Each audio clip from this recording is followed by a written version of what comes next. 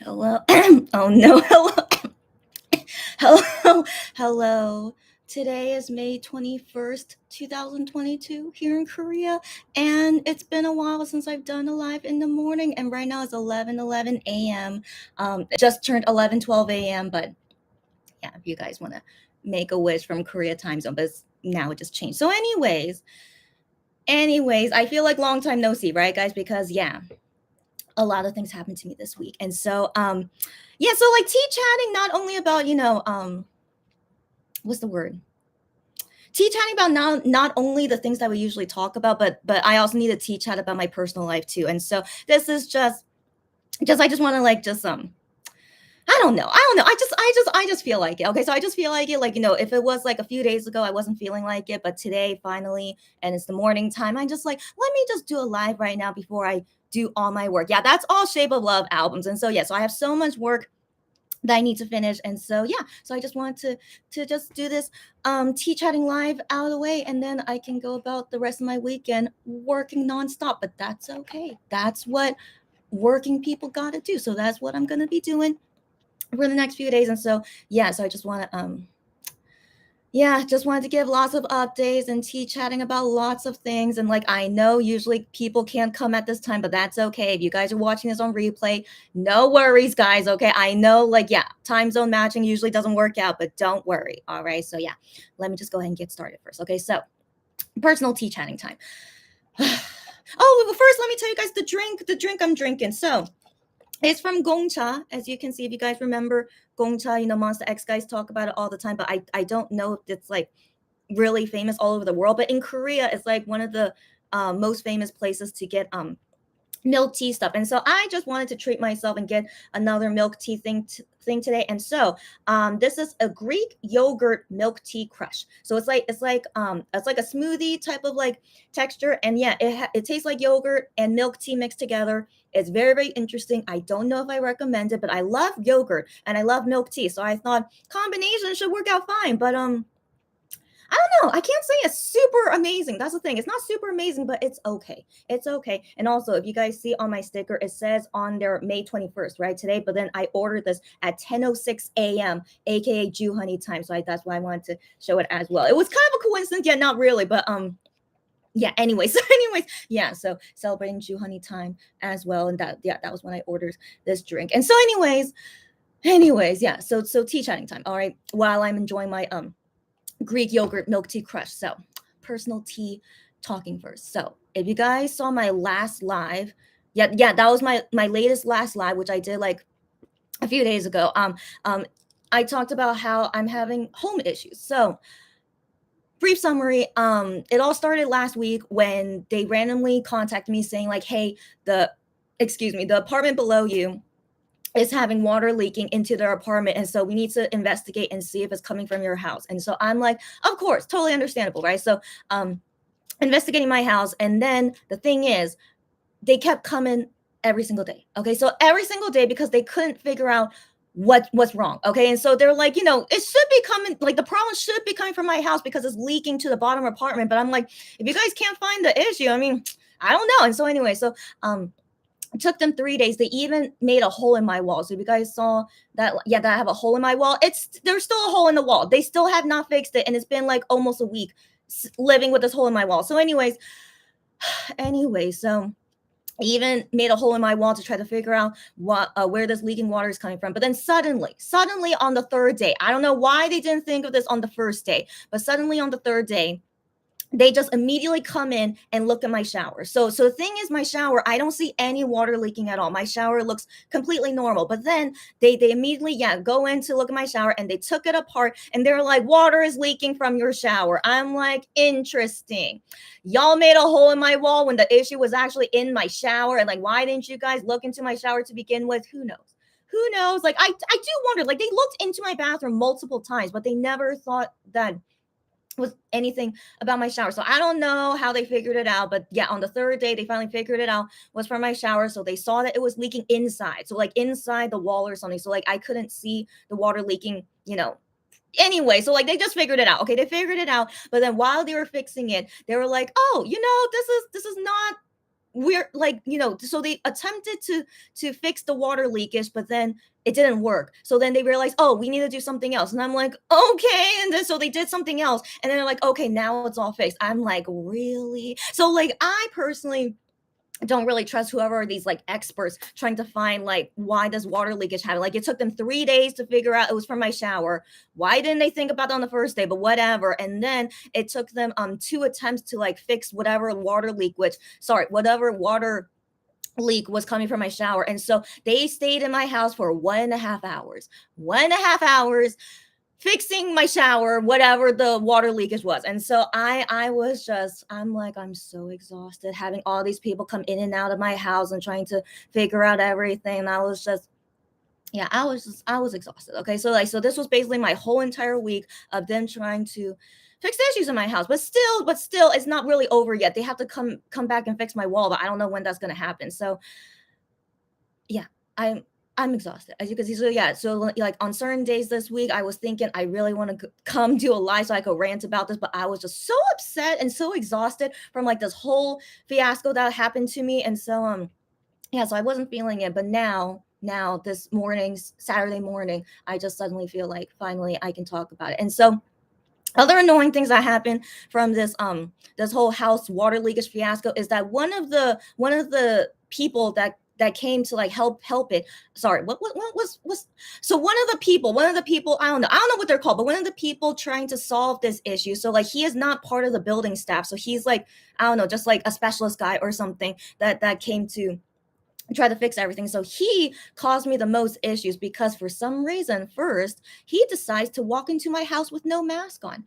As you guys know, I mean, in your countries, maybe they are okay with no mask on indoors, but in Korea, it's still against the law to not wear a mask indoors, no matter what. And so this guy, he was walking around for some reason with no mask on, like already, and then he walks into my house with no mask on. I'm just like, are you testing me right now? I'm pretty sure he was testing me. Okay, not purposefully, but like I couldn't believe that we're in Korea and you walk into my house with no mask on. So I was furious. Of course, I was furious, and I say to him, as kindly as possible, even though I was very aggressive about it. But I mean, I just couldn't believe it that he just walked into my house with no mask on, and so I say to him, please wear a mask. And then he does not listen to me. And so then I say again, like, do you not have a mask? Like, I will be willing to give you a mask if you don't have one, but I am just so upset. And so, anyways, so after I said, like, yeah, do you not have a mask? Then he put his mask on that was in his pocket. And I'm just like, okay. And so I'm just like, please, like, don't make me more angry than you've already done. Okay. And so, anyways, because other things they did before this time, they did other things making me angry, but I'm just talking about the main things that made me angry. So anyways, yeah, and then it gets worse. Okay, it gets worse. So like a few minutes later, this same guy, he puts down his mask. I'm like, he's still inside my house. He's still inside my house fixing whatever they need to fix. And then a few minutes later, after wearing the mask, then he puts it down. And I'm just like, again, guys, like I hope y'all never see me angry. I mean, you guys see me like kind of like riled up, and like this is like the beginning of how my anger is. But anyways, I was like, he thinks I mean, the thing is, this guy is like maybe in his 60s. He seems like in his 60s. So like, I understand like we have a big age difference, but I mean still, you're in my house, even though I'm way younger than you. Like, again, like in Korea, like the age thing is like for respect and stuff. So like usually because I'm young, I do understand that some old people, they're like, kind of like more casual with me, and I understand it. But still, this guy, regardless of the age, it's against the law to not wear a mask indoors, and you're also in my own house. And so anyway, so I say to him again, please wear your mask, okay? And then he puts it back up after I say it, and I'm like, what the freak is this guy's problem? Okay, and so again, my blood is boiling, as you can see. Like at the time, though, my blood was like super, super boiling. And then this guy, so he walks out into the hallway because, like getting something or talking with the other guys out in the hallway. So he's out in the hallway, and his mask is off again. Okay, and I'm like, okay, you're in the hallway, sure, but this guy, I feel like I had to like talk with, at that point, like why, like if I had to tell him every freaking minute to put on his mask, like what should I do? Like, should I report him? I don't know. Like, technically, I could report him to the police, but then I was talking to my friend on text messages at the same time. Like, thankfully, because I was like so furious, I didn't know what to do, and I like thankfully, I had my friend that was talking with me at this time, and she gave me a great solution. She says, tell the guy that you cross paths with a COVID person, and I'm like, even though it's a lie, I'm like, I'm like, yes, I'm like, friend, you are so smart. I'm gonna go ahead and say that, because like he's really not gonna listen to me. And so when he's out in the hallway with no mask on, and I yell at him, hey, I crossed paths with a COVID person. You better wear your mask. And so finally, he wore his mask and never took it off again after I said that. Can you believe it? Yeah, can you believe it? But even though I had to lie, but in all honesty, it's not a real lie, and I can't say why by me. But yeah, it's like a partial lie. It's a partial lie, but because at any point I could cross paths with a COVID person, but I wouldn't know. So anyways, yeah. After I said that, then finally he listened to me. But guys, it gets worse. It gets worse. Okay, so the same guy who's being super rude, not freaking wearing a mask in my house until I said that I crossed paths with a COVID person, and so then into my house, right? So all the issues is in my bathroom, right? They don't need to go to the other places in my house, and also I don't want them to freaking make another hole in my wall suddenly. And so I'm like trying to like see the situation, make sure that nothing wrong happens. So then just assuming they're always going to stay in my bathroom. But then that guy who is like taking off the mask and stuff, he tries to walk past me into this other part of my house that's like not related to the bathroom. Okay, so he tries to walk past me without asking me what he's doing. Okay, you're in my house. It's not like you're free to do whatever you want. So I mean, that's the thing. Like, some Korean people, they are like very rude about this. Like, I'm in your house already. I don't need to ask your permission for it, something, something. I don't know, but I mean, I wonder, like, does he really do this in all his other jobs that he does of going to people's houses and doing this? I don't know. I don't know. So, anyways, or maybe the thing is, it could be because I'm way younger than him that he thinks he could walk all over me. So, anyways, he tries to walk past me, right? And I'm like, hey, where are you going? Okay, so again, he already made me angry already with the mask thing. So I just didn't care anymore. I'm like talking very aggressively to him. So I'm like, where are you going? Where do you want to go in my house? And he points to this area in my house that he needs to check on. So like he doesn't even say anything to me. So like he's like legit the rudest guy I've ever met in Korea. And so I mean, but there are many rude people in Korea. But anyways, that act like him, I mean. And so anyways, he just points to that area in my house, and I'm like, okay, so like for him to check that area in my house, I need to like make way because I have lots of stuff in my house, as you guys know, as my case shopper, I have lots of stuff in my house. And so before I want him to go to that other area in my house, I just want to like clear it out for him basically. And so when I was about to do that, so I was gonna tell him I was gonna do that, but then he tries to walk past me. So he tries to walk past me, like not waiting for my permission, basically. So after he said that, he still tries to walk past me, and then at that moment, he makes me fall down. I know. Thankfully, I'm okay, guys. I'm okay. And so because I was just so surprised that he still wanted to like walk past me and like again, so I lost my balance. So basically, he didn't push me. He didn't push me or anything. I lost my balance when I saw that he was like trying to like walk past me, and then I fell down. Okay, so I fall down, and then he's like, oh, like he didn't say anything like sorry or anything. No, he's just like, oh, just very surprised that I fell down. And at that point, I'm like, wait a minute. Okay. So I'm just like, I just say to him very aggressively, like, wait a freaking minute. Okay. So like, just so I just tell him to wait here, like, stop. Okay. And so I try to get my composure up. Again, I'm just very, very upset. I can't believe I just fell down in my own house. And so anyways, so again, super, super angry at this point, as you guys can see. So like, I go to that side of my house to like clear the way for him, but I'm like cleaning up kind of aggressively because I'm just so upset. And then the guy though, because he saw like what happened of making me fall, he was like, he was like, what's the word? Like his whole demeanor changed. Like he really was like waiting around. He was like looking around, like waiting for me to be done. Like he was like kind of like feeling awkward as he should. And so, yeah, so he was like waiting there. Yeah. Like looking around kind of awkwardly. And then finally I said, now you can come check whatever you need to check here. And so after he checks that thing on this other side of my house, then he just says to me, okay. And then goes away. Yeah.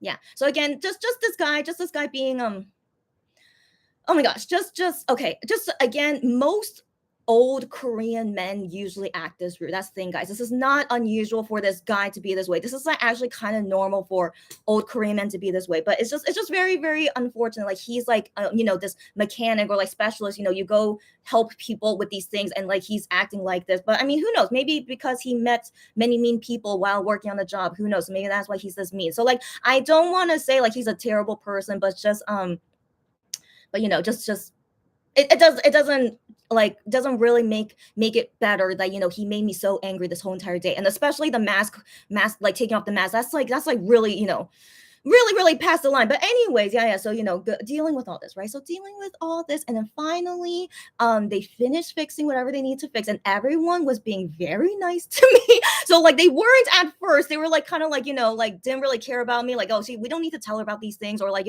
we can do whatever we want. Like it was like that kind of feeling at first, but then after showing my anger, and also I just fell down in my own house, then they were like, yeah, yeah, we're done, yeah, it's all good, it's okay, and then yeah, okay, we're going now, and I'm like, okay, great. And I just I didn't know how else to react anymore. I just really wanted them out of my house ASAP. I didn't even ask them, when you're gonna fix the hole in my wall. I don't care anymore. Okay, so as you guys know, if you guys remember hearing me say in the previous tea chatting, I'm gonna move. Okay, it's like no question. Okay, I need to move to a new house. So this is actually really good timing. My lease here ends at the end of like at the end of the summer, and so that's every time when the lease ends, I choose to end it or renew it. But like this time, not gonna renew it, I'm gonna freaking move. Okay, so I'm gonna freaking move, and I've been thinking about it ever since last year if I should move actually. But but at the time there was like really no big issue with this house, that I'm like, why bother moving, like dealing with all that stress and stuff to a new house. But now, as you guys have heard my whole entire story, yeah, like I'm not moving only because of this. Like this is basically what happened to me in this past week. This basically was like my limit basically. So like lots of other things happen in this house and in this building that made me think, oh, I think I need to move. And so always was like made me think, these are only like small things, only small things that happen that makes me think I should move. And so yeah, so it just accumulated, and I'm like, until I find something that's really really terrible, then I'm gonna move. And so this was basically, yeah, the breaking point for me, that this is a big big sign that I should move. And like thankfully my lease contract here is ending soon, so I felt like it was just perfect timing. And that is the end of this big terrible long personal tea chatting story. But it's not super over yet because there's still a hole in my wall. But yeah, but I'll update you guys in the future how like my whole moving thing goes, and if any more issues happen in this house. Like I sure hope the water did stop leaking downstairs. I want to assume it did, because it's been like 2-3 days now since they fixed it, and they didn't come back here again saying like, oh, the issue is still here. So I assume it really is fixed now, but who knows? I don't trust these guys. Okay, so I see some of you guys are here. Yeah, happy to see you guys. I'm finally done with this personal tea chatting story, and then we can talk about hopefully more fun things. But I don't think so, because everything regarding Monster X and Wano and what else is happening out these days, it's not. They're usually not fun these days. And so but yeah, I'll just talk as much as I want to feel like talking, and then tea chatting this morning will end. So Delarian, hi, Delarian. She says, you did what you have to do. Yes, I did. Yes, I did. So thanks, you guys. Yeah, that you agree with me. Like I wonder if you guys were in my shoes. I'm sure you guys would do the same thing, right? Like I just couldn't believe it. Okay, I just couldn't believe it. He came here not wearing a mask. So all the other people that was with him, they were talking with him, with like they were interacting and met him with him not wearing a mask, but none of them said to him, you need to wear a mask. So I was floored by that. I was like, how did he even get here up until this point? He's in the building and then walk into my house with no mask on, but like no one of the other guys tell him to put on a mask.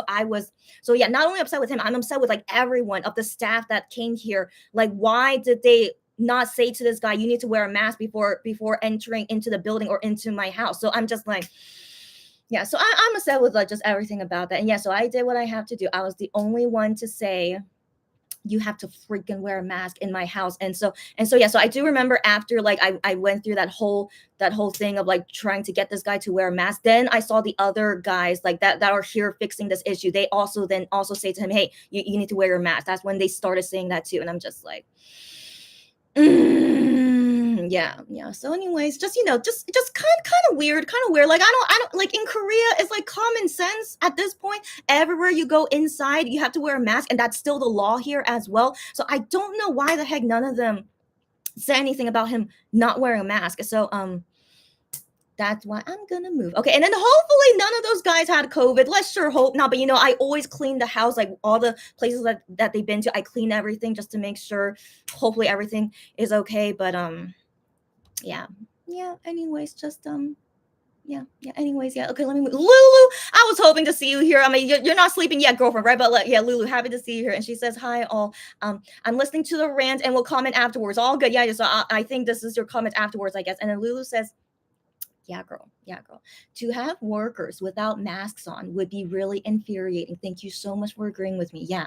My blood was boiling, girlfriend. And she says, I had someone in my condo to take care of the AC maintenance. Workers are required to wear masks in Toronto, and the worker did. That's good to hear. And I'm glad, yeah, Toronto, or I hope the whole country of Canada is like that, but that's good to hear. But yeah, we here as well in Korea, anytime you're indoors, you have to wear a mask. So then when I told my mom about this, because my mom wasn't here when all these things happened. So when I called my mom about this, she was so mad too as well. She's like, we could report him to the police because that's against the law. And I'm like, right, mom, but then we didn't. Okay. But I mean, we could have, but it's just still crazy to me. This is the law in Korea, but none of them said anything about this guy not wearing a mask. And so yeah, yeah, I couldn't believe it. I could not believe it. And just it just baffles me. They didn't think that would bother me, because I still can't believe like they allowed even up until that point of this guy walking into my house with no mask on and no one said anything except me.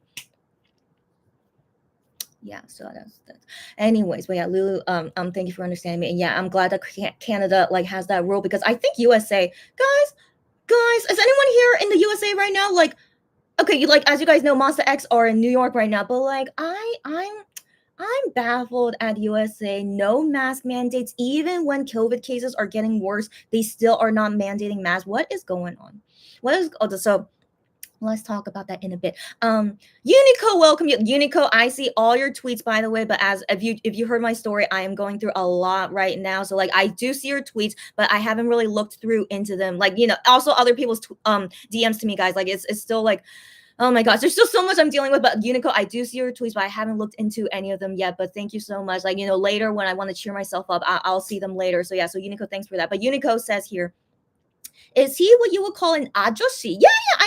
I mean, guys, calling someone an ajoshi doesn't always mean a bad thing. So like everything in Korea with the language, like it always can mean a bad and good thing. So like it's really, really hard to differentiate when you're using it in a bad way and a good way. So anyways, this guy, he's like, he looked like around my mom's age. And so since he is old enough where I could be his daughter, it's okay for me to call him ajoshi, but it's not in a bad way. And so given my age, but I think if it was like a different situation, also if it was like a different person, not as young as me, calling him an ajoshi, it might not be okay. But that's something I can't really figure out. But at least for me, I just only know for me, given like he looks like my parents' age, it's okay for me to call him ajoshi, and it's totally not a bad thing. But anyways, guys, so I do that's just a language what's the word, a teaching moment for you guys, is that don't call any old man ajoshi. So like that's it really depends on the situation, and also how old you are. And so it's yeah, so just be careful, guys. So like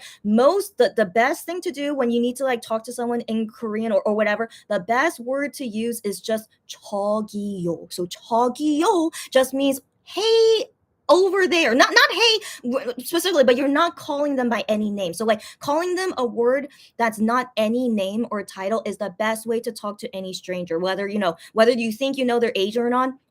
To any person just saying "저기요," which just means like excuse me. Yeah, that's a better English translation. It's just saying excuse me. And so like FYI, if you ever need to talk to someone, don't ever call them by any kind of title if you're not sure. So like just the safest thing is always 저기요. But then for me, when I was talking to him, I did call him ajoshi because I felt, yeah, that was, and also it wasn't my first time seeing him. It was like my second or third time seeing him. And so yeah, so that's why I felt was okay to call him ajoshi. But I still was not happy talking with him because he was not wearing a mask. And so anyways, yeah, so I just want to clarify about that.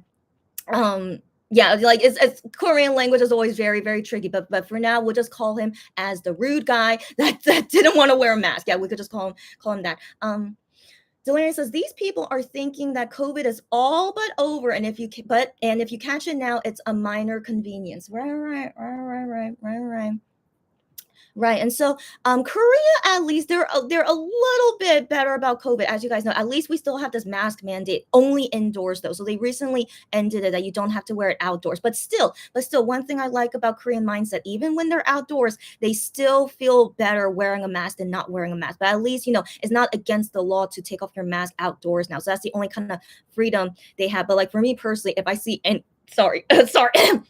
Even when I'm outdoors and if I see someone not wearing a mask near me, I personally, try to like distance myself away from this. Just I don't want to risk it, and like these people, they're yeah. So, anyways, yeah, so like Korea is at least a little bit better, but in USA, as far as I can see, and also based on what Monster X have posted, none of them are wearing masks, even when they're indoors. And I'm like, so let's talk about that later. I wonder how you guys feel about that, but I personally am not happy seeing that, but I think no one else agrees with me. So, yeah, so let's talk about it in a bit. But it's okay if you guys don't agree with me, but I'm personally not happy seeing the photos that they're posting these days.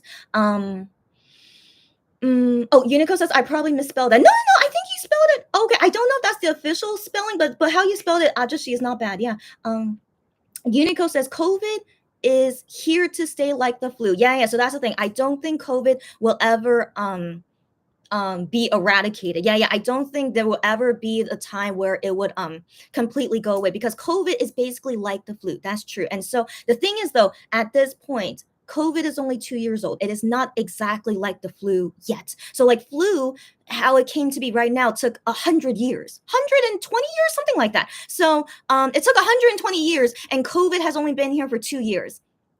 So there's no way COVID is like the flu yet. But I hate people that think, oh, it's just like the flu. No, it's not. No, it's not. Still, if you are unvaccinated and you catch COVID, the chance of you dying is very, very high. Unlike how catching the flu would be if you weren't vaccinated at currently right now. And so COVID is still very, very dangerous. But even if you're vaccinated, COVID can still get into your system, and then who knows the future side effects that you would have with COVID in your system. And so there's still so many unknowns about COVID, but people still think it's okay to catch it. And I'm like, I don't understand that mindset. I really don't. And then the thing is, like, COVID is still spreading like crazy all over the world, but people don't care. People don't care. And I don't know. I don't know what to say about that. So yeah. And so Delaney says, girl, happy to hear. She says, I still wear my mask as my mom is immune compromised, as you should be. Yeah, with I don't know how to say that word, but yeah, she is immune compromised, and yeah, you guys living with her have to be extra careful, and that's totally great and understandable. And that's the thing, Delarian. Everyone should think like that. Not because immune compromised things or like whatever things like I feel like everyone should have that mindset, like we should all be wearing masks no matter what, because we want to protect ourselves, but everyone around us, especially people that if they catch COVID, like your mom, they're gonna die, but like no one cares, right? No one cares. And so yeah, it's infuriating. Yeah, it's infuriating. And so guys, these concerts that MX are gonna do, they're not mandating masks. Did you guys know that? Like I mean, I've only seen it for like a few concerts where it says mask is recommended but not mandatory, and I'm like, we'll talk about that in a bit. Okay, and then Lulu says, I'm staying up to watch Onu's musical at 2 p.m.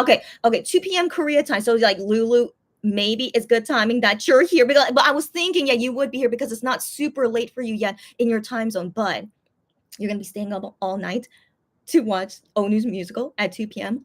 Girl, that is called dedication, and I know you would do the same for Wano. So this is great to hear if I can help you stay awake, because definitely I need to finish this live before 2 p.m. So don't worry about that, girlfriend, but thanks for letting me know, and please let us know how Onu's musical is later, because that's also like the same way that we'll be able to watch Wano's musical. We have to talk about that later. Okay, Wano's musical, guys, I know there's always so many things to talk about, but I swear I need to finish before 2 p.m. regardless. And so let's keep moving, guys. Okay, let's keep moving. So Unico says, it depends on where you live in the USA. So I do remember hearing that in California, they mandate masked in some places, right? But it's not like totally mandated, right? So yeah, so overall, as far as I know, USA in general, they're still very relaxed about masking and then doing big events like concerts. And that's why MX are there, because they're allowed to do this big old concert with no COVID restrictions, basically. So I mean, guys, at this point, I should just expect to see Starship release a statement saying one of the guys caught COVID in USA. I'm just waiting for that statement, guys. I mean, I feel like, given they're going everywhere with no mask on, and in New York of all places, where it's skyrocketing COVID cases there right now, and they're not wearing a mask when they go outside, I don't know what to say. I don't know what to say. I'm just very, very disappointed. Very, very disappointed.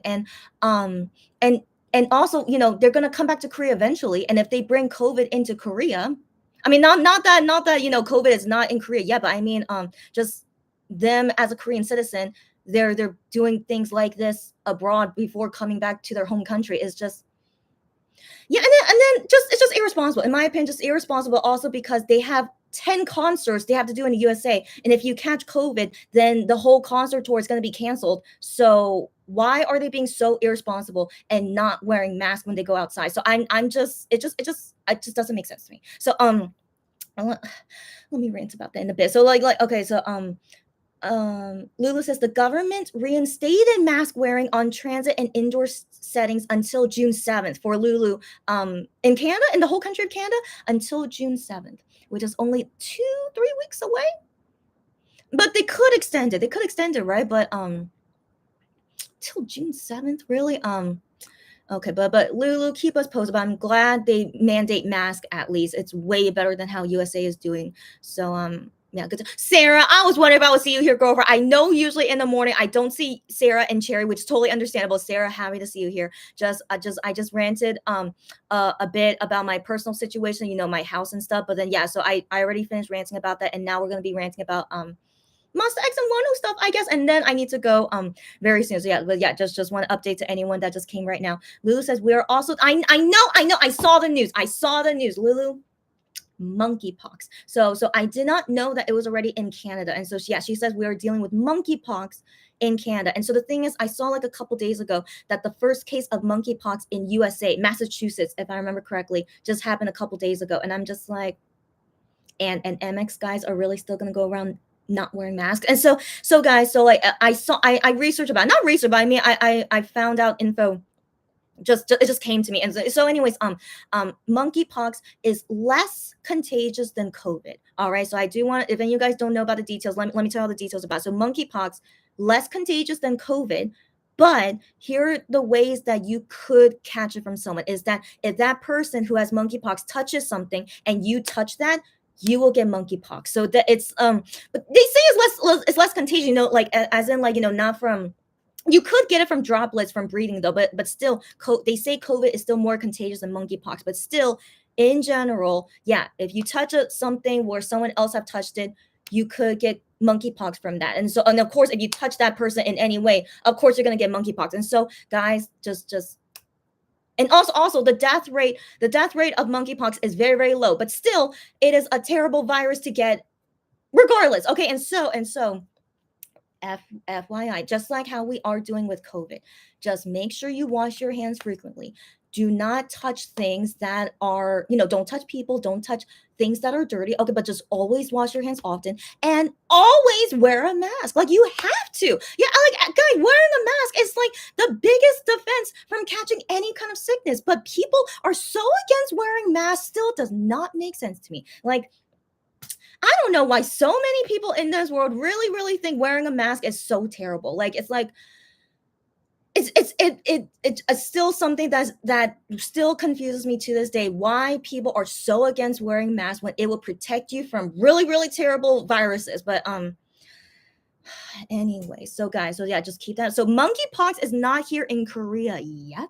Like, but I mean, yeah, so like it's a very big concern about monkeypox, because right now with monkeypox, it's spreading to many countries, the most that it's ever been, ever since monkeypox was first discovered. I forgot when it was first discovered, but this is not a new thing. It was discovered before, but right now it's like really spreading a lot more like the most right now, which is really, really terrifying, right? And so, yeah, it's not in Korea yet, but I don't know if Korea they're gonna lessen restrictions about like incoming people from overseas and stuff, but we don't know. So so yeah, so for me and all you guys, please let's all be freaking careful as much as possible. So that's why I have to like clean every single time any of these guys come to my house. And yeah, you guys do the same. Okay, this is like I don't know why people think this pandemic is over. Like COVID is not over, but then also now we're seeing new diseases come up because I think COVID is one of the reasons that new diseases are coming up as well. And so stay safe, guys. All right, stay safe, guys. Be smart. Don't do anything stupid. I know maybe some of you guys that's watching me right now are going to the concerts in USA, for Monster X, and I totally understand. Like, they rarely, it's been a very long time since they've done lots of concerts in USA. I totally understand you guys are going, but in my opinion, you have to be prepared for you have to be prepared. All right. So like I know I want to believe most of you guys will be as safe as possible when going to these concerts, but as safe as you are doing, the other people around you are most likely not being as safe as you. And the chance of you still getting sick, even with you being super careful, is still very high, sadly. And so I just wanna say just be prepared, okay? Like if you're really okay that you might get sick from an MX concert, just don't be surprised is what I'm saying. And so just I hope everyone can be as safe as possible. I hope so, and that nothing terrible happens to any of us. But when like basically if you're going into a dark forest and I'm supposed to expect that you're gonna come out of there not gonna meet a wild animal, you know what I'm saying? It just feels like that kind of situation. You're basically walking into a dark forest alone, and it's hard for me to believe that you're gonna come out of there without being in any kind of danger. You know what I mean? So I hope everyone has that in mind. Just be careful when you're walking into this dark forest with these concerts, and yeah, I'm just gonna hope for the best, guys. So yeah, we'll see. Mm, Delarian says I expect Hyungwon to catch something because he somewhat gets something. Yes, Delarian. Last time he went to USA for Jingle Ball, he got shingles. How did that happen? I don't know. I don't know because it's kind of rare to get shingles, but somehow in USA he got shingles. But guys, he did say this in the V Live, so we'll talk about this in this Tea Chatting Live as well. Their V Lives that they did, Hyungwon did it a couple days ago. I forgot when, but then Gi-hyun did one like a couple hours ago, and so yeah, so we'll talk about it. But Hyungwon said in that V Live, that he was worried about getting sick in the USA since last time he got shingles yeah and during Jingle Ball. And so he said maybe because of like the stress of like traveling and all the things that they had to do, that's probably how he got sick from shingles. That's what he says. And so he was worried about this time if it will come out again, and so he got his medicine prepared and everything. And so like he's really trying to take care of himself. And he said, and like ever since that V Live, which was a couple days ago, he said that he's so far doing fine, he's very relieved that so far he's not getting sick or anything.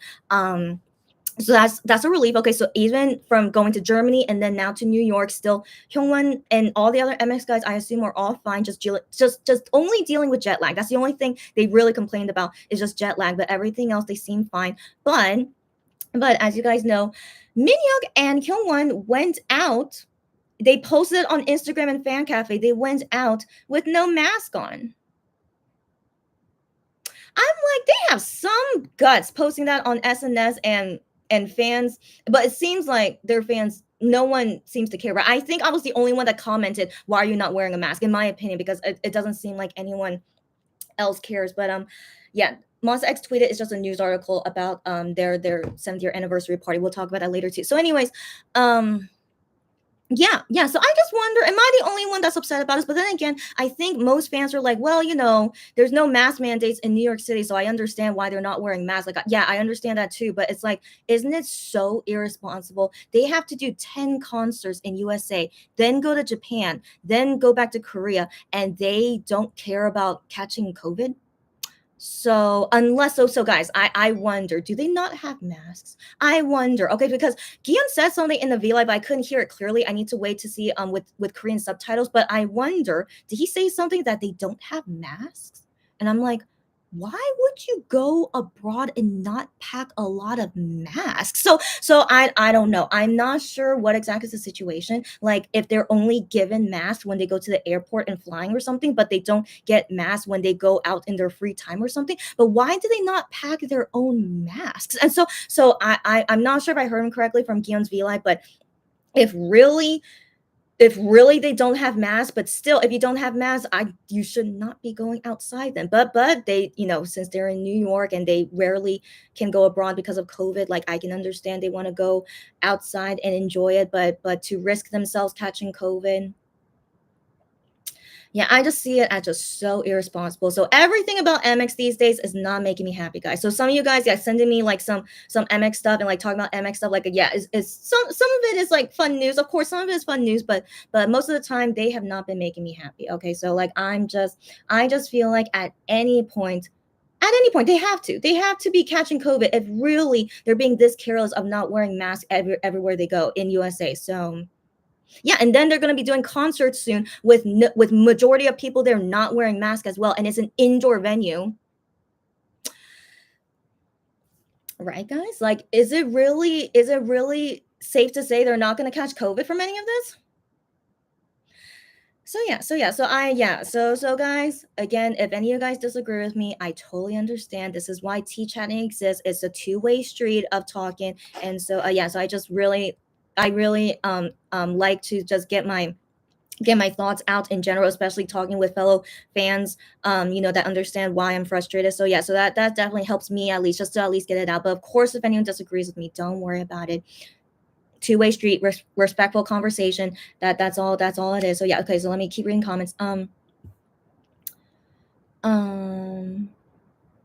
Delirium suddenly send a happy emoji. I wonder why, but right back at you. And then Unico says, right, it depends on the venue. The LA concert requires vaccinations or negative COVID tests. Okay, good to know. But are they seeing that you recently got vaccinated, or are they just seeing at all that you got vaccinated? So just FYI, guys, I've been reading up on this, and it does seem like the vaccine you have to get boosted every 4 months, because the recent article I saw of the elderly, if their latest booster shot was more than 4 months ago, they're saying that these elderly, they need to get boosted again if it's been longer than 4 months, which is yeah, guys. And so as you guys know, I got my third booster almost exactly a month ago. So like yeah, so I'm at least I'm glad that I'm like technically fully vaccinated. But yeah, guys, but they're saying like after 4 months, have to get another booster. Yeah.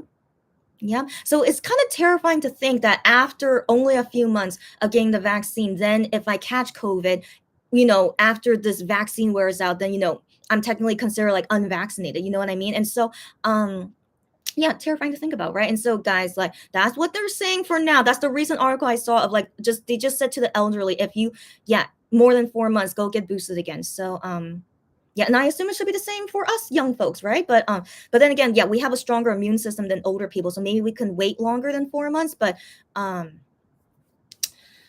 yeah, so it's really, guys, COVID is a big issue, all right? And yeah, even with the vaccine, like you are not fully vaccinated forever. Of course not. We have to get boosted for the rest of our lives, maybe, So yeah. So anyway, so I wonder if the regulations about vaccinations, are they checking that's within 4 months ago or 6 months ago? I wonder. But then with a negative COVID test, that's nice. But like, is it like an official negative COVID test, like getting the PCR thing, or are they just judging from the self kit negative test? But that is not 100% accurate. So yeah. So Unico, I know, like even if they have those things, it's not 100% foolproof. You know what I mean? As I just mentioned. And so I appreciate that they require that at least, but I know they're not requiring masks, right? LA concert venue, they're not requiring a mask. So they could do better, in my opinion. They could do better. But you know what? I can't really speak for it, because in Korea, as you guys know, for FanCon, they did not check vaccines. Okay. They did not check that you're negative. But the only things they require is just you wear a mask, but that's better than nothing. Okay, that's better than nothing. So they require everyone to wear a mask, and then they also check your temperature. So I wonder if USA they're gonna do so that they check your they check your temperature, and also if they see that you have symptoms like lots of coughing or just you seem sickly, if you seem like you're sick and like showing symptoms, they deny you from going into the concert. So those are the only things that I'm aware of that that Korean regulations do before you see the concert there. But even for me, as you guys know, even for me, I did not want to risk it. I feel pretty darn sure some monbibis from those fan con got COVID. I feel pretty darn sure. And so yeah, so I'm just glad to just have zero risk of just not going, and I'm very okay with that. I've seen MX already at Music Bank, so that was already lucky for me, and also lucky for me, I did not catch COVID from Music Bank. As you guys can see, I'm still perfectly fine, so I'm very, very thankful for that. But yeah, but other than that, yeah, it's so crazy. Every like guys, it's not getting better. We're not getting better with this pandemic, and MX are going to be doing 10 concerts in USA that is dealing with the worst COVID cases, and they don't have strong restrictions anymore. Oh well. Oh well, right? So I mean, since all MX guys are relatively healthy, I don't know. They seem relatively healthy. So if they catch COVID a second time, I want to assume they'll be okay, but I wouldn't be happy, of course. Who would be happy to see, people that they love catching COVID at any moment, So so anyways, okay. I'll be ranting more in a bit. So let me keep reading the comments. Lulu says it's trial run. Yeah, that's right. You're doing a trial run for Oneo's musical by watching Onu's one. That's right. But still, regardless, she's a Shawo, so of course she wants to see Onu's musical. So yeah, runtime 100 minutes, and they have merch and OST. Oh my gosh! And then she said, hoping that will happen for Equal. Given Equal is quite a popular musical here in Korea, I want to assume they will. Come on, they have to. I want to assume. And then she said, yes, they announced the first days of Equal, but Wano isn't part of it. That's right. That's right. I'm so sorry. I'm so sorry. So when I saw them announce that yesterday, right? So it was yesterday, and I was like, how come Wano's name is not anywhere in there? So I thought it was announced that he would be performing between June and July, but then again, it was kind of vague. They weren't saying like Wano will be. They didn't say that, but there are other people also playing that role, and they switch off and stuff. And so I didn't think that would happen, but I was so confused not seeing Weno's name in the calendar for June. But then I was thinking, but then I saw someone's tweet about it saying, "Oh, is it because Weno's gonna have a comeback in June?" And I'm like, "Oh, that's an interesting guess." But also made me realize, oh wait, he could technically not do any shows in June, but maybe he would do only shows in July. Yeah. So guys, so maybe he'll be doing shows in July, but we have to wait until they confirm about it. But that's also a good guess from someone that I read on Twitter, is that maybe his comeback is in June. So today is May 21st, guys. So I mean, yeah, any day now, right? Any day now they should announce about Wano's comeback. But yeah, let's wait and see. Let's wait and see. And so yeah, so guys, yeah, Wano news, and then of course I'll be here to rant about it with you guys, and then going through all the teasers together, because I have never done lives going through the teasers of Wano's comeback, so this will be the first time. So I'm very excited about that. Yeah, so guys, so these are guesses for now, but Wano is very busy, of course. Like he's like posting less often in general, because like I'm sure this guy is so busy right now. And so yeah, but I'm sure we'll see Wano very, very soon, guys. Yeah, very, very soon. Unico says, I was checking if seats were available. Yeah.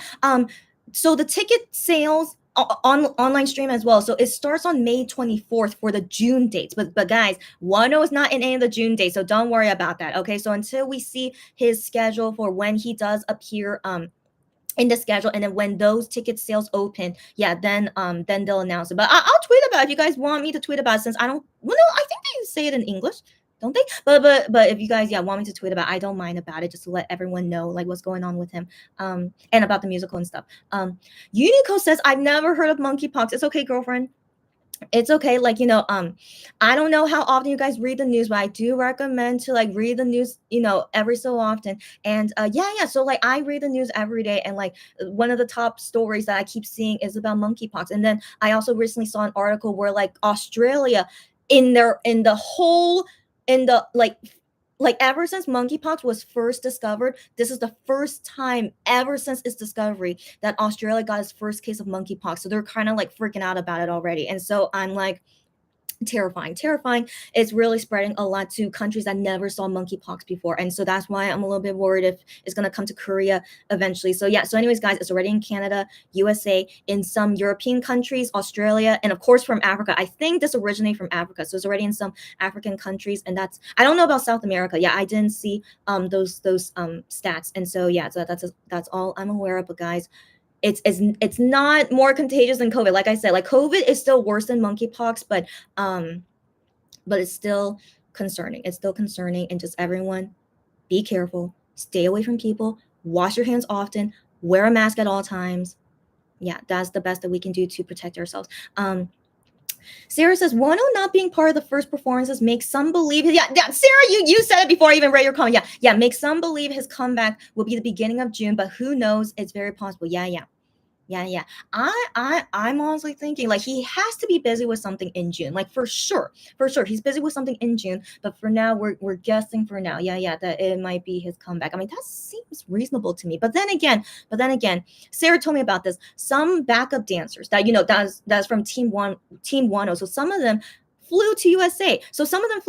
And I assume they're gonna be backup dancers for MX concert tour in USA, which is interesting. What exactly are they going to be doing? Like they could do Rush Hour. So that's the thing. I'm wondering if they're going to do Rush Hour because they have never done Rush Hour without backup dancers. So I do wonder if they're going to perform Rush Hour on this USA tour. But then also I'm thinking maybe for their solo stages, whatever those solo stages are, if they're going to have backup dancers for those solo stages. So so I'm just very curious. Yeah, what exactly those backup dancers are going to be doing. But then I want to believe Wano could find replacement backup dancers if he does have a comeback in June, and those Team 10 guys did not come back yet. But yeah, it's all up in the air. It's all up in the air. But I had a feeling maybe his comeback won't happen until MX come back to Korea, which I think they'll come back to Korea like June 20, like after the Japan days. Isn't it like June 20, June 21? So I was thinking maybe it could be at that time his comeback, but who knows, guys. So right now is May 21st, still no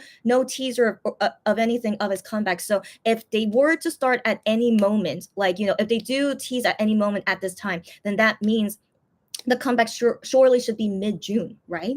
Like at any moment, right? I don't know. Just at this point, like for sure it's not early June, you know what I'm saying? So for sure it's not early June, but right now, if at any moment, they tease things, it mid to late June, that seems like what it would be. But still, if there's still no teasing by mid-June, then for sure it's going to be in July. But then doesn't he have a musical in July? So we'll wait and see, guys. Let's wait and see what exactly is going on.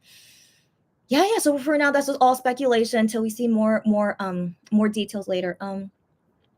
Lulu says, at Sarah, you think so? I feel it's maybe the other lead from Victon might be doing a comeback too. That's right, Victon. That's right. So the other guy, his name is Sejun. He's also in this musical. You guys saw him in the Oho video. That's right. I remember Victon was doing a comeback, but I forgot when is their date. When is it? Let me look it up. Victon comeback. So then most likely, he's not doing any shows in June because of this comeback, I assume.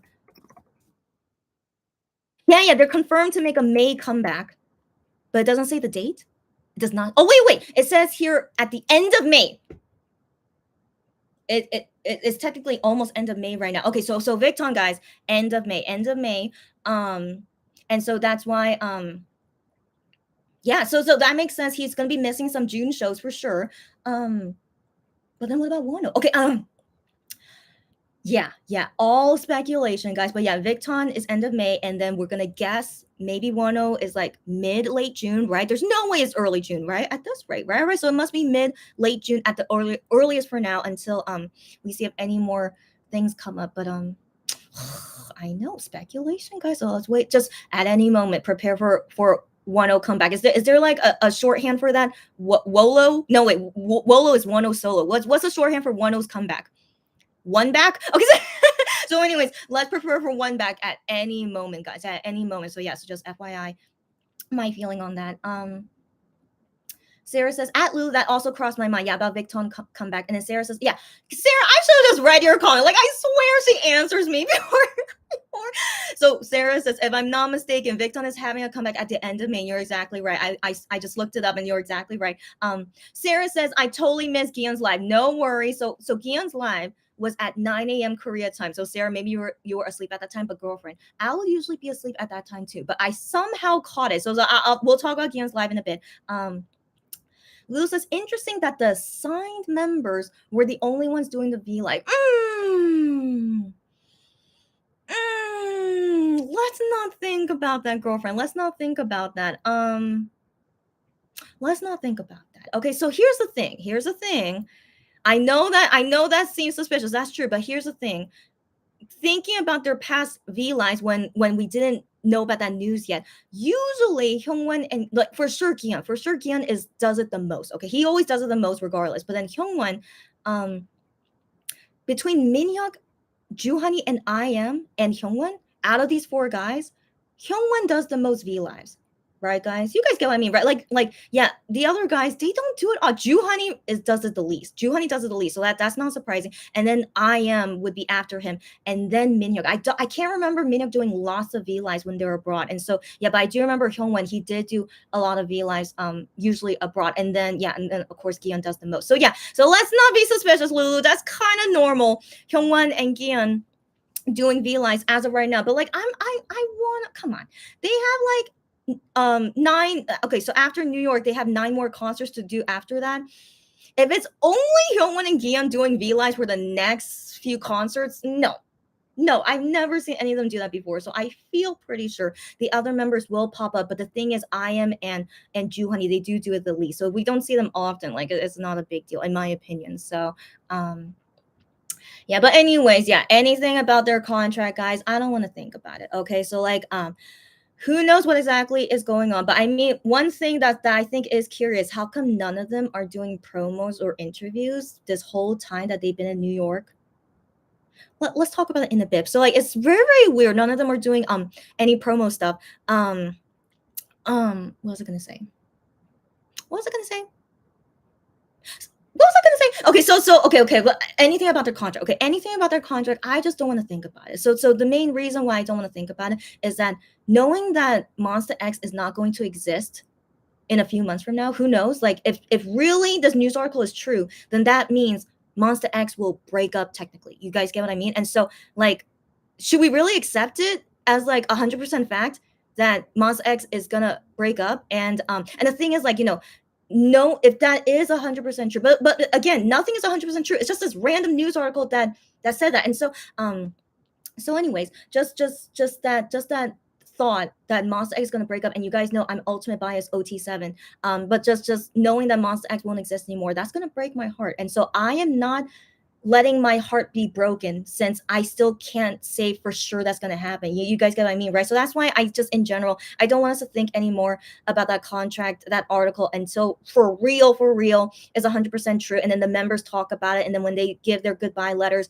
my heart will be broken. Okay, and so that's why I just feel like, why should I let my heart be broken from this news article? When who, again, right? You guys get what I mean? And so I just don't want to deal with my feelings until it's 100% true. So like, yeah, so anything about thinking about, like who's staying and who's going, like I just really want to pretend that article didn't exist, in all honesty. Like, you guys already saw my rant about it. If it is true, like, I already cried about it. But like, for real, once it's like 100% all true and then Monster X won't exist anymore, I'll be heartbroken. Until I'm preparing myself for that moment. That's the thing. I am preparing myself for that moment, since it seems like it will happen. But for now, before I deal with those emotions, I just want to, ignorance is bliss, as I keep saying, guys. I just want to be in this ignorant bliss for now, and just deal with it once it's 100% true. So yeah, so guys, I don't want us to talk about their contracts anymore, and then we'll just wait until it's 100% true. Yeah, and then you guys will see me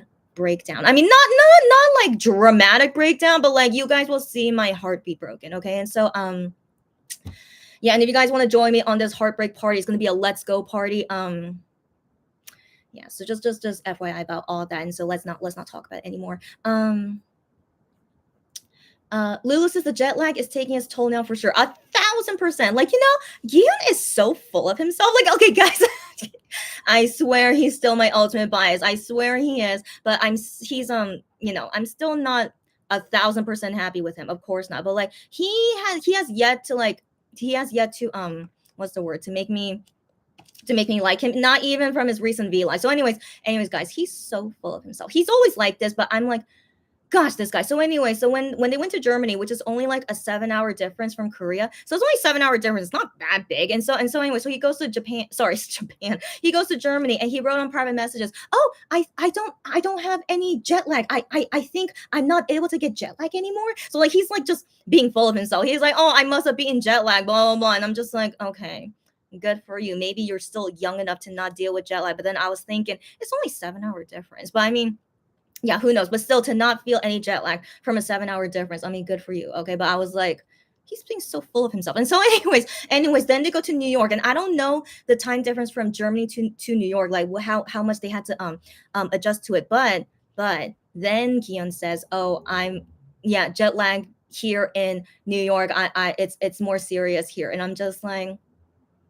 I'm not surprised you're eating your own words right now. So yeah, so this guy is just I swear he's still my bias. Okay. But anyways, yeah. So but I appreciate that he admitted it. You know, he didn't hide it. He's like he admitted that yeah, my jet lag is quite serious now here in USA. And then not only him, IM has talked about on Fan Cafe that he's really dealing with jet lag quite seriously. And so yeah, so Gian also mentioned it on the V Live a couple hours ago about how he's dealing with jet lag, and I'll talk about it in a bit. So anyways, FYI, for me personally, and guys, I don't know if you guys have experienced it, but anytime, so I've been living in Korea for over 9 years now. And so anytime, even when I was in my early 20s, anytime I go from Korea to USA, every single time I get jet lag. Okay. It's like, what can we do? It's a huge time difference. I go into the past, so when I fly from Korea to USA, I'm going in the past. And so always I get jet lag. Okay, so when I hear someone like, "Oh, when I go from Korea to USA, I don't get jet lag," I'm like,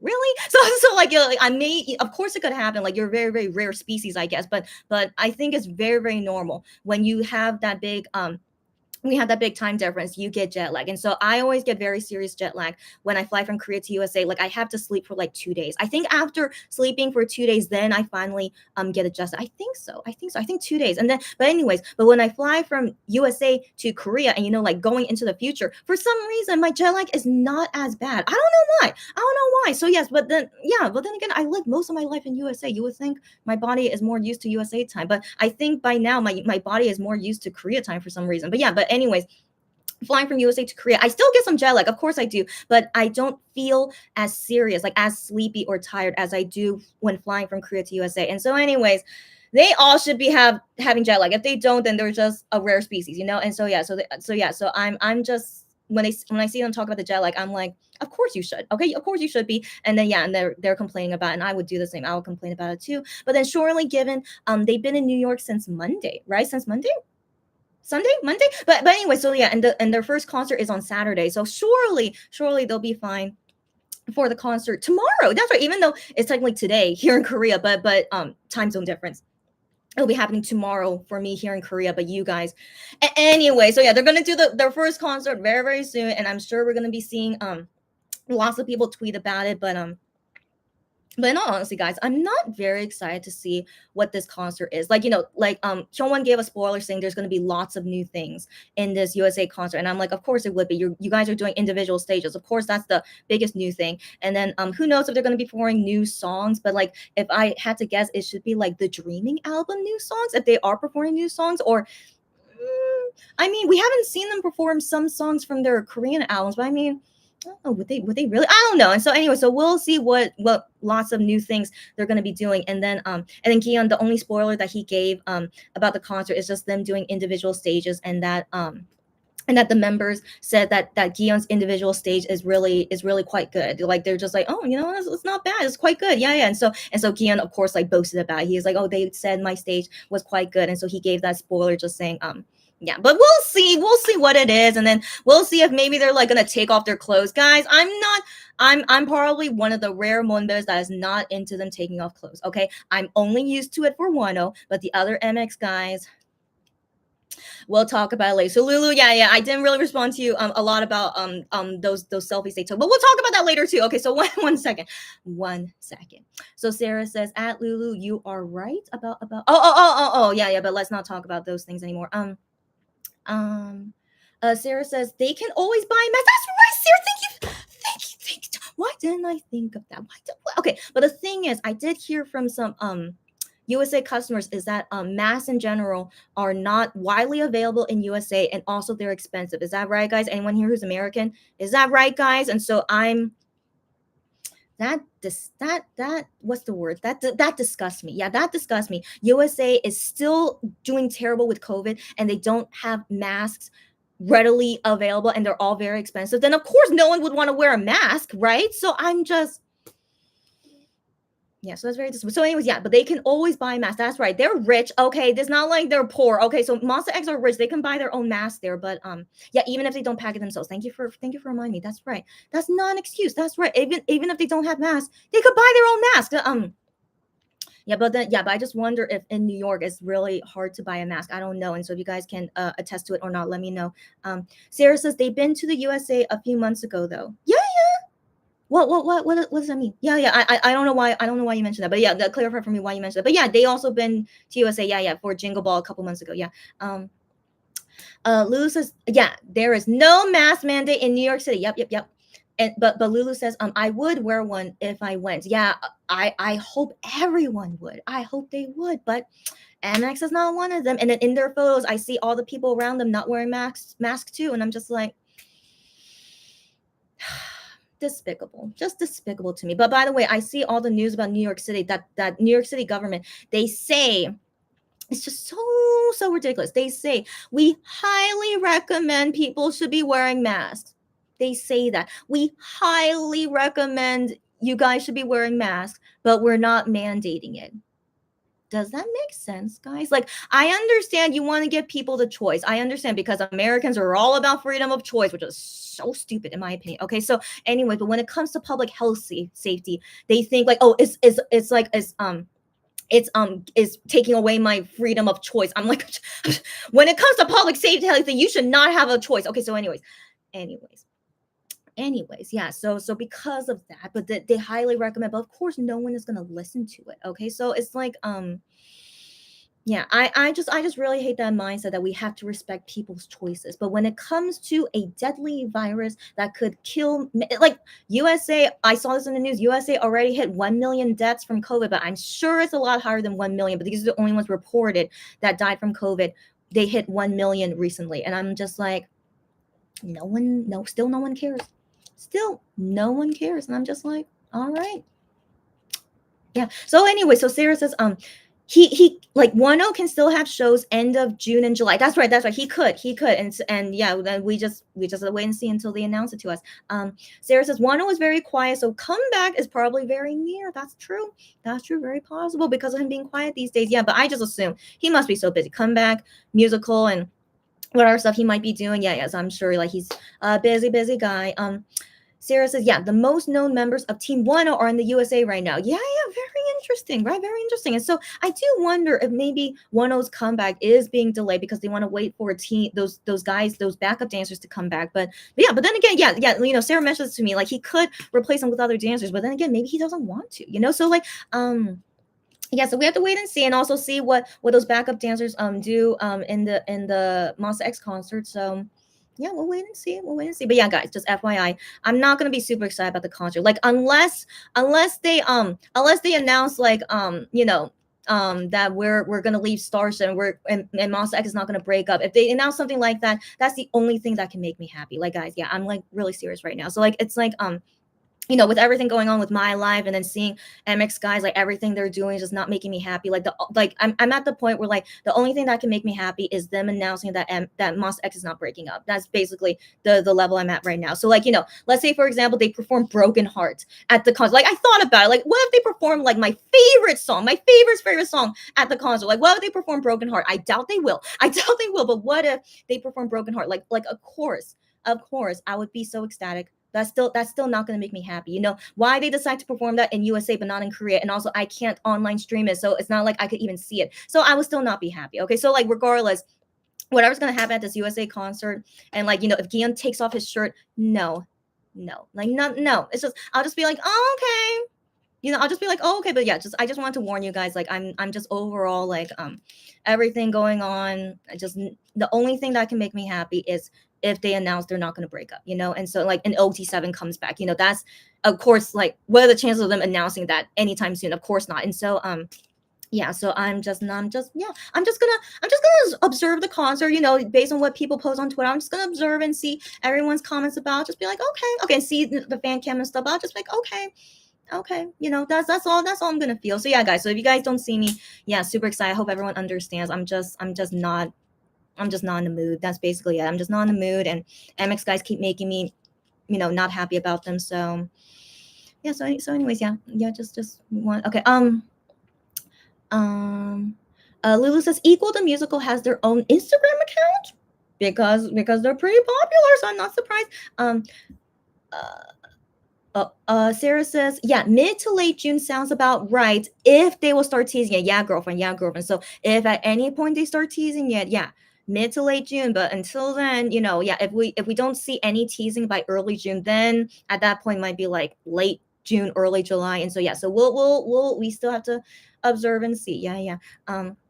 Sarah says, not only Sejun, Seungshik, I totally forgot. I'm so sorry, Seungshik. Okay, so yeah, two members of Victon. Yeah, Sejun and Seungshik, they're in the Equal musical, and they are both part of the musical. Yeah, but Seungshik will play Theo as well, and so Wano also plays Theo. So that means Seungshik and Wano they never act together, but that's okay. That's cool. I'm sure they're still buddies though because they're playing the same role. But yeah, so anyways, two Victon members, but Seungshik he's not gonna be performing with Wano, but still interesting to know. And Seungshik is such a wonderful singer, by the way. I would like to see like how his performance is, but I don't know if I would pay money for it. That's the thing. I would only want to pay to see Wano. But FYI, Seungshik, he's an amazing singer. Yeah. Sarah says fans are actually a bit mad. I saw tweets about that, girlfriend. Yeah. So I had a feeling we're going to talk about it for today's live. And so fans are actually a bit mad. The concert is not being promoted, and they are not attending any shows yet. Are we surprised though? That's the thing. Are we surprised? So the thing is, usually, that's the thing. Usually, like I have never seen this happen before in all my years of being a Moonbibis. So usually, whenever they go to USA, they always do some kind of interview promoting something, like always. And like, even if it's like only a YouTube video, like a BuzzFeed like YouTube like interview, which you guys have seen before, like even that at the minimum, it doesn't have to be on TV, like usually just doing like an online interview. But they're in the Big Apple, New York City, and they do not do any kind of interview or radio or anything. What could be happening? The company doesn't care anymore. That's my first guess. They don't care. And so another thing that I just saw this morning, Ashy, as you guys know, like he's the guy in charge of all this. It seems, in my opinion, it seems like he's in charge of all this. So this guy, his Twitter account is on private. Did you guys see that? Go check it if you want. I wonder if it's still on private, but I since I have it on mute, I didn't see it, but I just saw someone tweet about that. His account is on private, and then one of his workers, which is one of the that lady PR gal, like her Twitter account is also on private now. And I'm like, what exactly happened for them to suddenly go on private? I don't know. It's because they didn't want to see fans complain to them about them doing their job. Yeah, so okay, here's my feeling. Okay, surely this first concert is gonna go fine. Okay, surely it's gonna go fine. But because MX guys, they always do an amazing concert. Okay, they always do. Okay, no matter if it's super short, super long, no matter what songs they do, I'm sure regardless, it's gonna be an amazing concert. But I'm sure there will be some issues. I don't know what kind of issues. Like, I want to believe at least the concert will be amazing for the audience, but some kind of like internal issues, or like, fans getting in, or like, getting their are they still doing high touch? I don't know how exactly they're gonna do high touch if they don't have a plastic glass anymore. So I don't know. So I didn't see anything about that, but yeah, but I'm if they do high touch with no plastic glass, or or if the guys are not wearing masks, if there's no plastic glass, I'm just gonna be like, do they want MX to catch COVID? So yeah, so I'm just expecting the worst. So that's the thing. I'm expecting the worst. Like, I expect MX will do a great concert like they usually do. I expect that will be fine, but everything else might go down the gutter. You know what I mean, guys? So I'm preparing for it. We'll see what happens tomorrow, and seeing everyone's fan account and fan cams of it. And then I don't know when I could do not the new after the concert is over. Do I want to do the tea chatting right after? I'll think about it, or maybe it'll be the next day, after we see many people like post about whatever they want. but it also depends on how serious it gets. But if nothing serious happens, then I won't come to a tea chatting. We'll just talk about some other time. But yeah, but for me personally, I'm expecting the worst. And yeah, and I don't know why, this whole time they've been here for a week. Sorry, not here, but they've been in New York for a week, and it seems like they didn't do any kind of work. I mean, they said they had some things to do. Like, they did rehearsal yesterday, but I mean that's to be expected. Of course they have to do rehearsal, but then I didn't hear anything that they talk about that's like doing some kind of work related thing. Like, Gihan said in the V Live couple hours ago that he slept like for one entire day. And so yeah, so I'll talk about that later. So just about them sleeping and resting, and then he also talked about shopping with Hyungwon yesterday, I think. And so yeah, so they seem to be just enjoying it like a vacation, which is great in my opinion. I think that's great if they can enjoy like a vacation, but this is seriously the first time I've ever seen them go to USA and not do any kind of other promo or interview or anything like that. They would usually be always super, super big, like they were in Jingle Ball. They were like moving all over the place, doing like random things all the time. Like that's usually how they are when they're in USA. But then also another thing I want to mention, they announced that this is sponsored by Lexus. Was anyone concerned about that? I ranted about it with Lulu when I first saw that, because I'm like, did they ever announce that it was sponsored by Lexus? And so guys, I have never ever seen any kind of MX concert sponsored by any company before until now. So I'm like, okay, so it's sponsored by Lexus. So that means this concert is an advertisement for Lexus. So I have so many, as you guys can see, I always have so many thoughts. So let's before I get into it, I really need to finish you guys' comments. So let me get to this.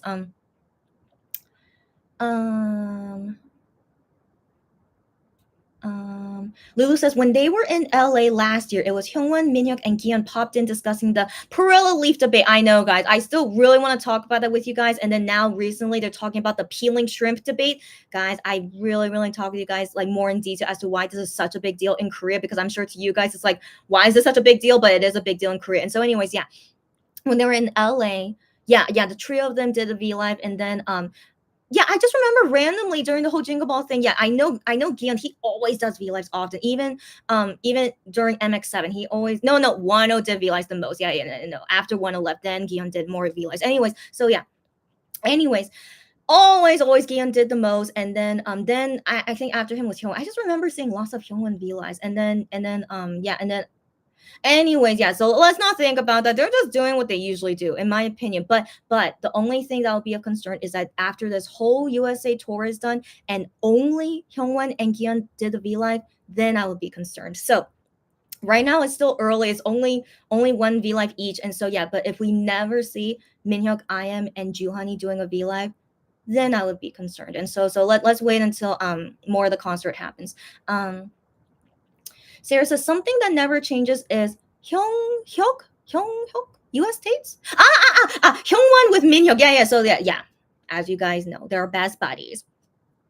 So sweet as always. They're best buddies. And yeah, and they posted before, like when they last went to USA, they had like a date together. And then also here in New York City, they went just the two of them on going somewhere. So sweet. But then also now we know that Hyungwon and Gion also went on a date together. So anyways, yeah, just so cute. Lulu says, not even one stinking stupid interview. It's crickets for the promotions of this tour. I'm still salty for deleting Canadian days. Of course you should be salty. Be as salty as long as you want, girlfriend. Yeah, and she's watching 17 because they are going to Canada when MX is not. That's right. So like, teach Starship a lesson that you're gonna give your money to 17 company instead of Starship. Yeah, so like, it's still a mystery, guys. Not only they deleted Canadian dates, but other USA dates. We still don't know why. We still don't know why either.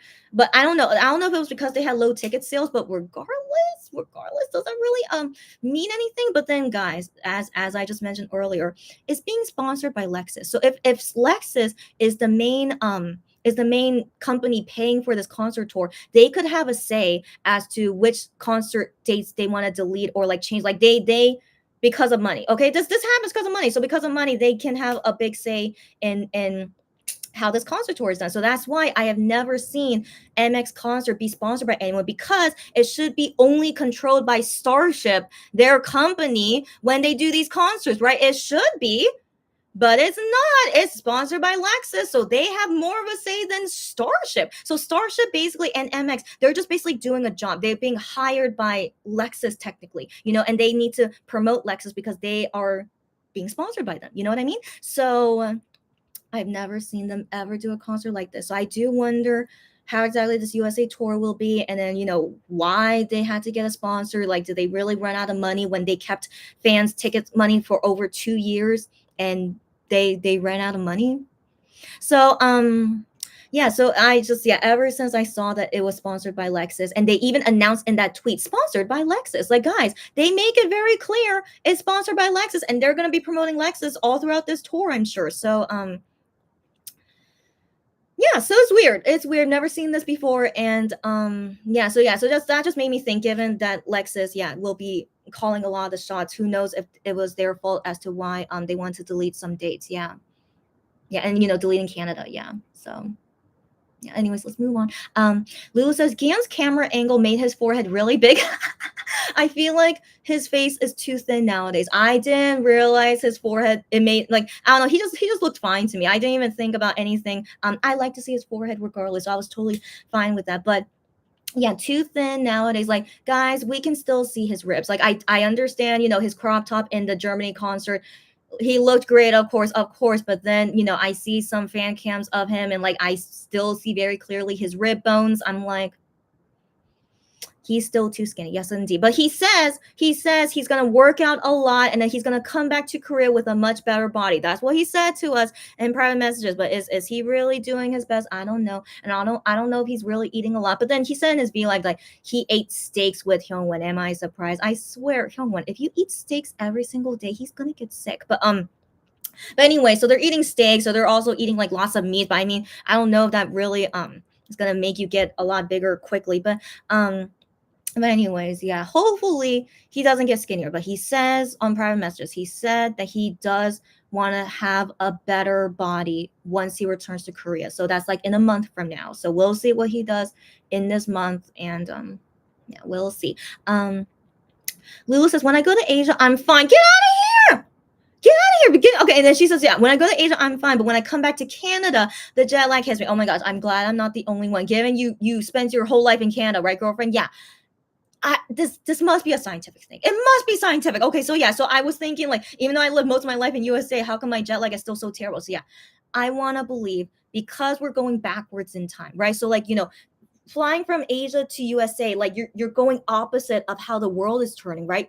So that's why it takes longer to get there. And so given you're going backwards in time and it's taking longer to get to North America, makes sense. Of course, jet lag should be terrible. But then again, with MX, they flew Korea to Germany, then to New York. So I thought maybe they would have a better time adjusting to jet lag, but I guess not. Because who knows? But wait. Regardless, from flying from Germany to New York, that's still going back in time, though. Yeah. Europe is faster than USA. Yeah. So never mind. Regardless, they're going back in time. Yeah. So they're still going back in time, and so yeah. I'm convinced now. Lulu, thank you for letting me know. I'm convinced when you go back in time, that's why jet lag is so serious. But then when you go forward in time, it's not that serious. But also you're flying with the world rotation. So I'm convinced that must be why. And Lulu, thank you for letting me know you have the same experience as me. So yeah, and that's why the guys in USA, they should be having bad jet lag. Yeah. Sarah says the dancers are enjoying their time in New York. I'm glad to hear that. Are they not wearing masks? You know what? What can we do? Yeah, if they're not wearing masks, I mean, that's not the okay. If no one in Starship and the USA company, if no one cares about catching COVID, then they need to deal with the consequences. So I there's nothing I can do, right? I say to them in fan cafe and on their social media, wear a mask. Why are you not wearing a mask when you go outside? But of course, I can't expect that they read my comments. So anyways, yeah, if they catch COVID, they have to deal with the consequences. They have to cancel the concert tour, blah, blah, and blah. If they really are okay with that consequence and being careless and not wear a mask, then, can only blame themselves. So, I mean, Yeah, anyways, yeah, I don't want to think about it. But I'm glad to sorry, Sarah. So I'm glad to hear they're enjoying their time in New York. Good to hear. Um Delana says, "Do you think that Seonyu Gian and Hyewon signed solo contract with Starship instead of a group contract?" Yeah, I have that feeling. I mean, again, we don't know if this article is true. Okay, so like, it's just yeah, I don't want to think about this true, but let's say this is all like hypothetical. So that's why I'm like I'm okay. I'm okay sometimes talking about. I'm just gonna think hypothetically. I hope you guys understand me. So hypothetically, yeah, them three signed. Apparently, if they really did renew their contract, but the other three didn't, because of that, because half of them supposedly, signed, but while the other three didn't, it makes me think it's not a group contract, right? If it was a group contract, shouldn't we know all of their decisions? Not half. So yeah, so it just I mean, technically it could be a group only Sean Yugi and Hyunwon. They could, but yeah, but it's just yeah, just if that is really what's gonna happen, Monster X won't exist anymore because half of the members will be gone anyway. So I still consider that as like not really Monster X anymore, in my opinion. And as you guys know, I'm ultimate bias OT7, MX7. So like having any of the seven out doesn't feel like MX to me anymore. So yeah, so that's my feeling on it. Lulu says since they are seniors, they are signing individual contracts. That's also a thing. Yeah, that's also a thing. Yeah.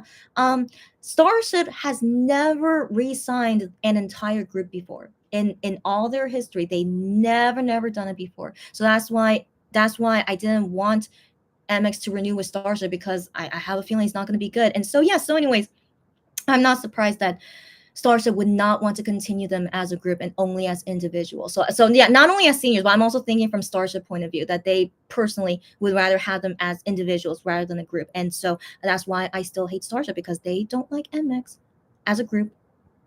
So yeah, just always gonna hate on Starship. Sarah says Keanu will probably perform songs from his solo album. That's what we think. I mean, sorry, that's also what I thought too. But then just the way that he talked about it on the V Live, like it seems like it might be not from his solo album. Just based on the way he's talked about it on the V Live, because I'll talk about it later, but just the way that he talked about it just seems like maybe he's singing a cover song, which he would love to do, of course. Yeah, like a cover song that's like more rock for him or something. That's what I can assume he'll probably want to do. Yeah, so anyways, I don't know if I'm right, but I'm just judging by the way he talked about it. It seems like it's not from his solo album, but let's get back to that later. And she says, I'm curious if Juhani and Aya will perform their own solo songs, yeah, or will they cover a new song? Yeah. So guys, I wonder too. I wanted to assume, yeah, when they said they're all gonna have their own stages, I wanted to assume they want to perform their own songs, but maybe they don't. Yeah, maybe they don't. Maybe they will all five of them. Maybe all five of them will be covering songs. So yeah, I'm not sure, but yeah, we'll find out tomorrow. But again, whatever like surprise is gonna be, I'm not gonna be like blown away by it, guys. So like yeah, so I'm not thinking too much about it, but I'll let you guys know my guess after seeing Kyun's V Live. So one second. Cherry, oh my gosh, Cherry, I was thinking you were not gonna be here because you usually can't come this early, but girlfriend, happy to see you here. We're still talking about MX stuff, but after we finish this MX stuff, then I'm gonna be going. But I'm not going anytime soon though. But like, happy to see you. She says hi, and you look cute. Stop it, just stop it. I know, like she needs to stop it. Okay, I know you're never gonna stop it. You're as always too kind. But thank you very much, Cherry, and welcome. And yeah, everyone's saying hi. So Lulu says I would die. No worries. Yeah, she said I would die if they each performed Psyche and Gosh Darn It. Yeah. I'm sure fans would love it. I'm sure they would. Like I'm whatever. Like as you guys know, I'm not a fan of Gosh Darn It. Psyche, I'm okay with, but I like Smokey more. But I don't know. I just wonder what would they prefer? What would they prefer? Like performing their own songs that they made or doing a cover song, because they're in USA. So that's another thing. Is that because they're in USA and there's going to be a language barrier, it's like maybe they want to perform more English songs, And so that's why I was thinking they could want to do cover songs. But let's wait and see. Yeah, I'll give you guys my thoughts about it later. Sarah says same Psyche and Gosh Darn It stages will be insane. Yeah. Yeah, yeah. I don't know yet, but we'll see. Um, Lulu says we eagerly. That's right. Jennifer, she DM'd me about her flying to USA, and I'm sure she's landed fine. She's doing fine. Jennifer, if you're watching us, I want to assume you're doing all okay. What the? How funny when I'm doing a live right now and they tweet this. So I'm sure it's the USA PR team, whoever they are, if they even exist. So they just tweeted this out on MX Twitter saying, New York City, are you ready? Hashtag Lexus. Hashtag Lexus drivers. Make sure to show your key at the merch booth to get an exclusive photo card pack. What did I just say? Guys, what did I just say? Lexus, this whole concert tour is promoting Lexus, and they're starting it right now. Now, first off, these crazy fans to get this, I sure hope no crazy fans would be doing this, but don't buy a Lexus car right now just to get this photo card. That's not worth it, guys. Please don't do that. Okay, so so so that's fortunate for any monbebes, yeah, any concert goers who already have a Lexus card. They will benefit from this. Good for them, but please do not buy a Lexus car to get this photo card. And so they already showed how the photo card looks like. When did they take that photo? Because they all have black hair. Or they all have dark, no, they all have dark hair, but I think Gion's hair is like brown from when he did Voyager promotions. Huh. No, wait. No. His hair looks brown to me. Yeah. So I was thinking if maybe they took this photo right before leaving Korea because they all had dark hair. But no. But then Minhyuk and Hyungwon is not completely black. But here is like completely black hair. So they took these photos probably a couple months ago. So they took these photos a couple months ago, and I assume is to promote the USA tour of some sort. So that means they've known that they've had this Lexus sponsorship. Who knows when? Maybe that's why they postponed it from January. Guys, remember they postponed it from January? Like I'm like, wait, guys, why are they not talking about it in January? Like what's going on? Except then suddenly they announced 1 week beforehand. Oh, because of COVID, we're not gonna go in January, and we'll let you guys know of the future dates later. Remember that, guys. But then at this time, other K-pop groups were going to USA, doing concerts. For some reason, they were okay, but only MX. They're caring about safety. If they did care about safety, they would not be going to USA right now because it's more dangerous now than it was in January. So, anyways, of course they lie. Okay, of course they lie. So I'm sure there was another reason why they didn't do the USA tour dates in January. And so it must be because they get the sponsorship from Lexus. Lexus, of course, changes everything, cancel some dates, blah, blah, blah. And this is it. Yeah. Yeah. It says here, yeah. Yeah, it's a 6-card photo card pack. So it's not 1 card, it's 6 cards. Okay. I can't believe you have to show that you're if you guys, the thing is, you don't have to buy a new car. If you know someone who has a Lexus car, it just says just show your Lexus key. It doesn't say you have to show the car. Just show a Lexus key. But then again, what if people can like share the key with each other? Unless they put, how are they gonna like confirm that? Oh, good luck to them. They can confirm like no one is like sharing a key. Anyways, whatever. But it says here, gift with applicable in-person purchase at designated kiosks. Recipient must present Lexus key at time of purchase. Okay. Must be lawful owner or leasee of Lexus vehicle whose key you present. How are they going to check that? Like, I need to show you my car lease? She says limit 1 gift per Lexus vehicle. How are they going to check that? Because on the key doesn't say your license plate. How the heck are they going to check that?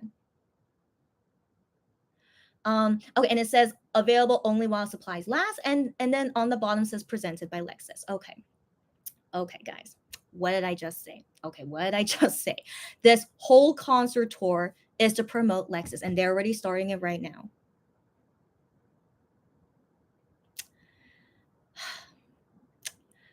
As always, when I do these chatting live, sometimes it's good timing. Sometimes,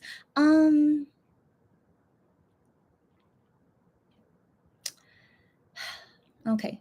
I'll wait for you guys' comments before you rant more about it. But yeah, so going back to what we were talking about, yeah, if they perform yeah, their own solo songs, but we don't know. But I do wonder. And then Lulu, yeah, talking about Jennifer, and yeah, I don't know if Jennifer will be watching us or when she could join us for a live. But yeah, we'll be waiting to hear Jennifer's personal story. I would always love to hear these stories from someone who actually went there instead of like only seeing the tweets. Because sometimes, guys, you can't trust every tweet, guys. I saw tweets about this, about someone saying they saw I am and Gian at Times Square and that they saw a dance cover group and like they were like very interested about it. Did you guys see that tweet? I'm not the only one that saw it, right? So I think lots of people were talking about, oh my gosh, I am in Gian Times Square and saw this dance cover group blah blah blah. So I assume that's why so many people were interested about it. But then someone asked in Gian's V Live a couple hours ago, how was tell us about the time where you went to Times Square with I am. All of us assuming it really happened, right? And then Guillaume reads that comment and he says, I didn't go to Times Square with I am. When I heard him say that, I'm like, wow, someone legit made up that whole story. And then I guess was to promote their dance cover. Because I saw in that tweet, they're like, "Oh, this is us. This is our dance cover YouTube page. Blah blah blah. Yeah, you guys can see their reaction. Blah, blah. I don't know. I remember they said something like that, but like it seemed like they had proof. They will show proof about I am and Gian seeing them, but maybe they mixed up the people. Maybe it wasn't really Gian and I am, but I trust Gian. He would not lie about this, right? Why would Gian lie about this? So he said he was like, I didn't go to Times Square with I am. So FYI, guys, I've known this for a while. I've always can't trust every single tweet that people write. Like also these stories. It's still hard for me to like really believe whenever people write these stories, right, without actual kind of proof, right? But don't trust every tweet out there. Yeah, guys, it's really really terrible. But do not trust every single thing people write about. Yeah. So the only things I trust is only from MX mouth. Whenever they say something, I trust what they say 1,000%, of course. But of course, MX guys could lie. They could. But when it comes to like things like this, I didn't go to Times Square with I am. Why would Gian lie about that? Why? So unless he is lying, but why would he? So yeah, guys, just be careful with everything. And so that's why, like I said, I await Jennifer's story because she would never lie to us, of course not. And so yeah, so I await Jennifer's story, just the firsthand experience, and also I would trust her story than any random tweet from a stranger. So yeah, so guys, I can't wait to hear her story as well whenever she can join us.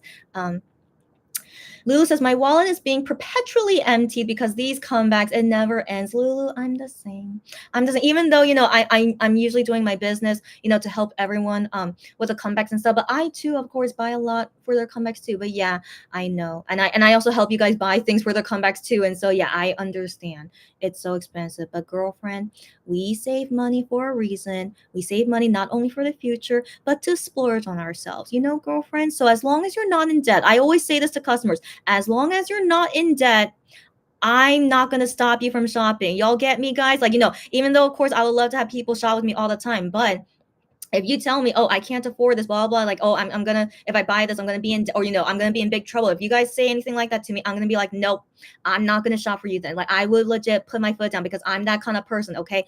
Like I do not want people to do that from shopping with me and that you go through money problems. No, I don't care if I lose business. I'm not going to shop with you. Okay. So guys, so anyways, yeah, I'm very serious. Okay. So anyways, as long as you guys are not in debt, I will never stop you guys from shopping. Okay. So Lulu, if these are just splurges and you're not in debt, don't feel bad about it. All right. And you love Wano so much, as we know. So I can't stop you, and I'm not gonna stop you. Okay. Unless you give me a reason to stop you. All right, girlfriend. So just FYI. And then Sarah says, yeah, girlfriend, you agree with me? Yeah, me and Sarah, we're like also same mind. So yeah, she also says Sung Shik is an amazing singer indeed, right? I mean, I was like, I'm not super into Victon songs, but I listen to their songs, if I feel like it, if I see them on TV, but I really do like Sung Shik as a singer, but for some reason I cannot be like a big fan of theirs. But I admire good singers when I see them. Yeah, and so he's definitely one of them. Yeah, and thank you for agreeing with me. And then Lulu says, Amon Bibit tweeted that they wanted to apply for an executive position at Starship so they can fire the American team. That is an amazing dream. Hope they can do it, but I doubt it. I doubt it because even MX guys have said it. They cannot be promoted to the higher positions in Starship not until they're like 50 years old or something. So if they plan to stay in Starship for that long, and so yeah, I understand the dream, but it's that's not gonna happen. I know. So like we just have to trust in whoever is the executive positions in Starship that they will fire this American team. But I don't know if they will, in all honesty. But that's why I wish that MX would leave Starship so they don't have to deal with this American team. But yeah, yeah, I know. Cherry says, I wish Jew Honey and Ian would perform Sambakja again. Oh my, oh my, oh my, don't remind me. How could I forget Sambakja? Oh my gosh. Oh my gosh. Yeah, that they performed that in 2019 World Tour, and they never made that song into an album for some reason. I don't know why. Don't know why, but I love Sambakja so much. But I'll be honest, when I first saw it, the 2019 started in Seoul. So when I first saw it in Seoul, I'm like, I'm not sure if I'm into this because this is usually not a song I'm usually into. So I was like, I'm not sure if I'm into this. But as time went on, I kept seeing it over and over. I'm like, this is actually not a bad song. So like this, I really appreciate, even though I'm not a fan of it in the beginning, but I appreciate that it can grow on me because like some songs can't grow on me, but like this song grew on me, so I'm very happy about it. But I would love to see them do Sambakja again. Oh my gosh, that would be great. Would they? I don't know. I wonder, but I don't think so. They said each person has an individual stage, so yeah, I don't think they're gonna do a duo thing, but. Yeah, would be nice. Yeah, Cherry, thank you for reminding me. Sarah says also, why are they using old All About Love clips in that one promo clip for the concert? Did they get out of here? And not a more recent footage like from the Dreaming or like You Problem and yeah, or other videos from 2020 or 2022. That's that. Wow, really? I didn't even realize that. But good question, Sarah. Good question. Why are they doing that? Good question. Yeah, that's just a good question. I don't know. I don't know what to say about that. Yeah. Sarah says, "Oh, he's private." Yeah, girl. Yeah, girl. Yeah, go check for me if you could. But I just remember someone tweeting it. Yeah. She says, "Wouldn't have known if you didn't say so. No worries, girlfriend." Yeah, he posted something about vinyls and somewhere on him about the concert promos and the promised, but never released vinyl for the dream. Are we surprised? Of course not. He makes the most empty promises I've ever seen, and he's their PR team or the American company team. I don't know what to call him. Yeah, not surprised, not surprised. But yeah, he went private as well as that lady publicist they had. I wonder. But this happened right before the New York City concert, but also this during this time, many Monbes were saying like, why aren't you guys doing your job? Why are you not promoting it? Blah blah blah. So maybe they've been seeing all these tweets, and then that's made them go private. That's still not a good look on them. So yeah. Lulu says it was the laziest editing of an Instagram story ever. Oh my. It's like they don't even have a company anymore. Do they even have employees anymore? Lulu says Ashley must have got a lot of tagged comments on Twitter that he sucks. Must be, right? And then Sarah says they're always sponsored by some company. No, this is the first time I've ever seen this. What do you mean? Okay, so All About Love promotion sponsored by one, and the Dreaming promote, but not for a concert tour. So I mean only for a concert. So I mean, yeah. So I remember they were promoted by like for doing like a fan meeting thing or like the pop-up shop, right, guys? So like that's fine. Yeah, being sponsored by that. I mean, that's just a random event that happened, right? But this is the first time I've seen it for a concert. Like any MX concert, I've been to, Korea, Japan, USA, and Thailand. So I've been to all these MX concerts all around these countries, and I've never ever seen an advertisement for any product at this concert. But for the first time at MX concert, you're gonna be seeing an advertisement for Lexus. 100% you will. So they're already starting it right now. So yeah, so I want to believe my memory is not deceiving me, but this is really, I've never seen this happen for a concert, right, guys? Right, guys? Sarah says, no one beats Wano's V Live records from the past, girl. You know it. Not even Wano himself right now. You're exactly right. Wano is not even beating his record when he was doing them at Monster X. You're exactly right, girlfriend. You're exactly right. I always thought was very, very, very, very admirable of him how often he did V Lives, and I missed that of him. But sadly he didn't continue it as a solo singer. But But yeah, you know it, girlfriend. Yeah, Cherry says so true. And then Sarah says, Tom and Jerry, that's right. Hyungwon and Gion went on a date. Yes, they did. Good to know. That's right, because you didn't see Gion's V Live. But yeah, he said that in the V Live. Yeah. And yeah, she said good to know. So basically, Hyungwon went on a date with nearly every member by now. Minhyuk, Joohyun, and Gion. That's right. That's right. I know. He's an introvert, but he's a social butterfly. Yeah. And then Gion also said that he worked out with Hyungwon as well, like yesterday or 2 days ago. But he mentioned it in the V Live. He also worked out with Hyungwon. So yeah, fascinating, right? Lulu says, I'm going to bring my one Like you should. Okay, show that you're a proud weenie. Okay, yeah, to the 17 concert and wear my Born Champs fanny pack. I love it. You use that that's such a nice fanny pack, girlfriend. Okay, you do it, girlfriend. Oh my gosh, yeah. Just show that you are a supportive Monbebe / weenie seeing 17 concert who they are good friends with. So I want to believe you will be welcomed with open arms. If surely they know that they are good friends with MX and Wano, surely. And so yeah, love it. Yeah. Sherry says, why do I find it so cute when they go on dates? Of course that's cute. Why wouldn't it be? Yeah. So it's like normal. And then she says, they have such cute friendships with each other, going on dates, buying couple things. They have Hyungwon and Minhyuk have a matching bag. They're like, stop it. Okay, they're so adorable. And so guys, are they really gonna break up? I don't know. Like, given how how they've always shown this in the past 7 years, how close their friendship is. That's why I really assumed whether they would all stay in Starship or all leave Starship. I just never thought they wanted to go their separate ways. But I knew it was possible. Of course I knew it was possible, but I didn't think that really this is really what they want to do. But yeah, so that's why I just wonder, is that news article even real? I don't know. Like, they're showing how much they love each other and how they still want to hang out with each other, and I don't know. But I'm trying to think, did Gion say that he hung out with any other members? I don't think so. So actually that's interesting. Why did he only hang out with Hyungwon?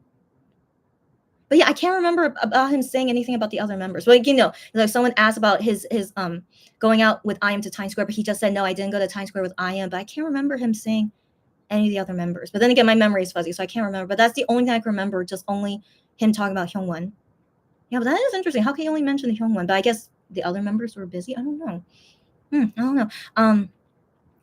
know. Lulu says, love the man purses. I'm so cute. I know Hyungwon and Minhyuk were wearing on their dates. I know, it's so cute. And Cherry says, honestly, they look so good on their dates, as always. Yes. I mean, if you guys weren't here when I talked about it, but I'm still very, like, as much as those photos are super cute, of course they are, but I'm still not happy that they're not wearing masks when they go outside. And so that's why when I see those photos, I'm still not happy about it. So yeah, but I understand, yeah, they should be happy photos, but how could they not want to wear a mask when they go outside and risk catching COVID when they have to do 10 concerts in USA? So yeah, so I'm still so anyways, yeah, I just hope you guys understand where I'm coming from.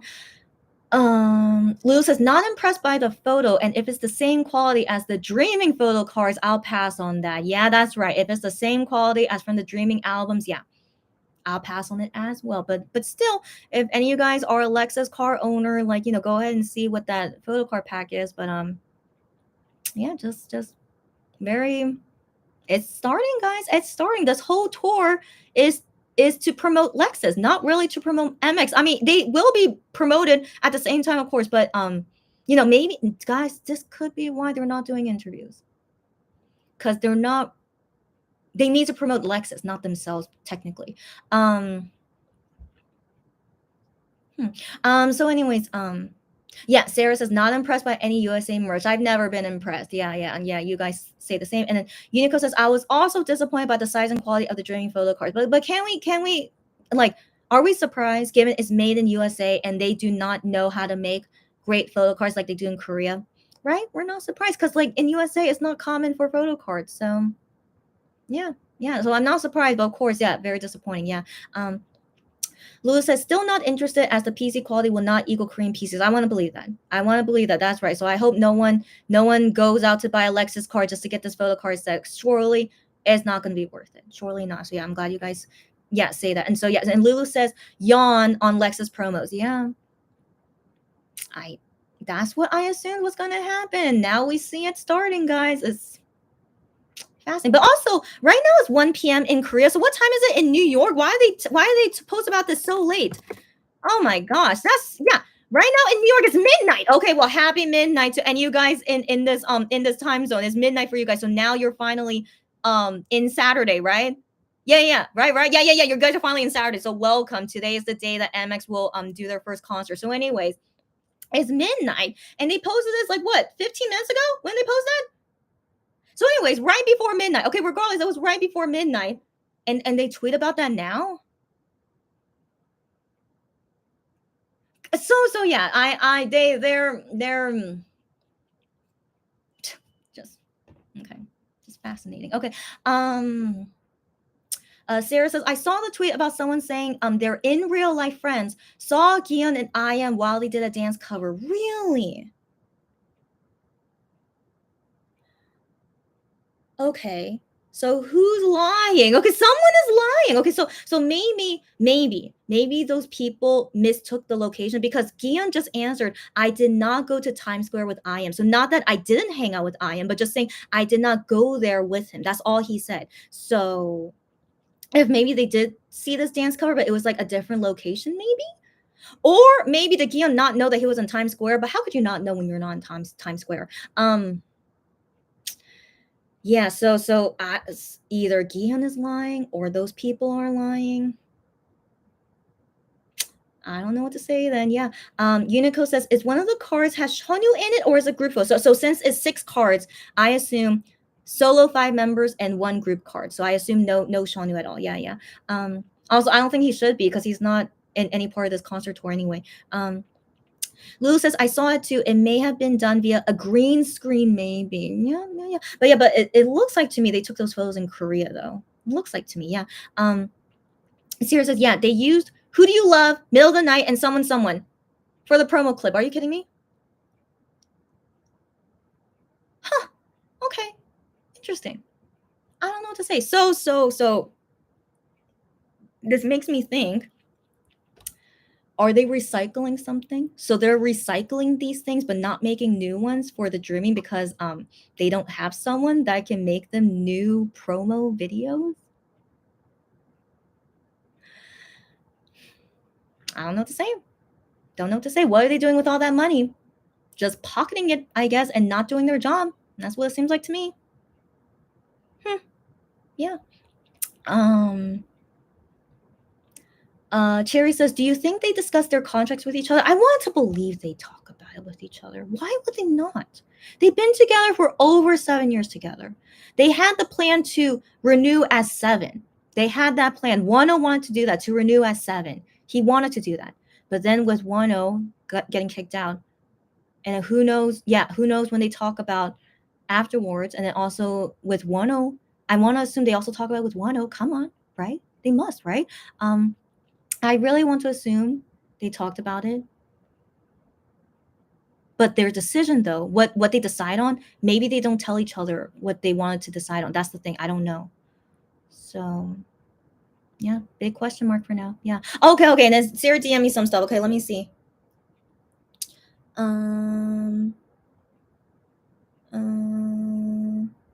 And then I'll see if anyone else DM me. Did anyone else DM me anything? Let me know, because of course I could miss it. So if it's like my Cage Shopper or Creatine Twitter account, let me know. So she's showing me. Okay. So first, yeah, I remember seeing this tweet, but I did not see the video because I was not interested. I was so anyways, yeah. So yeah. The only thing new was that photo of the Dreaming US tour, but I mean, you don't have to create that. It was already created, but they just like added it in there. I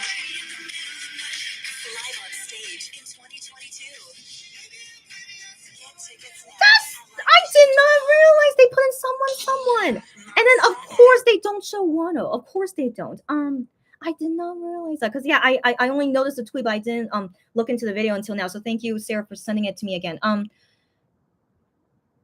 What the heck is wrong with them? But then did they show Shonu?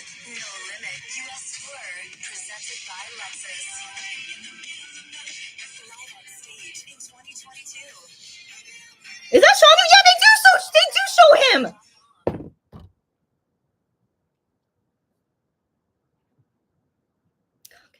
Okay, they're crazy. Okay, they're crazy. As in the USA company. I don't know what they're doing.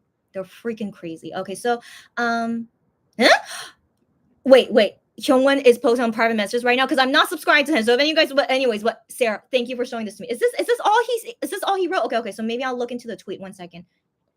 Oh, okay. So he wrote here, everyone, did you eat lunch? Not yet, but he wrote this 20 minutes ago. Oh, are you watching me? Sometimes I'm always curious if they're watching me. Okay, so he says, did you guys eat lunch? And so he's saying he's directing this to Korean fans. So I do appreciate they're not forgetting the Korean fans, but I always wonder, you guys not being in Korea, does it make you feel not included? I mean, of course it does, right? But then like they also give love to other countries as well, but yeah, but then again, they're talking Korean.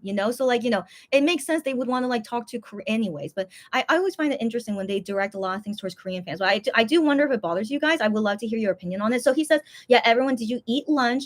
I did not, but I will eat after this live is done. And then he says, I intended to sleep, so I went to go lie down because right now is like, yeah, midnight for them. And so he says, here, it rained today. Why is it raining so much there? That's interesting. So it rained today. So here, maybe because it rained today, but my body feels 천근 만근. What does that mean? Let me look that up. It's probably an expression of to describe his body. So let me look that up.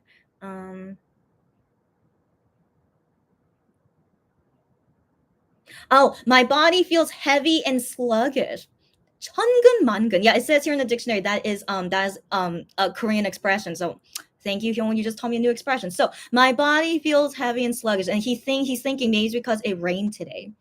It's possible, Hyungwon, but also I think you're still dealing with jet lag. But yeah, he says tomorrow is the first concert of the tour. That's right. That's right. And he says, and so I intend, or like I plan to, like I want to yeah, try and sleep early. Yeah.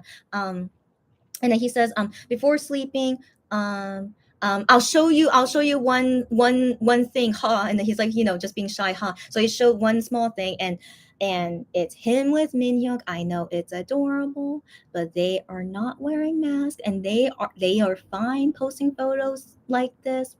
Okay. And yeah, I'm sorry guys, this is how I feel about it. So anyways, yeah, but it's very, very cute. And then yeah, so it's like H1, DJ H1 looks like, so that's very cute. Very cute. But as you can see, they're around many people, not wearing masks indoors. Anyways, but yeah, so he wanted to show that, and then he says, I went with Minhyuk to go see this, just like look around to go see, and then and then he writes another message saying that I didn't leave private messages. That's all he meant by that text. And then he says, he says, um he says like it's like 5 minutes until I fall asleep. So he's like kind of like guessing. And then he says, everyone have a good day. No, so he says, everyone, I hope you have a good day. Yeah, I hope you have a good day. And then Chepi Maruso. So he's making a pun off of his last name, Che. But then what is Chepi Maruso? So what does that sound like? What does that sound like? So he's making a pun off of a real name, but I don't know what he's thinking of. Chepi Maruso. If you guys can figure that out, let me know. So he's calling himself this word, and he says, I will go fall asleep. I will go try and fall asleep, and then sent laughing emojis. And then he said, I will rip up the stage and come. So sorry, I will go rip up the stage and come back. That's basically what this expression means. But like, he's gonna like, do amazing. Okay, he's gonna tear up the stage. Yeah, that kind of expression. And he says also today's day, ripping it up as well. So he's like, not only the concert, but the whole day gonna be like tearing it up, that kind of. So I assume that's all he wrote, and then he went to go to sleep, as you should, Hyungwon. So surely they're not watching me. So anyways, thank you, Sarah, for letting me know these things as always. And yeah, if I missed any DMs, let me know, guys. And so I have to go soon anyway. I said I would be done before 2 p.m. because yeah, Lulu needs to see her musical at 2 p.m. So we're gonna be going soon, guys. I'm gonna finish these comments, just some ending tea chatting comments about this whole thing, and then I shall go. Cherry says US should learn something about merchandising from South Korea. You would think after all this time of working with MX and other K-pop artists that they would know about merchandise, but no. They know nothing. They still don't know what to do. Yeah. And then Sarah says this tour is lacking in promotions and hype. It's so weird. Excuse me. I don't know what's going on. I really don't know what's going on. Maybe it's because they don't think they have to promote because they got sponsored by Lexus. That could be it. Could be it. So, it's like, we already have a lot of money already and we don't want to make more money. And then we don't want to waste our efforts and resources of trying to promote when we have enough money already. It could be something like that. Could be something like that. And yeah. Yeah, anyways. Sarah says, I was agreeing with you about seeing the post about someone seeing Gian and I am in Times Square. Okay, the tweet was talking about they're in real life seeing them, but you said, yeah, Gian said they weren't there. Yeah. I don't know what to say. Maybe those people thought they saw Gian and I am, but it wasn't them. I don't know, but someone is lying. Someone is lying. Either Gian is lying or those people are lying. I don't know what to say. Yeah. Yeah. And then Cherry says, I'm seriously concerned about the lack of promotion. Yeah, I know. But don't worry, guys. They all got paid because of Lexus. So I'm sure money wise they're fine. But the whole promo thing, they just don't care because who knows why? Because they don't know how to do their job, I guess. Or also they don't care. That's what I'm thinking, guys. They just don't care. And like they're gonna try and like get money from fans as much as possible through other means. But I don't think they're gonna be doing it by like promoting. Yeah, as we can see already that they're not doing anything. Sarah says, yeah, Wano had them promise they will all renew after 7 years. Yeah, I remember those days, Sarah. I always remember those days. So they can stay together and promote together as Seven for many years. Yeah, yeah. Don't cry, Sarah. Don't cry, Sarah. I know, and that's why my heart will be broken to see that at the end of all of this crazy stuff that MX breaks up. Yeah, I'm not gonna cry now, but I will cry once it really happens. So, anyways, yeah. Yeah, so that's why I hope that they still want to be together, but they cannot reunite under Starship. They could. Okay, I can't say it's not impossible. They could, but I just cannot believe Starship would actually want to reunite MX7 when they're the reason MX broke up, And so and then my breakup altogether, because Starship does not want to continue with them as a group. It seems like it if that news article is for real. So yeah. So it's very disappointing for me as well if like MX guys they're really okay with that and they want to stay with this terrible company. Yeah, so once it's all 100% confirmed, let's go party. Good. Drink with me if you're legal to drink and drink responsibly. Drink with me, and we'll talk more then. Cherry says, I agree that they probably discussed things with Wano. They must have. I can't imagine if they didn't. Cherry says, Wano loved being Monster X. That's still one of the things. I'm sure he still loves that more than anything. I'm sure he does. And yeah, he still loves him. Of course he does. But things have changed since Wano left. Even the group dynamic has changed. Exactly. And so I want to believe they want to reunite again, but they probably don't, and that's gonna break my heart. Sarah says they have no problem showing Shawnee, but yeah, of course they won't show Wano. Cherry says I feel like the fans were Wano's dream, but also MX was Wano's dream. Huh? The fans were Wano's dream, but huh? Okay, sorry, I don't really get that, but you could clarify for me if you want.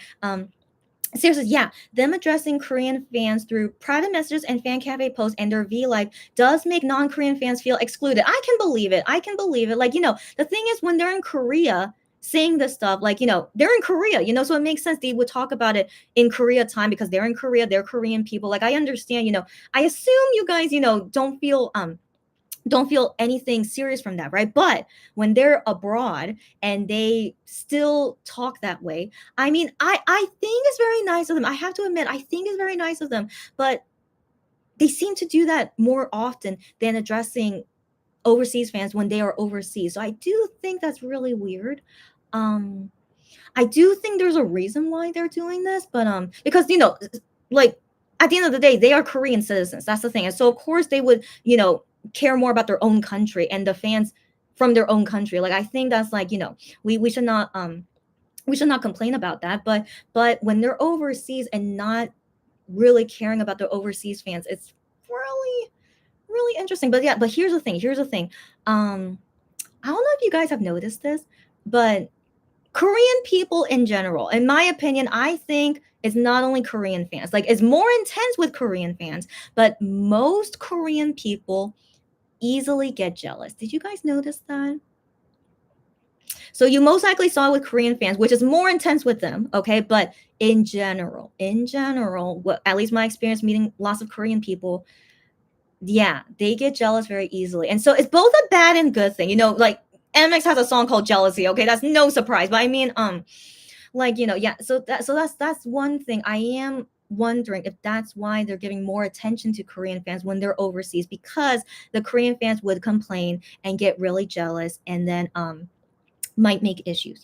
So I think sadly, not sadly, but they kind of have to baby the Korean fans. So like I know for you guys, I want to assume, of course, it doesn't make you guys feel good.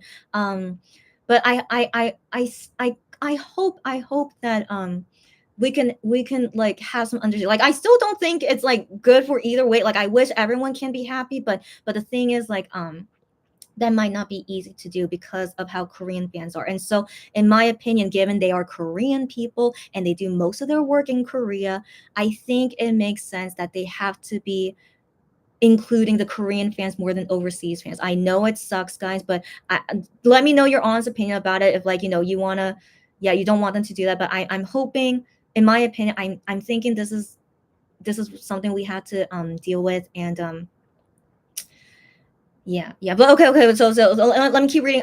Sarah's comment. Yeah. Feeling excluded, of course. And then she says, "I know that's how fans felt when they last did that during the Jingle Ball tour." Oh yeah. So guys, I mentioned this as well when we were talking about while they were doing the Jingle Ball tour. Is that in past times when they went abroad, I didn't think they said many things to Korean fans. Like, sometimes, but it wasn't a lot, in my opinion. But then starting with Jingle Ball, which was their first overseas work ever since the pandemic started, for some reason they are super into the talking Korean fans. And so yeah, so Sarah, I'm glad you know that. So yeah, it started ever since Jingle Ball. Like for me personally, given I've been in Korea for 9 years and like being a fan of theirs for 4 years.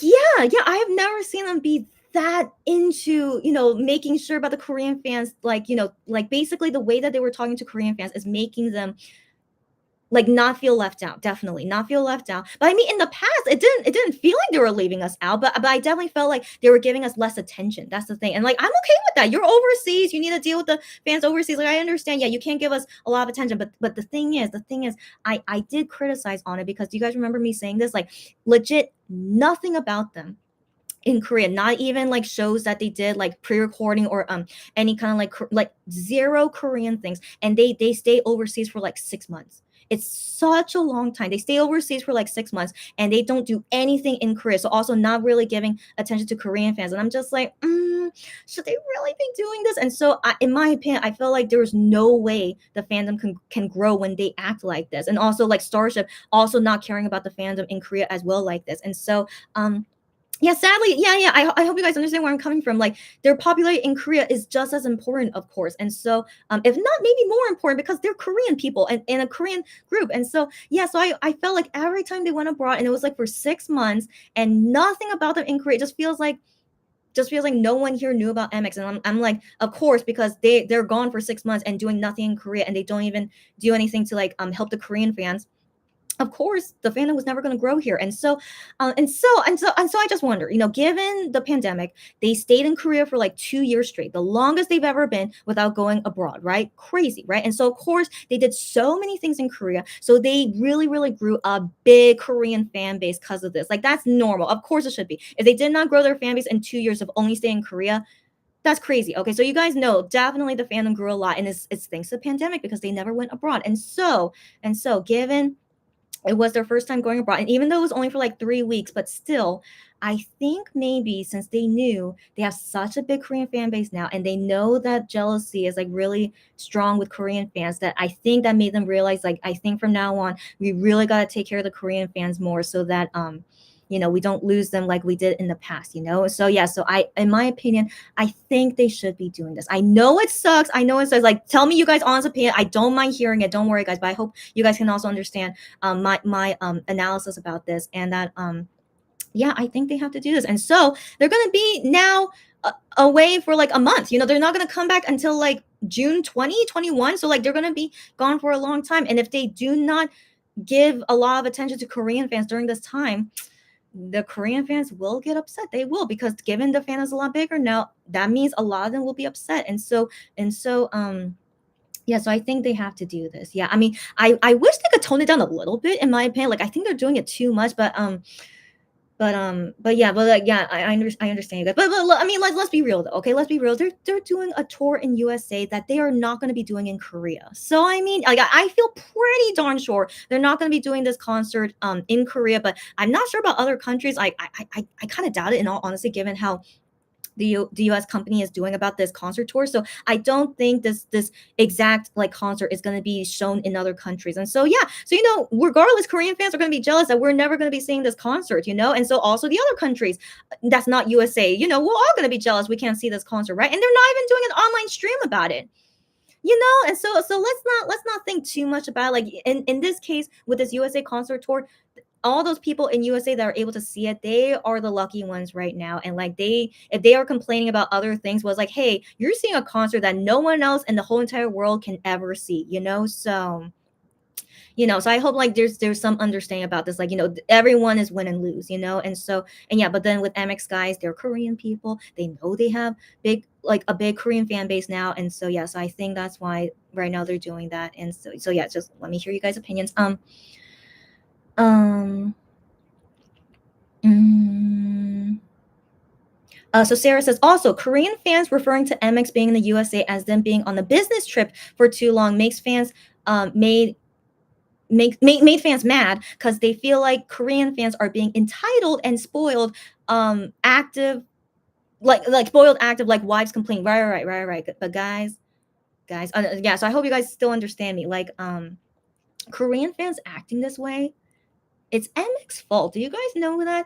MX guys always dote on Korean fans, like, like we're dating, and like, like, let me do everything that you want to do. Oh, what should I say to like not make you angry, blah blah. They treat them this way. So that's why the fans are acting entitled and spoiled. So guys, I don't ever blame fans for acting this way. MX made the fans act this way. Like, I don't want to blame MX either, because it's their job. It's their job, but they could have done it better. But I think because they're just like kind of new to it, of having like a bigger fan base, and also like, just not wanting to like lose fans and stuff. Like, I think they just go too much beyond of like fan service, and that's why the fandom is like this, and that's why I am not happy with this current fandom like this. Yeah. So I hope you guys don't be mad at the fans, guys. I hope not. Like, as much as I want, yeah, blame MX, but still, no one is at fault, because they're just doing their job. So yeah, and so this is the result of it, and we have to accept it. You know what I mean? Yeah. Because no one is going to change the way that they act. Lulu says, someone posted that Korean Monbibis were whining from the moment they left Korea.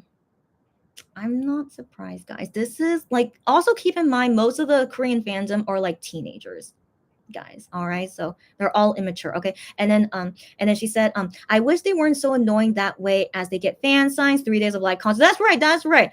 Totally, everything is a lot better in Korea, of course, but with this one thing that Korean fans cannot get, of course they're going to complain about it. Okay, like, I totally understand they shouldn't, but they have a right to, like I can't help but think, like, that's kind of sucky.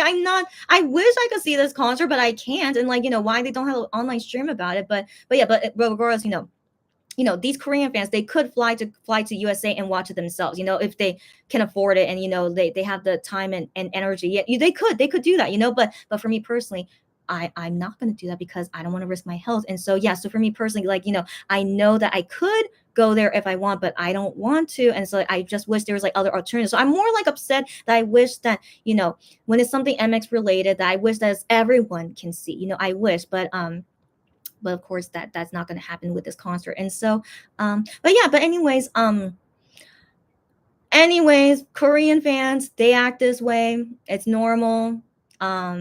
It's kind of cultivated in them, basically. And so asking them to change, or like wishing for them to change, it's not going to happen. So I hope you guys like can understand this is the way it is. Yeah.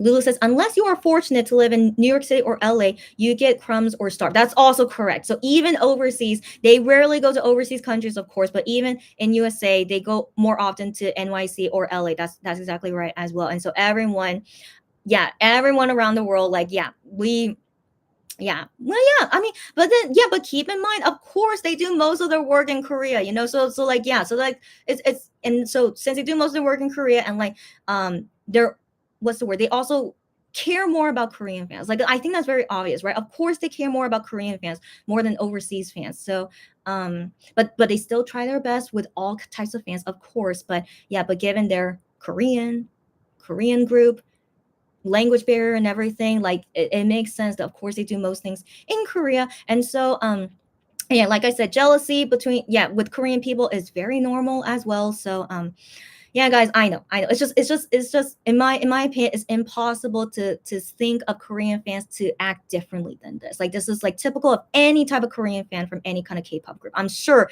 NCT is probably crazier fans than this. I'm sure they are. And like BTS fans, don't even get me started with that. So like yeah, it's just always going to be this way. um Excuse me, Sarah says they don't promote the MX Rehab collab, unlike Cube, yeah, that did Rehab with G Idol collab. Girl, I have a suspicion ever since Rehab spoiled it and got in trouble for it, ever since that moment, um I do wonder if they're still mad at him for that and that's why they're not promoting it. But isn't that so freaking bitter? So freaking bitter. Yeah, you got this great opportunity to collab with Rehab, and it's a Hyungwon made song, and you're not promoting it because of that incident of him spoiling it first. So bitter, right? This is why again I hate Starship. Yeah, and then Sarah says they don't promote the tour. Yeah, and they don't promote the tour, the MX tour. Yeah, MX deserves better. Sarah completely 1,000% agree. So that's why I'm still upset if really these guys really renew with Starship and really they can't find any company or any other situation better than Starship. No. I refuse to believe that. I really like as much as I want to understand that they're making the best decision for themselves of staying with Starship, but come on, 7 years of this and they really think they can't find a better place than this? Really? Yeah, they deserve better. They deserve better. And I hope they know they deserve better and can definitely find something better than Starship. I hope they know that. I wrote to them fan letters on FanCave about this all the time. Like I try to be as discreet as possible about it because the staff could read my letters and return it back to me. But I've never had these letters returned back to me. But then I don't know if they're really reading my letters. But yeah.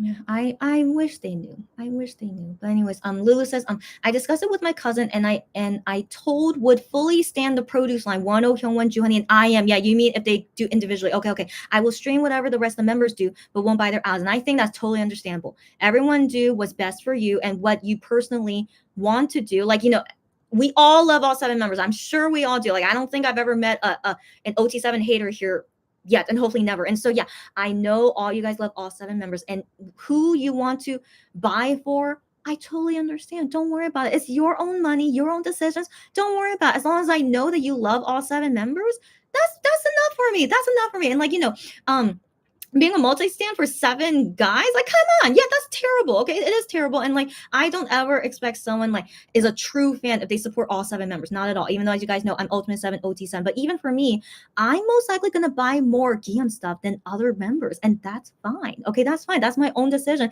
but I'll support the other members as much as I can that I feel comfortable with. And like yeah, so that's why yeah, no hate on anyone, and I sure hope you guys don't get hate on anything with what you plan to do as a fan. Yeah, just everyone do what's best for you. Yeah. um um Cherry says Wano has always said that Monbebes and Weenies are Wano's dream. Oh, did he say that? Being an idol and making songs, but I also feel that being a part of MX was his dream. Oh, really? Did he say that? I could have sworn he said in the past that MX is his everything. Like I'm sure he said something like that. Like he loves MX more than any other person, more than any other MX member, and more than any Monbebe in the world. He loves them that much. And so yeah, and I totally think, yeah, being part of MX was of course his dream. And so him leaving MX, I'm sure was terrible for him. I'm sure he didn't want to do it, but he felt like he had to, And so also I still blame Starship that they didn't fight for him, as you guys know. Yeah, and so yeah, it's just yeah. So I just hope that all the members do what they want to do, not what they think they should do. I hope they don't do that. I hope that they do what they want to do. Like, do you really want to stay longer with Starship? Like, do you really want to, or are you just choosing that because you think you have to? That's what I don't like, so I wonder what they're thinking. But yeah, if they're not doing what they want to do, then yeah, that but will we ever know? Yeah, but that's yeah. Sarah says they do that constantly even when they are abroad, which is a bit disappointing because they don't really do the same towards international fans when they go to meet international fans. That's yeah, that's a point. That's a point. Yeah, yeah.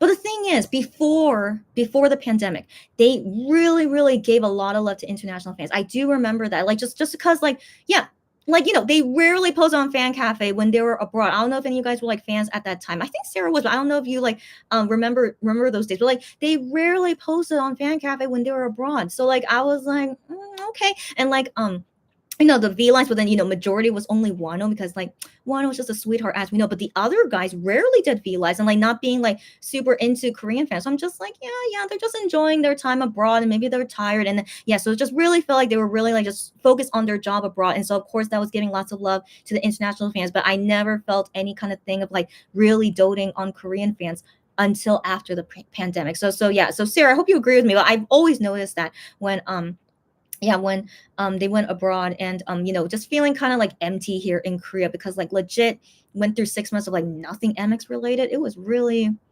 weird. So anyways, yeah, they're doing their best. It seems like they're doing their best, and I do think they should be doing this, but when they're abroad and not giving a lot of attention to their international fans,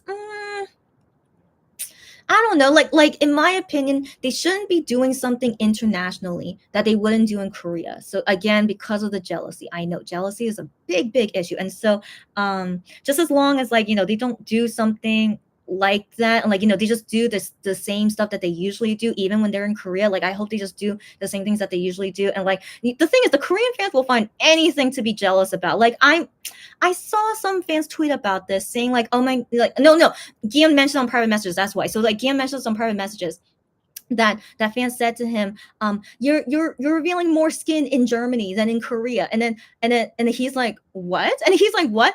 I revealed a lot of skin in Korea. What are you guys talking about? And I'm like, yeah, that's what I'm thinking too. You guys showed so much skin in Korea. What are they talking about? And so like they make like, again, these must be teenagers, okay? I don't want to believe majority of the fandom thinks this way, but these must be teenagers and like being jealous because they're exposing more skin in Germany. No, guys, none of them took off their shirt. I mean, yeah, Hyungwon took off his jacket, but like he wore a more see-through shirt in Music Bank than what he wore in Germany. So I'm just like, they're picking a fight, okay? They're picking a fight. They're like jealous over the smallest things. I'm like, no, but I'm glad that Gion shot them down. He's like, I wore very revealing things in Korea too on music shows. So I'm really glad he said that to them. And so hopefully they stop being jealous over these stupid things. But that's why I would be worried about if they do something at this USA concert that would make the Korean fans super jealous. Let's hope not. I mean, I do wonder, in all honesty, given there's like no restrictions about COVID, I do wonder if they're going to do high touch with no plastic screen. Then the Korean fans might get jealous because at fan signs, as you guys know, there's always a plastic screen, and that's because Korea is smart about it. But then if they do these high touch with no plastic screen, I would be upset because totally they're going to be catching COVID. Okay, that's the only thing I'll be upset about. But then the Korean fans, for sure, they'll be upset that they get to have like full on skin touching, but then is no one upset about them catching COVID? Am I the only one upset about that? So excuse me. So yeah, so I wonder if something like that will happen. So we'll see tomorrow. And just, well, guys, just thinking about it, and just me after I just said all this, 1,000% drama will happen after the concert. 1,000%, either with like something wrong happening at the concert, and then making fans jealous, and like COVID safety. 1,000%. some, like, with K-pop Flex, like you guys sent me some stories. People said about the K-pop Flex Germany concert stuff and how terrible it was, and I'm like, I can't be surprised. Yeah, I can't be surprised. And one person even said that I would never do if I were to go to K-pop Flex again, I would not do standing because that standing. Yeah, why would you even want to? Okay, it's so freaking dangerous with COVID. But yeah, but like saying I would not do standing again, but I would just have a seat somewhere. Yeah, but anyways, just knowing that even an event like that made by SBS and who knows other like German. I don't know who exactly was in charge of this, but knowing that they did that so terribly, yeah, just so that's why I'm just thinking, what if this USA tour as well? So we have to wait and see. And also, by the way, the SBS show, they even screw up with us on Twitter. Okay, they said 2 dates, and so I assume it was like day 1, day 2. That's why the 2 dates of showing on Korean TV. But they said sorry, it was a mistake. We're only showing on 1 day.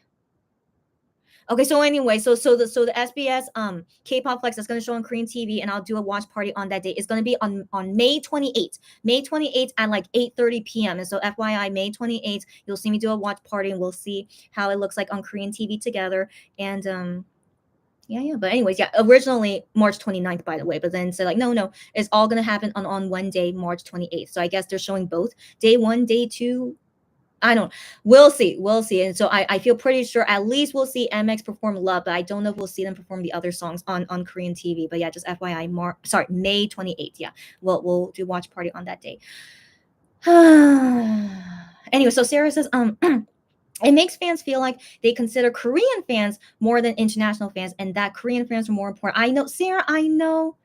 But I hope you understand why they consider Korean fans important. I hope, like, not that, like, I hope you understand why they should think it's important. So like yeah, I wish could be equal all around, but they were not made to be a global K-pop group. They were first made as an only Korean K-pop group, and then they just suddenly realized, wow, they're very popular overseas, so we should go to overseas concerts. That's basically what happened. They never intended for them to do anything overseas, and so yeah, so even from the time when they were made, it was only to do their best to be popular in Korea. And so now that finally they're being quite popular in Korea, they don't want to lose them. And it's very important to have a strong Korean fan base. I'm sure you guys know this. That's how they can win music shows. So yeah. So I hope you guys understand why. I do think they need to take better care of Korean fans. I know it's not fair, but I hope you guys understand why they should. And also, they're all Korean to begin with. Why would they not show more support for their own home country? So yeah, so I hope you guys understand that it's tough. It's tough, but they always love all the fans. Of course they do. Of course they do. But then just what they do in Korea and with Korean fans, it's not the same with international fans. You guys get what I mean? I hope you guys get what I mean. I know it sounds so offensive. I hope you guys understand. This is how it is for all Korean K-pop groups. Like BTS is a different story. That's the thing. But like BTS, they could do nothing in Korea. Like they haven't done an album since 2020, and they're still so freaking popular in Korea. You know what I mean? MX could never do that. So yeah, so BTS is a strong exception, but they're gonna have a new album next month, by the way. But yeah, but they're still as popular as ever. And so yeah, MX is not like that. They have to take care of the Korean fans. So. Yeah. Sherry says, I wonder how Wano dealt with all those broken hopes and dreams when he had to leave MX. I wonder too. When it was possible that he may not be able to come back. I wonder too. Like I always want to believe his friends and family, MX members included, they helped him through it. Why would they abandon him and not help him through it, right? So I always want to believe he had close friends around him and family to help him through it, and that he had to move on, and at least happy to be a solo singer, and not be like not like stop music in general. So, I'm still happy for him, how things turn out, but I'm sure it wasn't easy, of course. We were all heartbroken, of course, at that time. You guys know. Cherry says, but I love how Wano is so strong for going through it all and coming back. I completely agree with that as well. Yes. Lulu says, is that why Honey and Hyewon acted jealous when they went away the first time with their little list to think of them every day? Yeah, thank you very much for mentioning that. Thank you, Idol Radio. Not only fans are jealous, MX guys are jealous too. And this is a very typical Korean thing. And so, yeah, and it goes in line with the Perilla Leaf debate and everything. It comes from jealousy as well. And so I need to explain that one day in another live. And so MX guys always say this all the time too. when the fans look at other K-pop singers and they say, "Oh, he's so handsome," and like blah blah, like talking about other K-pop singers and stuff. MX guys always say, "Why you guys do that? We're not, don't do that. We get jealous and blah blah." And it's like, so then are you guys okay if we like, do other things to make you guys jealous? And the fans like, "No, of course not." It's like, yeah, so it goes both ways. Let's not make each other jealous. And I think that should be the best thing to do. It's like, that's why I'm always so mad at these fans. They're such hypocrites. It's like, you are not allowed to marry, but I can marry. They definitely have that mindset. And also that, I can look at other K-pop singers, but you can't look at other girls. I'm like, oh my God, it's like 1,000% unhealthy relationship, right? But this is sadly how like K-pop fans, feel entitled. And so anyways, MX guys do address it, but also try not to like make them angry. But like, it has to go both ways. We don't make you jealous, but you also don't make us jealous. And so they have said it many times, like they hope that, they don't like, look at other singers and like blah blah and like, wait for us well, and like, so that also makes me think, since they want to do it themselves, like the fans not leaving them to like, to like other singers, but they will also do their best to like, not make the Korean fans jealous as well. So it's like, yeah, a two-way street, that kind of thing. I know. This is so this again. If you guys ever get a Korean boyfriend, like, yeah, so this is something to deal with. And so, for me personally, with living in Korea for quite a long time now, I kind of understand this mindset now. Like, just kind of just came through to me the longer I've been living in Korea. But yeah, jealousy can be both a bad and good thing. And I also talk about it with my Korean friends as well, and like getting their mindset as well about, a healthy amount of jealousy. Yeah, I know this is something I need to teach you guys in the future, and like, yeah, and hopefully I can have my Korean friend like join in the conversation. And so, yeah, one day. But yeah, I hope you guys understand. Yeah, it goes both ways. MX guys, of course, getting jealous of the fans as well. Um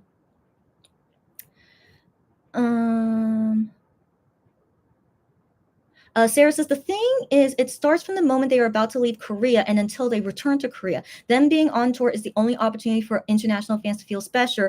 To feel special, to feel special. But it's still about Korean fans. I know. But yeah, but Sarah, I don't know if you heard my comments already, maybe before you wrote this comment. But yeah, in the past they were not like this. Okay, in the past they were not like this. But I always thought it was kind of dangerous to do because that's why they don't have a big Korean fan base. But yeah, I know it sucks, but like let's be real though. And Sarah, I hope you agree with me. It's like if they cultivate a strong international fan base but have a weak Korean fan base, they're not going to do well.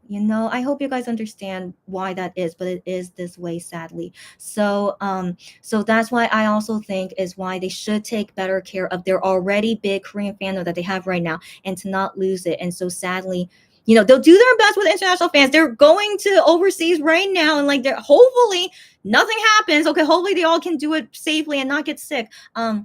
But yeah, with these rare ties that they can go overseas, and of course they love the international fans a lot, but they will always make sure to not forget about Korean fans. And because of, I hope you guys understand. I know it's so offensive. I know, I'm so sorry, guys, but every time I think about it, it's like this is the way that they should be. Yeah. But they could choose not to be. They could. That's fine. But they're gonna see the consequences of it. So yeah, I want them to do what's best for them, and I want to believe they're not faking it about the attention they want to give to the Korean fans, because they're Korean as well. So surely, again, the two-way street, like, I'm not going to make you jealous and you not make me jealous. So surely, they also feel the same way of like why they need to be this way with the Korean fans. So yeah, so I hope you guys can understand. But guys, even if you come to Korea and you're technically a Korean fan, if you move to Korea and be a fan here, because I'm speaking as like a foreigner here living in Korea, right? But even though like I feel like a Korean, I'm ethnically Korean, but I mean, I can't say it's really fine. I mean, it's like, I never feel like that I'm better than other fans. I never feel that way. It's like I just see it as like, they're, we're living together in this country. We're, the same ethnicity, and like, I just see them as like, yeah, we're in the same country together, and just I don't know. It's just like it's like if you guys or any Americans, and like you're in the same country as these American singers, and so when they say to fans, it's like we love our fans. Like they're mainly addressing to American fans. You know what I mean? So like even though I'm their fan as well of an American singer, but I'm in a different country, it's like I don't relate with it, but I don't really get bothered by it. It's like, I still like your music, but I do understand that you're mainly talking to your American fans, and I'm just like, and I'm just a fan here in Korea, and just whatever. Like, guys, I'm still waiting for Backstreet Boys to come to Korea, but I know they're not.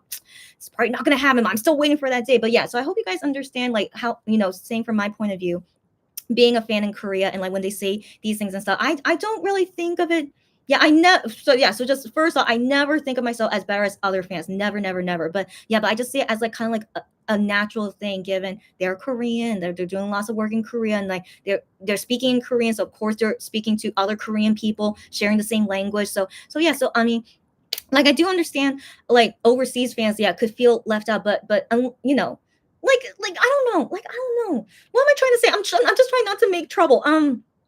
Yeah, just because of the language barriers, like as much as they want to give more love to international fans, but like they're saying things to international fans in Korean, but it's like, can they be understood? I don't know. I just I hope you guys can understand where I'm coming from. Sorry, I'm not really making sense anymore, I know. But yeah, but I just wanted to share my own experience, and then also like with American singers, but I'm in Korea, if I'm a fan of them, just trying to get from that kind of perspective as well. So yeah, so I just feel like it doesn't really make too much sense that MX guys, who are a Korean group, Korean guys, to give more attention to international fans. Yeah, yeah, that's kind of weird, right? But then again, when they go to an international country, they should be, being like, oh my gosh, saying everyone here, like, yeah, at long time no see, happy to see you guys here, blah blah blah, and all that stuff. But when I went to go see their concert in USA, there's still something missing. I don't know if you guys have ever felt that way, but if you guys can ever compare seeing them in Korea and seeing them in a foreign country, there's always something missing because of the language barrier. I always felt that way. So like I always prefer to see them in a Korean concert, because it's just like they're so like natural at it, and they're so like it's just like that's just the way it is, just the way they're in their home country. They could speak Korean as much as they want. Everyone there understands them. So it's like it's just such a different feeling. Of course they love all the fans, but it's just it's a different feeling. And so yeah, so anyways, even abroad, I see them totally love all the fans. Of course they do, but it totally feels different compared to when they're doing a Korean concert. So anyways, guys, I hope you understand where I'm coming from. I don't want to offend anyone. I'm always really, really worried about that. But yeah, I hope to Okay, let's move on. Okay. Cherry says, jealousy is one of those songs that never gets old. Cherry, thank you for this small side topic. Jealousy is what made me into a Mon Bebe, and that song will never get old for me too. It is like 10 out of 10. By the way, that's a 10 out of 10 song for me. And can never get old. Got that right. And I hope they never perform Jealousy, in all honesty. Like I cannot see them perform it not without all seven, especially not without Wano, so yeah, I hope they never do that unless they become MX7 again. Yeah. And I'm okay with that. I'm really okay with that. Yeah. Cherry says, I get it though. Cherry, you get me? Okay. She says, I get it though, because even though MX is popular overseas too, which is very rare for any K-pop group, yeah, but they are a group from South Korea. They have to thrive in their own country too. Thank you for getting what I'm saying. Yeah, thank you. Yeah, that's yeah, that's what I'm saying. Yeah. Sarah says, yeah, but they don't really do the same for international fans. But do you expect them? They should. Fans are upset since K fans are already getting more than anyone else, but they get the members' attention when MX are abroad. Yeah. I know. I see what you're saying. I know. Yeah. I mean, again, they used to be like that. They used to be like that and just ignore Korean fans for like months. So anyways, I think they learned from their lesson. I really think so. Given their fandom is so much bigger now in Korea, they have to do what they have to do. So yeah, but I don't want to believe they're really like ignoring international fans. I don't ever want to believe that. I'm sure they're still giving as much love as they can, as much as they can. But like I just mentioned earlier, how they act with international fans, especially in a different country, is so different from how they act in a Korean concert with Korean fans. So yeah, so I just can't imagine how it could ever be equal.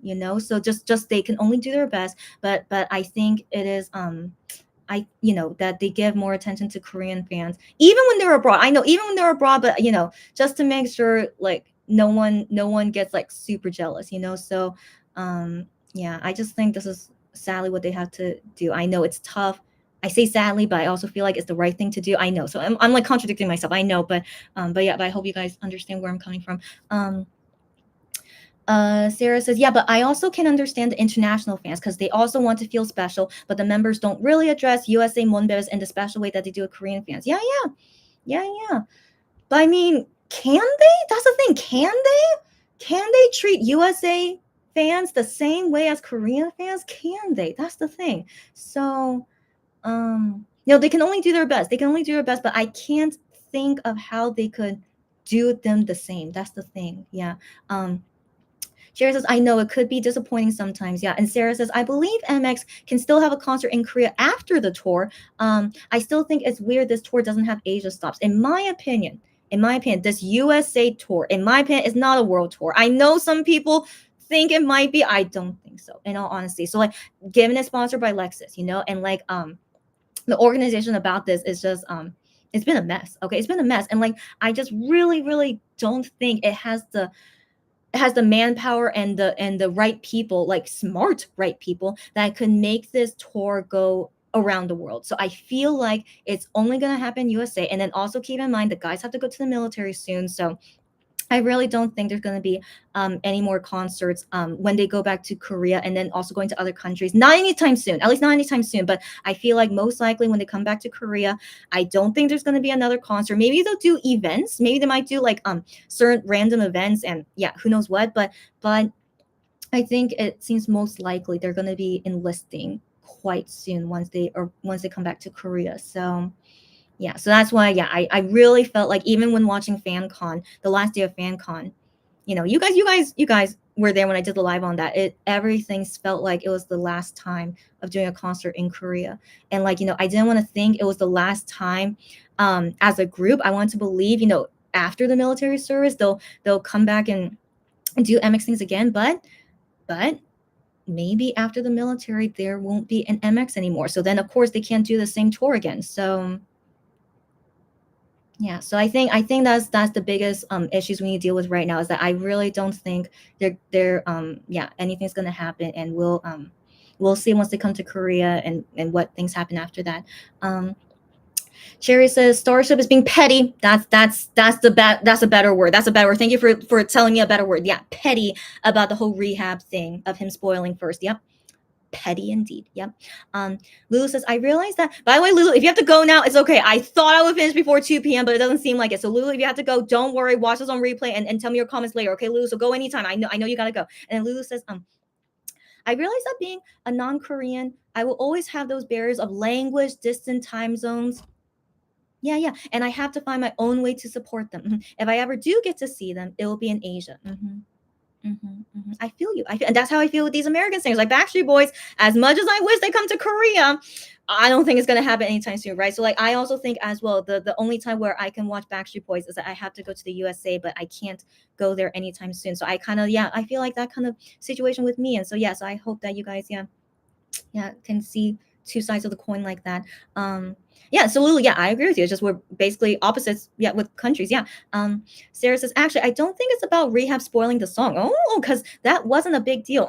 I don't know. Starship says, Starship USA team don't really promote anything. I mean, that's true. Think about MX Snoop Dogg and then MX with Yarta. That's right. Those weren't promoted. That's right. That's a good point. Thanks for mentioning that. That's a good point. With any of their past collabs, they never promoted well. But girlfriend, don't forget, Play It Cool with Steve Aoki. They promoted that like crazy. Why? But yeah, Play It Cool, promoted like crazy, and then with Ain't About You with what's her name? Kiara? Is that her name? Sorry, I totally forgot her name. But yeah, they promoted that one like crazy too. So I don't know. They're just, whatever's their reason. But given this was a song in the album, which Play It Cool and Ain't About You, it was a song in the album, while Snoop Dogg and Yarta, those were not in an actual MX album. So I can understand maybe that's why they didn't want to promote them. But Rehab Song is in an MX Korean album and they do not promote it. Isn't that weird? That's stinking weird, right? So like, now that I think about Steve Aoki, Play It Cool, that was the first time they did a collab in an MX album, if I remember that correctly, right, guys? Yeah, it must be. And also Ain't About You, it was in one of those album as well. So yeah, So this is the first time a collab in an MX album did not get promoted. So that's why I'm still thinking, what's different? Maybe they're petty about him. That's all I could think about. Hmm. I mean, think about it. They performed it at FanCon. They performed at FanCon, so I want to assume they were planning to promote it because definitely, they knew the set list for FanCon weeks in advance, and so they didn't want to change it, last minute just because they're paid about rehab. So they still performed "Burning Up" at FanCon. So I want to believe they did plan to promote it, but Starship seems like they're being petty. Mm-hmm. Mm-hmm. Just my guess, though. Just my guess. But Sarah, hope you understand where I'm coming from. But yeah, but you made a good point, though. That's the thing. That's a really good point. But yeah. Sarah says, huh? Yeah. Well, what? Guillaume literally wore the same outfit he wore for music shows promote. Yeah. Not literally the same outfit. Okay. So the music bank outfit it was the same crop jacket. The pants were different. Yeah. So the only thing the same was the jacket, but the outfit in general is quite similar to what he wore at the Germany concert. Yeah. And so yeah. How is it that him being more revealing? Again, these are teenagers. I want to believe these are teenagers making a big deal about, oh my gosh, they're showing more skin in Germany. I'm like, but anyways, it's all good. Guillaume shot them down as well. But I'm like, unless they took off their shirts, that's the only thing that's more revealing than in Korea. Okay. But like, I want to believe they're not going to take off their shirt, but if they do, then guys, that's going to be an issue. Okay. Like not in terms of like, about them seeing their skin, but I mean, Korean fans will make a big deal about it and get mad about it. I know, sadly they will. And so anyways, so as long as they don't do anything that crazy, yeah, surely everything will be okay. But I don't know. MX guys are being wild because they're showing shirtless selfies on their bed. At least it's only Gian and I am for now, but I'm just like, guys, it doesn't amuse me. Okay, well, I'll talk about it in a bit why it doesn't amuse me. But yeah, and yeah. So guys, like just keep in mind, teenagers. I want to assume they're teenagers, but maybe they could be 20s and 30s acting like teenagers. Okay, so let's just say mindset as teenagers. These kinds of fans, they exist, of course, yeah. And Amex have to walk on eggshells knowing that they have fans like this, and I'm sure a lot of them are like this. Oh, where did I leave off? Oh no. Okay. Lulu's like feeling like a psycho. Are you quoting Red Velvet? Yeah.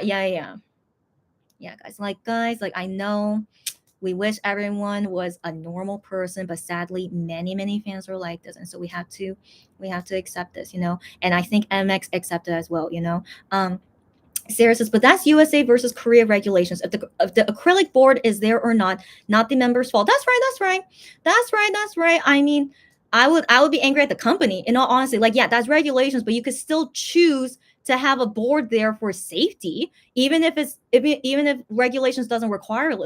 But I'm like, wouldn't the company want to be safe? But yeah, so I would blame the company in that sense if they really don't want to have a plastic board. That's so irresponsible. But anyways, yeah, but regardless, yeah, the fans won't be mad about the members, of course not. If I can just imagine the Korean fans being jealous, like they get to have skin interaction in USA, and they're just like, yeah, we can't do that in Korea. But of course they're gonna be jealous. It's like you guys get me right? Yeah, of course they're gonna be jealous. Yeah. Lulu says, yeah, I don't know how those high touches are going to work at these venues.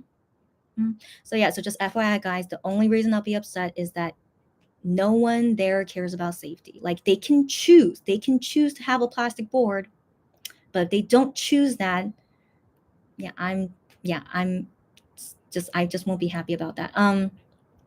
Sarah says, my sister showed me that track list for the new BTS album, and it seems like 90% is also, yeah, so it's like a big old album of like all of their songs. So guys, I have a feeling BTS might be preparing for the military too. I honestly, if they get exempted from the military, it's not going to look good on them, in my opinion. So anyways, I want to assume they're also preparing for the military, and so they're doing this big old album of all their songs, and that's just a few new songs that, yeah, makes me think this might be the last album before they enlist in the military. We'll see. Yeah, but it's BTS, so I'm sure that album will still sell like crazy. Of course. Yeah. And also, I just think if maybe this is the last one before they enlist. Yeah. So also making lots of money. Yeah. Sarah says, I understand both sides. Okay, okay. I know why MX are doing it, but I also understand why other non-Korean fans can feel that way they are feeling. Yes, yes, yes. And again, I totally understand that too. Like both sides just not feeling happy. I understand that as well. And so that's why I also mentioned like how can we make it everyone happy? I think that's impossible, right, guys? Right, guys? So sadly, one has to be preferred over the other. And so that's why I think it makes sense why it would go more the Korean way because they're Korean people, Korean group. They're popular in Korea matters more than the international popularity. And so yeah, that's I'm not saying like anyone's feelings is like wrong or right. Like, I don't agree with it. That's the thing. I don't agree with it. But I mean everyone's entitled to their own feelings. But I feel like, yeah, if I were MX guys and also if their company was thinking this way too, is that they have to care more about Korea. And I hope that they do so that they don't go backwards from how they grew during this pandemic. You know what I mean? So yeah. Um Sarah says idols shouldn't fear to lose their domestic fan base for giving attention to their international fans too for a short and limited time. Yeah, yeah, it's sad that this is the reality. Yeah, yeah, I know, Sarah. It sucks. It sucks. But that's the reality. Yeah, that's the thing. Yeah, I know. I know. Yeah. Lulu says, I have the pre-show for Only Musical. Yeah, yeah, yeah. Oh. She says, sadly, no English subtitles. Oh my gosh. Did they say it was gonna have English subtitles? But just not for the pre-show, I guess. Okay, yeah. Lulu, feel free to update us anytime. But if you have to go, of course, don't worry, because I swear I need to go, guys. It's already 2 p.m.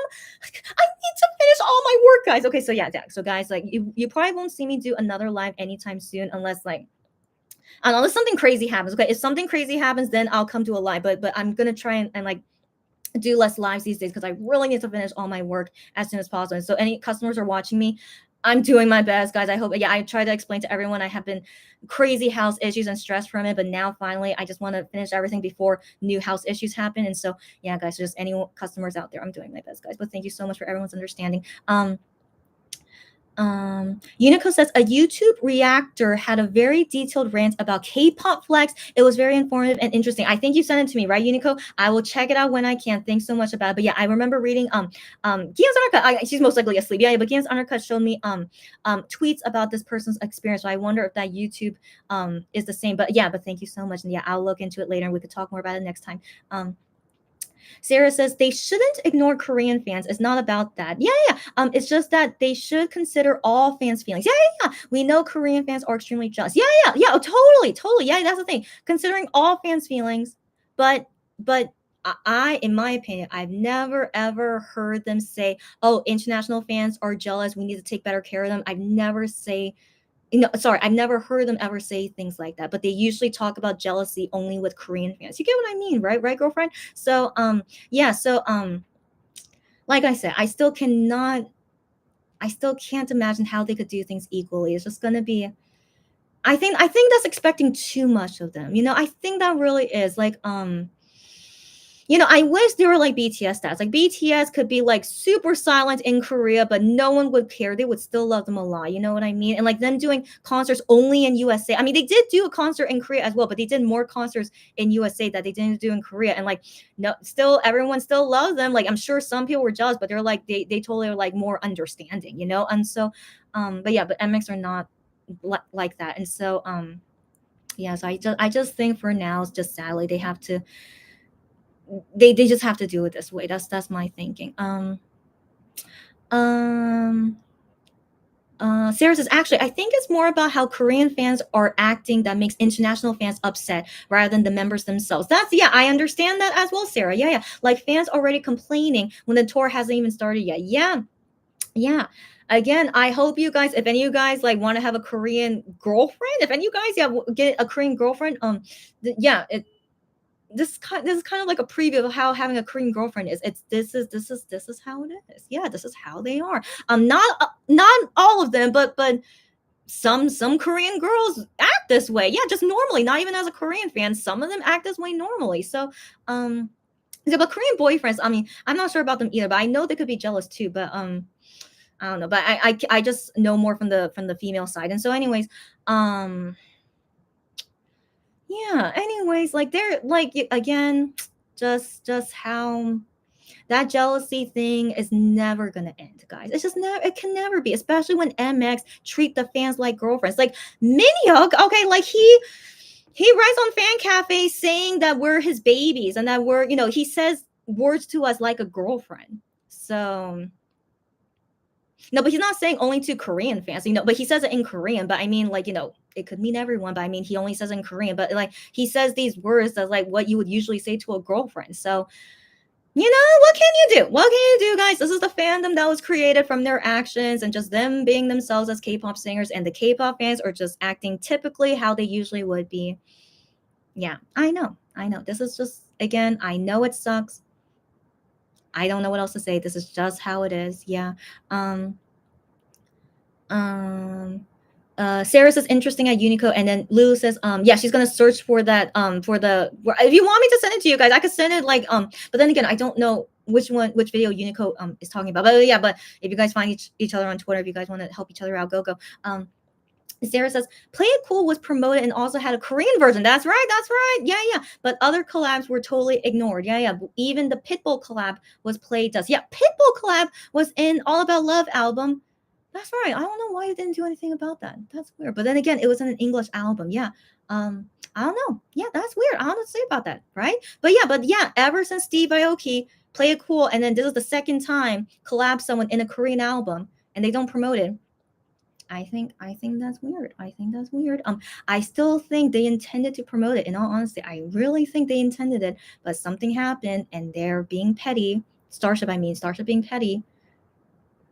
That seems like it to me. In all honesty, yeah. And also the members, they never talk about rehab. If it was okay, and like Starship wanted to promote it, but the members never talked about rehab. Even in that burning up Mon channel thing, they still never talk about rehab in it. Never mention his name. So guys, it seems like it's on purpose, right? It seems like it's on purpose. Why would they never mention his name?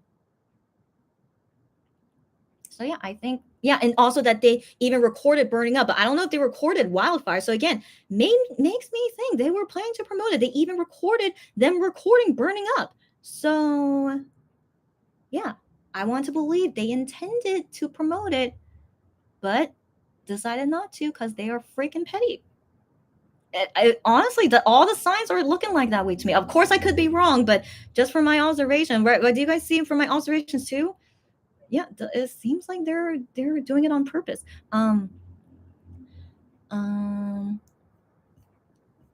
Lulu says also the Latino artist they collaborated with. Yeah. I was very, very disappointed about Magnetic. Yeah, Magnetic. I don't know why, but then guys, Magnetic came out after 1O left, so I had a feeling maybe because of the whole 1O thing, they planned to promote it. I hope they did. I hope that they planned to promote it because yeah, it had a music video, but they weren't in the music video. There was like their the paper doll, but anyways, yeah, but I had a feeling if maybe because of the 1O incident that they decided not to promote it anymore. So yeah. So we don't really know much about the Magnetic thing. That's true, but that's just bad timing. Yeah. Sarah says, let's not talk about In About You promotions because they did want to really dirty with that. What did they do? They promoted over Lose. That's right. But yeah, so yeah, so they promoted In About You a lot, and I was like, okay, but that's the thing. They promoted it more than Lose. Yeah, aka the USA company. The USA company did not care about Lose.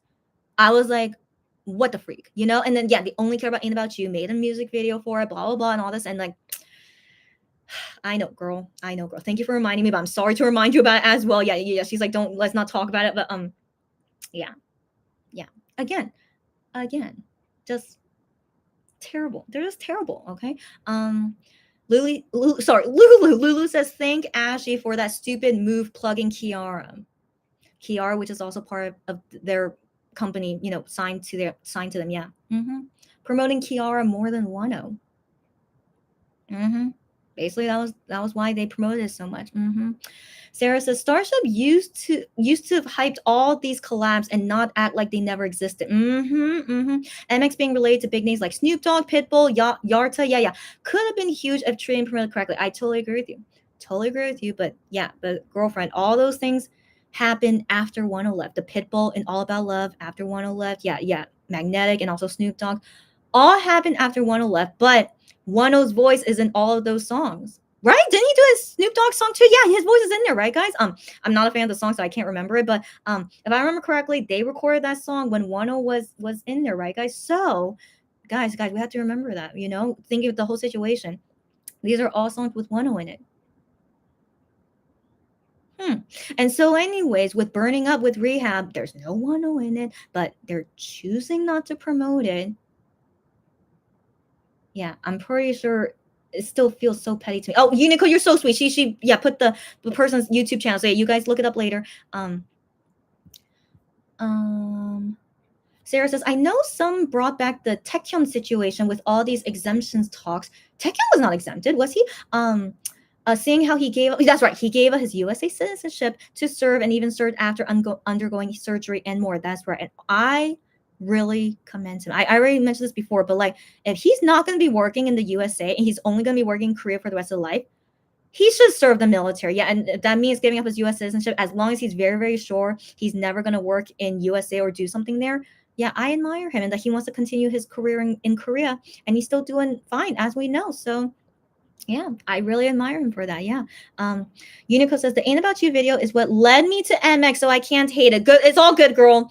It's all good, girl. So that means their promotion of Ain't About You like helped you to join our fandom. It's all good. Happy to hear it had some positive after effects like you, Unico. So welcome here, and also that we met you here. So welcome as always. Yeah, no worries. But yeah, so since that made you into a fan, you probably didn't know that the deeper things behind is that they promoted it way too much, way more than the Korean title song Lose, which is from that same album. And so yeah, so I remember I was like, why? Just so Unico, you already can tell, like, we all hate Starship and the USA company. We just hate all the companies that Starship is under. Sorry, we hate all the companies that MX works for. Yeah. So but anyways, what can we do? Some positive could happen. Thank you for joining the fandom, girlfriend, and welcome again. Yeah, Lily, you gotta go. Of course you gotta go. Yeah, the musical star momentary, and we will hear your review later, girlfriend. Go, and see you next time. Yeah, Lulu says good day and good night, everyone. YouTube, I have a great time. Yeah. Sarah says enjoy at Lulu, and then Lulu says, I can. What do you mean I can? I can? Oh, sorry, but Lulu's already gone. And yeah, and Cherry says bye. Rim, hi Rim. I'm gonna go soon, by the way, but happy to see you here, Rim. And Unico says MX needs Korean Monbibis for battle. Sorry, I can't talk. I'm so sorry. Okay, MX needs Korean Monbibis for better digital and music show wins. Exactly. As you guys know, we're all like, we want them to win music shows, but that's the thing. As no matter what, if they're super popular overseas but not popular in Korea, they're not going to win music shows. And so yeah, so I think in general, yeah, focusing on the Korean fans. Yeah, you guys get me. Yeah. Sarah says Korean Monbibis are getting the most than USA Monbibis and other international fans. Of course, and cannot relate. I totally understand. I know. I see everything played from afar. I just see all sides. Yeah, I totally understand. Yeah. And I speak, as a fan here in Korea, and like, yeah, it's just, but I don't have that jealous mindset. It's like, yeah, you guys, they're working no matter what, they're working, and then I can only attest to that time of 6 months when they did nothing in Korea. It just felt kind of weird, like, because I love them so much. That's why I didn't feel myself wavering. But I can totally understand someone who just became a Monster X fan, but then they leave the country and like don't do anything in Korea for 6 months. I can imagine those fans leaving. I totally could have left. I could have, but my love for them was so strong. That's why I'm still here even until today, as you guys know. So yeah, so it's that's another thing. Korean hearts sometimes are fickle, especially when it comes to K-pop groups. Not many of them are loyal, guys. That's 1,000% fact. Not many of them are loyal. And so yeah, so the group has to do their best to make the Korean fans happy, and that at any moment they could leave. Of course they can. So yeah, it sucks. I know it sucks, but I hope that everyone around the world, even Korean fans, I hope everyone can understand the situation, and I hope Korean fans would stop feeling entitled. That's the thing. I do not approve of that at all. Like, they should not be feeling entitled to anything, especially with like, I can marry someone, but you can't marry someone. That kind of entitlement, it's no. So just any kind of entitlement. Yeah. I really hope they stop it, but given the fan culture, it's probably not going to end, guys. So that's why I just say we have to accept it as it is, and I just hope whenever the MX guys marry someone that only the true fans will stay. You know what I mean? And so yeah. So anyways, yeah.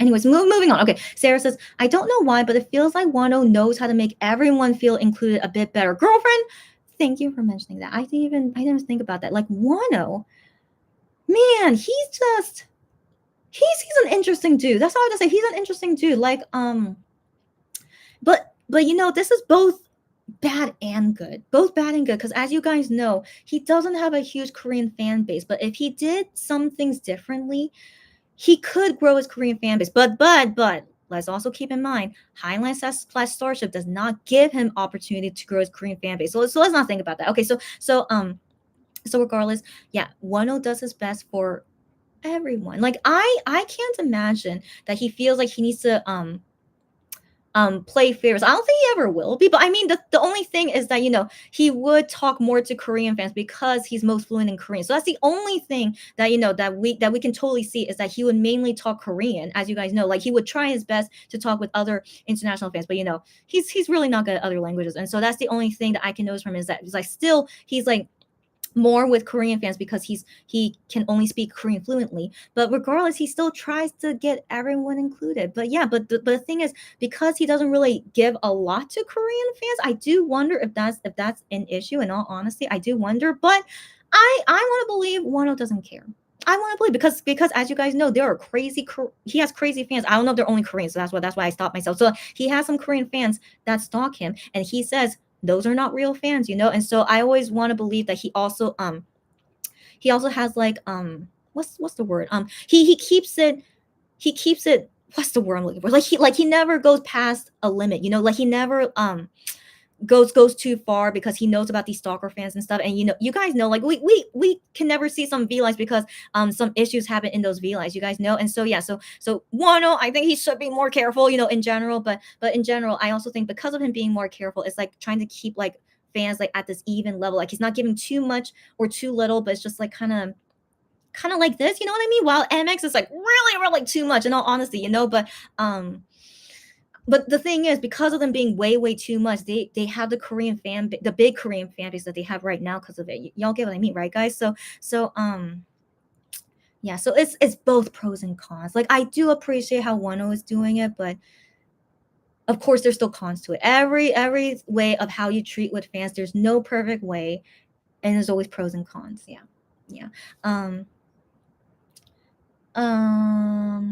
Unico says, do you think the rest of the members will enlist together? I hope, but I don't know if it will happen.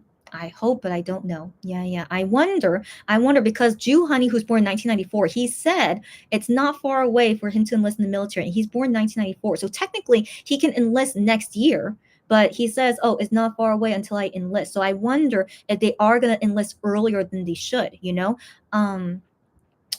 But we don't know. But that's my hope. I hope they do enlist together and that they come back together. But Monster X might not exist, when they come out of the military. So that's why I don't know how exactly I would feel if they do enlist together or not. And we'll just deal with it once it happens. Yeah. Sarah says, totally, we all know how important their domestic fans are. Yeah. I'm glad you guys understand that too. And like just like I hope like no one sees that as like a bad thing. That's the thing I was hoping with what I was saying. So yeah, I hope you guys understood what I was saying. Sherry says he sort of does. Yeah, weenies rarely feel excluded. The company that makes weenies feel excluded. 1,000%, Sherry. The company excludes the fans, but Wano is the only one that keeps us together. You're exactly right. And that's why I also feel like he doesn't really go all in. He still like has like a limit with everyone, with the fans. But I think he's doing fine. Yeah. Sarah says, it's not only the USA team. It really felt like Luz was suffering from lack of promotions. Even the bare minimum treatment wasn't given. I'm trying to remember Luz promotions. I'm trying to remember. So did he perform 2 songs on music shows, if I remember correctly? Well, Luz was such a long time ago, but I remember seeing Luz on music shows. I think it was only for 2 weeks or 3 weeks. I really can't remember, but yeah, but I just remember I was like, why are they caring more about Ain't About You than Lose? I do remember that. I do remember thinking that, but I'm like, oh, what can we do? And yeah, yeah, and like just again, Highline Starship just never caring. Yeah. Delaney says, I have a strong feeling that Wildfire is going to be promoted a bit because it's in English. That's right. That's right. I totally forgot about that. Like, again, guys, do you guys remember me thinking that Hyungwon was speaking in Korean in Wildfire? Oh my gosh. Yeah. By the way, Honey also made fun of it. He's, when they were, when he was saying, when they were listening to Wildfire at Idol Radio, like he was saying the words in Korean, like how he heard it. Like it didn't sound like English thing. He's like, Hyungwon, it sounds like you're saying like blah, blah, blah in Korean. I'm like, does he think the same as me? Which is very interesting. But yeah, but anyways, Wildfire, except for the rap, except for Honey's rap, is in Korean. But yeah, they could perform Wildfire, but that's weird. They don't perform Burning Up. That would be weird. I wonder, would they really not perform Burning Up? Yeah, we'll have to wait and see. Yeah. Sarah says the MX Snoop Dogg collab was for the SpongeBob movie. It was a short song, but I don't think one was part of it. Oh my gosh, get out of here! Because do you guys remember that famous photo of his when he's posing in front of SpongeBob? I assumed he helped in the song. Do you guys think they edited out his voice then? Which is very disappointing, but also still they would not promote it. In all honesty, they still wouldn't because maybe they had to like mention about Wano, but anyways, yeah, I just have big suspicions about that. Yeah. Sarah says agree, and then Unico says, I love Wildfire. My fave line is Hyungwon's "I found my doom." Most fans like that part, and you like it too. Yeah. That's again Hyungwon, great song maker. Sarah says, I don't hate Ain't About You. I hate the treatment Luz was getting. I get you, girl. Yeah. Sarah says, I saw some fans wonder if we are to expect some surprise collaboration on the tour.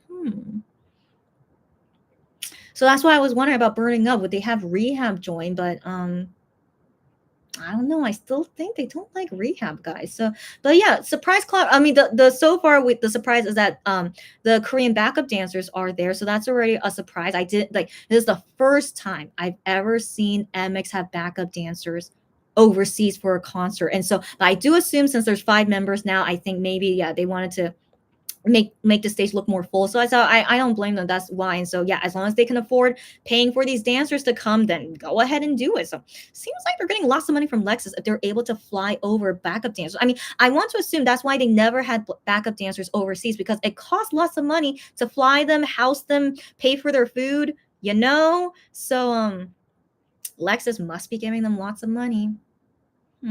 So okay, well, yeah, so surprise collaborations. I don't know. We'll see, depending on how they use this money from Lexus. We'll see. Yeah. Sarah says not because again, if they do have a collaboration with someone, they have to pay for that person as well. So do they really have that much money? We have to wait and see. Yeah. Sarah says not having a big domestic fan base is not on him. Yeah. It's 100% on Stars of Highline for blocking him from the Korean public. I do agree on that. Yeah, I do agree on that. Yeah, girlfriend, I do agree on that. Yeah, but just I just wonder though. If like he does what MX does, like being super doting on the Korean fans, just doing everything that MX does, which basically had them, all the fans be interested in him. So I do wonder if Wano decides to do that, like, would more fans be like interested in him? But then again, Starship and Highline not giving him the promotion that he needs in Korea, that's a big part of it as well. So I wonder, even if Wano does that, would that mean anything? But I'm just curious though, because just what a typical Korean fan is like Wano's Korean fan base, in my opinion, just based on each comeback ever since Open Mind, it seems like there's less Korean fans every single comeback. And so I wonder if maybe if Wano does more fan service. I know it's really sucky, but fan service is a big thing of being a K-pop singer, of keeping your fans. That's why MX are doing so well about it, and also not making them jealous. And so anyway, so I just do wonder if Wano did how MX does, or did how he originally was when he was an MX, of being super loving and stuff. If maybe that could that would change, but I don't know. I still blame of it. Majority is on Starship and Highlight, of course. But it's just so interesting. He had so many fans, because coming from MX, of course. But it was like super super big how it was an open mind, and then just slowly even until now with Eye on You, it's just I can tell it's really a lot smaller. So um yeah, anyway, so yeah, so I just always wonder about that. I do wonder, since fan service is a big thing for Korean singers. But again, I want Wano to do what he's comfortable with. If this is what he's comfortable with, I'd rather he do this than like having to do anything else. Of course not. But I just wonder. I just wonder. I don't want him to do anything he doesn't want to do. But yeah, but this is where we're at with Wano.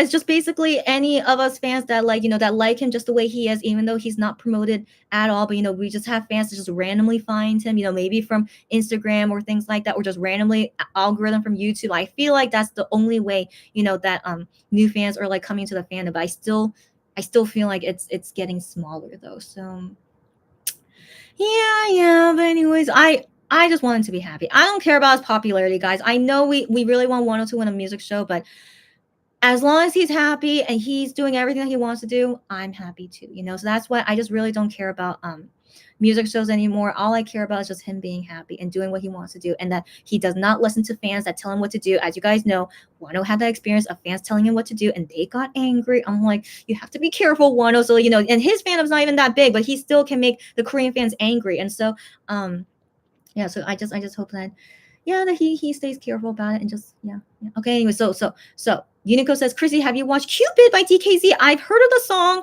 I've seen them perform on music shows, but I don't think I've seen the music video. But I think it's a cute song. I think it's a cute song. They're cool guys, but I'm not like super into them. But I just think it's a cute song. That's it. Yeah. Sarah says, Wano gives a lot to Korean fans. He does more than what the company allows him, and pushing forward to get more opportunities, but he still makes I fans feel included somehow. Yeah, that's right. That's right. So here's the thing. I don't know what's going on behind the scenes, right? Because how is he able to get all these like new variety shows that he's been doing? I don't know. I'm really, really curious about that. Like, I don't think Wano is the one contacting them. If it is, he should not be doing that. But if he is the one personally contacting these people and not Highline Starship, but the thing is, Highline and Starship has to allow it as well. So I feel like he's always been blocked. Even if he does like find people that want to collab with him, they always block him. But for some reason, they're allowing him to do these variety shows now. But I don't know why. But then they also allow him to do this musical. I don't know, guys. It's so weird. I don't know what's going on. I don't know what's going on. It's super super weird. Yeah, but anyways, in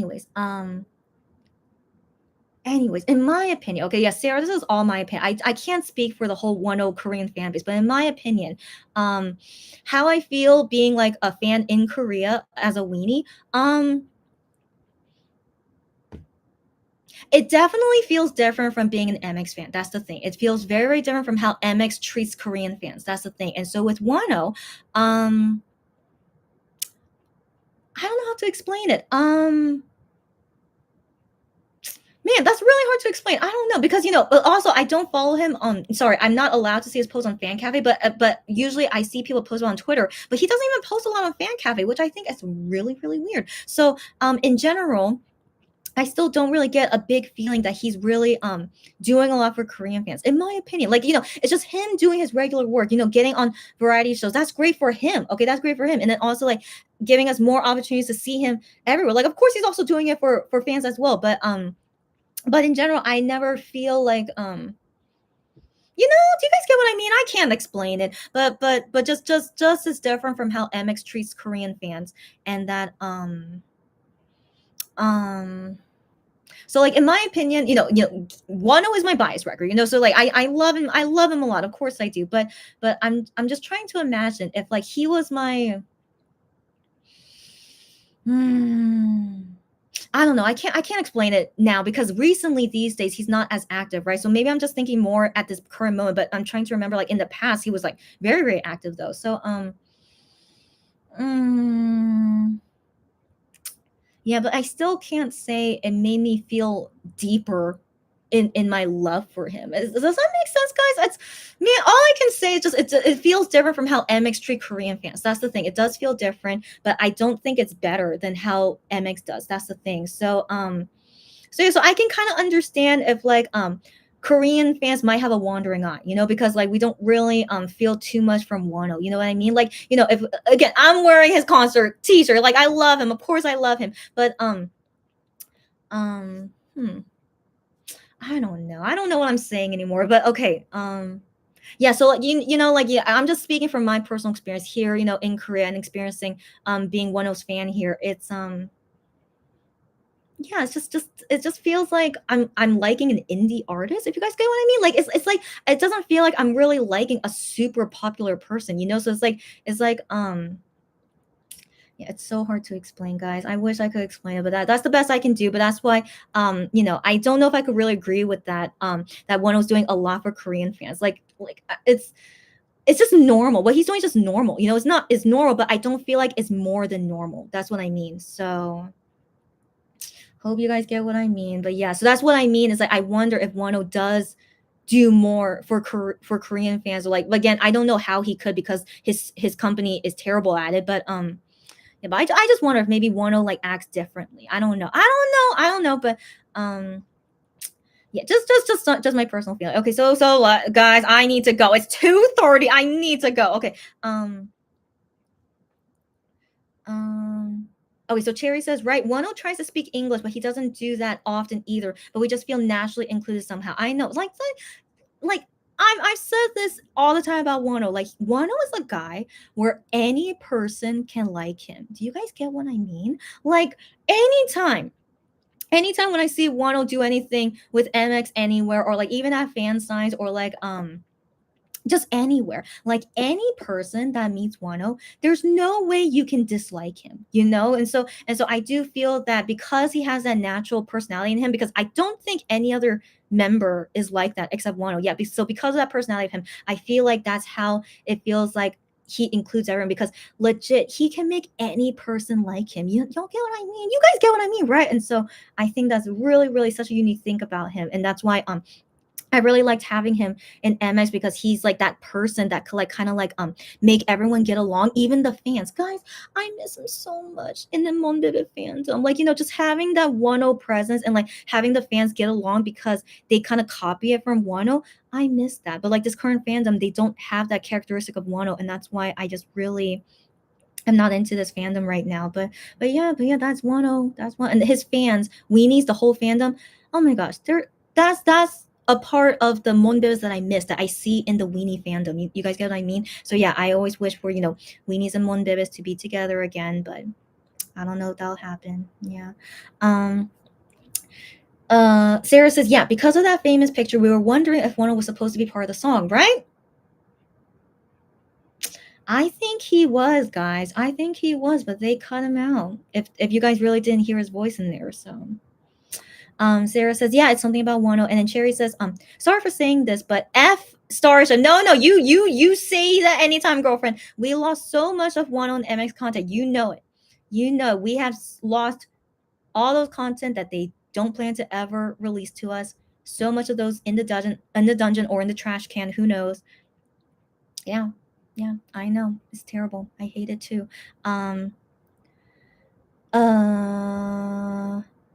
Cherry says, because Wano, it explains everything. Okay. I'm not sure if I'm following you guys' conversation anymore, but it's okay.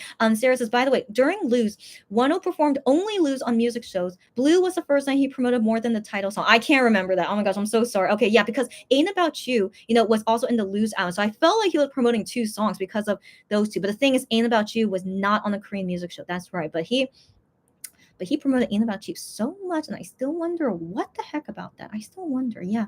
It must be something he had to fulfill in his contract or something, because that's the only time he ever did a collab, and in future albums that has never happened again. So it makes me think it was just a contract thing. Yeah. Unico says, Chrissy, did you watch any of the cooking vlogs from that one channel? Not yet. I should watch it when I have time. I don't know when, but like once I finish all my work, I need to see all your tweets, girlfriend. I know. And she said, I spent almost an entire day binging on those vids. Oh my gosh. If it's gonna make me binge, then yeah, I need to wait until I finish all my work. And yeah, one day if I see your Unico, I'll tell you my review about everything after I see everything. But wish me luck, girlfriend. Sarah says, also, it's hard to grow a fan base as a solo artist. That's exactly true. Way, way harder as a solo artist. Yeah. That was never really promoted to the public and had to rely a lot of his existing fans. That's right. I feel like his fandom is existing fans like me, that's liked him ever since Monster X. But then I feel like many of his fans that liked him in the past, might have left. Again, I can't blame them. But yeah, so that's why I just as each comeback, why things don't seem like it's getting bigger. While with MX, we can see with each comeback it gets bigger and bigger, as you guys know. But Wano, not really, so that's why I just have my suspicion on that. Yeah. Cherry says Wano isn't as active as he used to be. Yeah. But you can feel the difference between MX Wano and solo Wano 1,000%. Yeah. Wano and MX versus solo Wano. Yeah, he's still the same Wano. So like let me make that clear. Like his personality, his demeanor, his basically Wano as a person is the same. Is the same, definitely. But him as this public figure, celebrity, singer, like he's not Monster X Wano as part of a group. Him being in that group defined him. Even though he's his own member, but the group defines him. And so him without the group, and it's only him, it's so different. It's so different. But the thing is, like, I love him just the way he is. Like, not him as a musician. I love him more, the most as a person. But yeah, but I of course still support his musical career. As you guys know, I of course still support it, but I will always prefer MX10 more than solo 10. So yeah, I've always noticed the difference, but I still support all of Wano no matter what. Yeah. Unico says, if anyone wants to watch those, yeah, she said the channel name. You guys are curious about that. Sarah says, Wano is not 100% how he was before. Yeah, everything that happened. No, sorry. So he was not 100% how he was before everything happened, and I can't blame him. I'm the same. Yeah. Cherry says, Wano feels more private now than he used to be. I think you're right. Given this, yeah, that he's like being more careful not to like make another big issue happen, so yeah, so that's why I also think after that whole incident he really overall changed, how he should act as a celebrity. Yeah. Delarian says Wano's English is improving. That's right. When I saw that men's health workout video, I still have not seen that. I know, guys, I'm so terrible.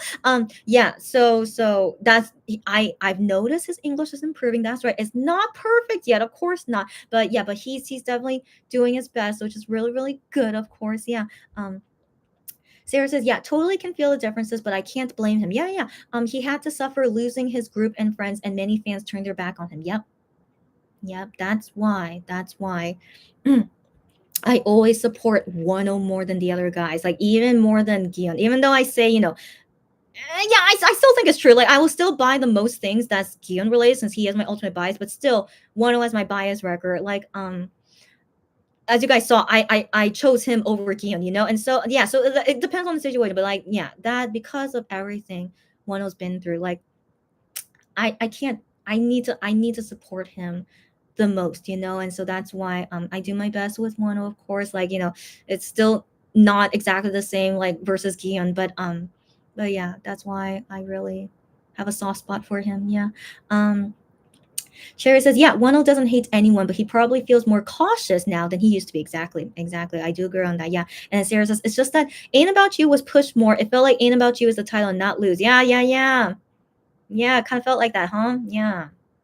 I don't know why they did that. But stupid. Got that right. Yeah. And then Sherry says, weenies are soft but so strong. Yeah. We feel like we represent Wano well. That's right. We are loving soft, but we are also just as strong and protective.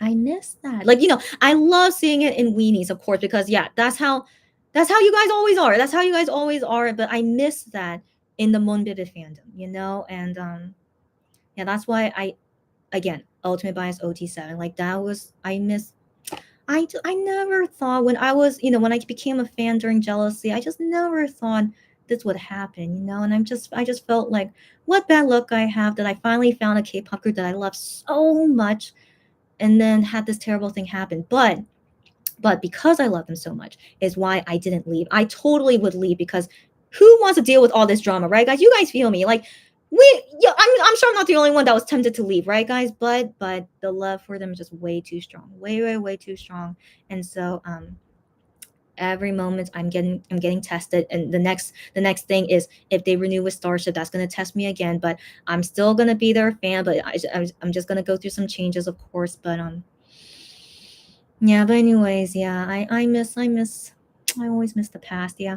But I always hope for a better future. That's the thing. I don't want us to repeat the past. Like I never want to repeat the past. But I always hope that our future together with all seven guys, I really hope can be really good. But so far, I don't see it happening yet. But I always have hope for a better future. Um, Sarah says, but you can't forget that MX got to expand their fan base extremely during the pandemic. Yeah, with their radio shows and many concert schedules. One didn't get the same opportunities. Got that right. Got that right. Got that right. I totally understand. And so, Starship was doing work as they should for MX guys to do as much work as possible during the pandemic, but they didn't care about Wano because they're stupid. And so yeah, so anyways, yeah, so it was very natural that of course MX would build a strong fan base, but it could have failed. It could have failed, but I think with how like guys, they post on Fan Cafe almost every single day. Guys, I swear, before the pandemic, before 10 left, they rarely posted on Fan Cafe. Like not rarely, but it's like maybe like twice a week, like maybe maximum twice a week. But it was really, really uncommon for them to be this active on Fan Cafe. But then after 10 left and after the pandemic, they post on Fan Cafe every single day. Guys, I swear it wasn't like this before. Like if you go back to pre-pand, like if you go back to their posts, if you could go all the way back from when Wano was there and also pre-pandemic, you will see it is not a lot of posts. Like it's like like once a week. It could be something like that. And so yeah, so something changed. Okay, something changed. But yeah, so that's why, not only about MX guys suddenly being more active, but also like in terms of taking care of the fandom, like being so active to talk with them all the freaking time. Like that's really something that can make fans like continuously wanna stay and be anticipating when we'll get to talk to MX guys again, and then again being like the boyfriend girlfriend culture. That's basically what they made, and maybe that's what they wanted to do, and it makes the fandom crazy jealous, like how we are in Psycho as well. So like that's again like a bad side of having this kind of fandom like this, of them being so doting on us. Yeah, but Wano doesn't do that. That's the thing. Wano, he rarely posts on Fan Cafe, right, guys? And like, yeah, but then sometimes he does get active, like on Instagram. He gets like randomly posts on Instagram or what's the word? Also doing V lives. He still does more V lives than MX guys in Korea. He does more V lives still more than MX guys. And so yeah, so he still does like some other things like better than MX guys, but in general, like cultivating the fandom. You guys get what I mean? Cultivating the fandom. I just wonder, yeah, if Wano does what MX does. Yeah, what would something change? But anyways, I don't care. It's just my thought. And so I just want him to do what he's comfortable with, and the fandom will stay the way it is, and I don't care. Yeah. But I only care that the company does not do anything. That's the only thing I care about. It's just his stupid company, as you guys know. And so if Wano wants to renew with them, anyways, guys, I need to go soon. It's almost 3 p.m. I need to go before 10 time. But okay, let's see. Okay. Cherry says the Neighbor Now shows really helped grow the MX fan base. Yeah, totally. Yeah. And then Sarah says, and also strangely, I don't know why, but many new fans came during Fatal Love and Gambler. Why is that? I don't know, because that was also before their radio show. So I'm yeah, that's a mystery as well. I don't know. Yeah, Sarah says Wano isn't invited to concerts with various artists. He doesn't have his own radio show. He doesn't really get brand deals. He doesn't have public support. And yeah. All of that. Yeah, definitely the biggest reason for all of that. Yeah. And I just this is terrible. It's terrible. But anyways, guys, I just wonder compared to other solo artists, so up to other solo male artists, like Woods, Jo Seung-yeon. I don't know what exactly he does, but his company is like Starship 2.0 in my opinion. Like his company is also a terrible company, but for some reason he his fandom and like his album sales are very, very good. And I wonder what did they do. So like the thing is, I don't see Woods Jo Seung Yeon often on Korean TV. So like I don't think he's doing variety shows. So but yeah, but by the way, he's doing Idol Radio, like filling in for Honey and Hyunwon on Idol Radio, but I'm not watching, even though I love him, but like he's kind of boring as a radio host. Anyways, I like him just as a singer. So, anyways, yeah, but then I've noticed like with his recent comeback, I'm not a fan of the song. It's not a great song, but he sold a lot of albums. Like, he got nominated to win music shows. He hasn't won a music show yet, but he was really high up there, nominated, and could have won if only the competition was better. But he could have won these music shows, and so I'm just like, what are they doing with Woods that they can't do with Wano? Because again, he's not doing radio shows. I mean, yeah, he's doing auto radio now, but it's not like a permanent thing. And like I don't like I just wonder what exactly he's doing and if it's any like different or worse than what Wano is going through. So I have to look that up later. But if you guys know about it, let me know. But I was very curious when I was seeing Woods latest comeback that he was doing really, really well. So yeah.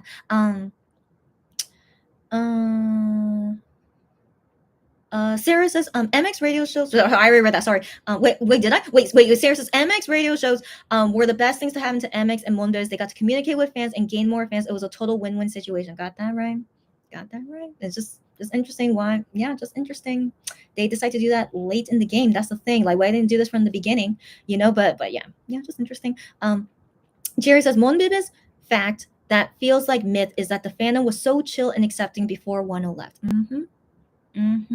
Feels like a myth though. Yeah, feels like a myth. Like, again, I did meet some bad Monbibis during OT7 time. I did. And so, but then again, they were all international fans, but I don't know about the Korean fans. But I felt like anytime when I went to go to a music show pre-recording with OT7 there, the fandom was just so much better, compared to the recent one I went to for Music Bank. It was just so chill. It was so chill, and I just loved it. And that's why I went so many times when I luckily got in. I just really, really enjoyed it. And just, yeah, the fandom was cool. Yeah. Cherry says, yeah, it really helped them grow the fandom. Yeah. And Sarah says, Wano only got to really cater to his fans. That's why we always ask Highline to promote him to the Korean public. Yeah. That's right. I want to give Wano the opportunity to really cater to his fans. Yeah. Now that you say that, yeah. Again, most of the blame is on his company, of course. If this company, gave him more opportunities to like cater more to his fans, then that would. By the way, I just realized I'm so sorry. That's just sorry about that. Okay, yeah. So like if he was given more opportunities, then I would think like he could like do better, and also maybe he could be just like as popular as Woods. But I still wonder what exactly Woods is doing and his company. What exactly are they doing? But I still want to believe, things could be better. Sarah says MX became more active after Wano left for sure, right, girlfriend? You know it. Yeah. And like I just wonder, was it because of Wano leaving, but then it was really convenient timing, was during the pandemic. Is that why they were writing so much? So yeah, so like when they're abroad again, pre-COVID, they rarely update us. Like, they would only do the V lines, but I feel like they did the V lines because they had to, not because they wanted to. In all honesty, because like, I remember they would go on V lines because it was to promote their Tutokum dolls, which I totally understand. They had to promote it, of course, but like I just felt like it feels like you're just here working. But I of course they want to like be here to talk with fans, but it always feels like work. And so with them doing V lives like abroad, I feel like it's like kind of work too. It's like, how come they don't do V lives when they're in Korea? So like it just makes me think they have to do it because of work, but still, of course, they like to talk with fans. But why did I mention this? Oh yeah, about them being more active. Yeah. So but the thing is, like Fan Cafe though, they usually would not be this active on Fan Cafe when they go abroad, but it's changed ever since they went to Jingle Ball a couple months ago, and they're still doing it right now on Fan Cafe, still updating a lot. And also private messages, guys. I'm only subscribed to Wano, Gian, and Iam, but Gian and Iam have been writing a lot on private messages ever since they went abroad, and I'm just like, fascinating. I don't know why, but then Gian just complained about it on Fan Cafe, saying he can't access private messages right now. So like, yeah, I think this is a fact, guys. Even though they have Korean phones, but they're in USA, the app is more faulty. It's more faulty when you're not in Korea. It's a fact, guys. They're proving it right now. So even though they have Korean phones, but being in USA, they can't use the Universe app well. I can't wait until we leave this universe app, guys. Like, you would think with all the money we're giving them, I've already given them like a year and a half subscription for these private messages. Like, oh my gosh, that's like, how much money is that? I gave them like maybe like $500 already. Like, yeah, that's a year and a half subscription. Hold on, let me look it up 1 second. I mean, not look it up. Let me calculate it 1 second. So like, I've been doing this for like, yeah, 13 months. So 13 months. Huh? No way. No way. I've only. Oh, okay. My bad. Wait, hold on. Okay. I only gave them like $180. Okay, what's that? Okay, wait. Do I really only spend that much? Okay, how come I thought for sure it's like over 300? Okay, sorry, my calculation is bad. So yeah. So anyways, yeah, I've already given them a lot of my money. Okay, and like. I'm not only one user. I'm sure they have millions of users because of all the K-pop groups they have, and they have all this money, and they still cannot improve on this stupid app.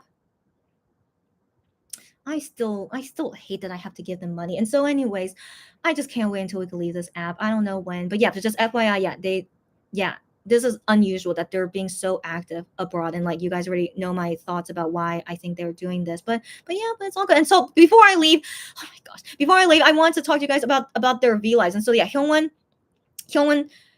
Okay, let me just try and remember what did Hyungwon say that was interesting. So he did talk about IM's tattoo. Okay, he talked about IM's tattoo, how like IM said it didn't hurt.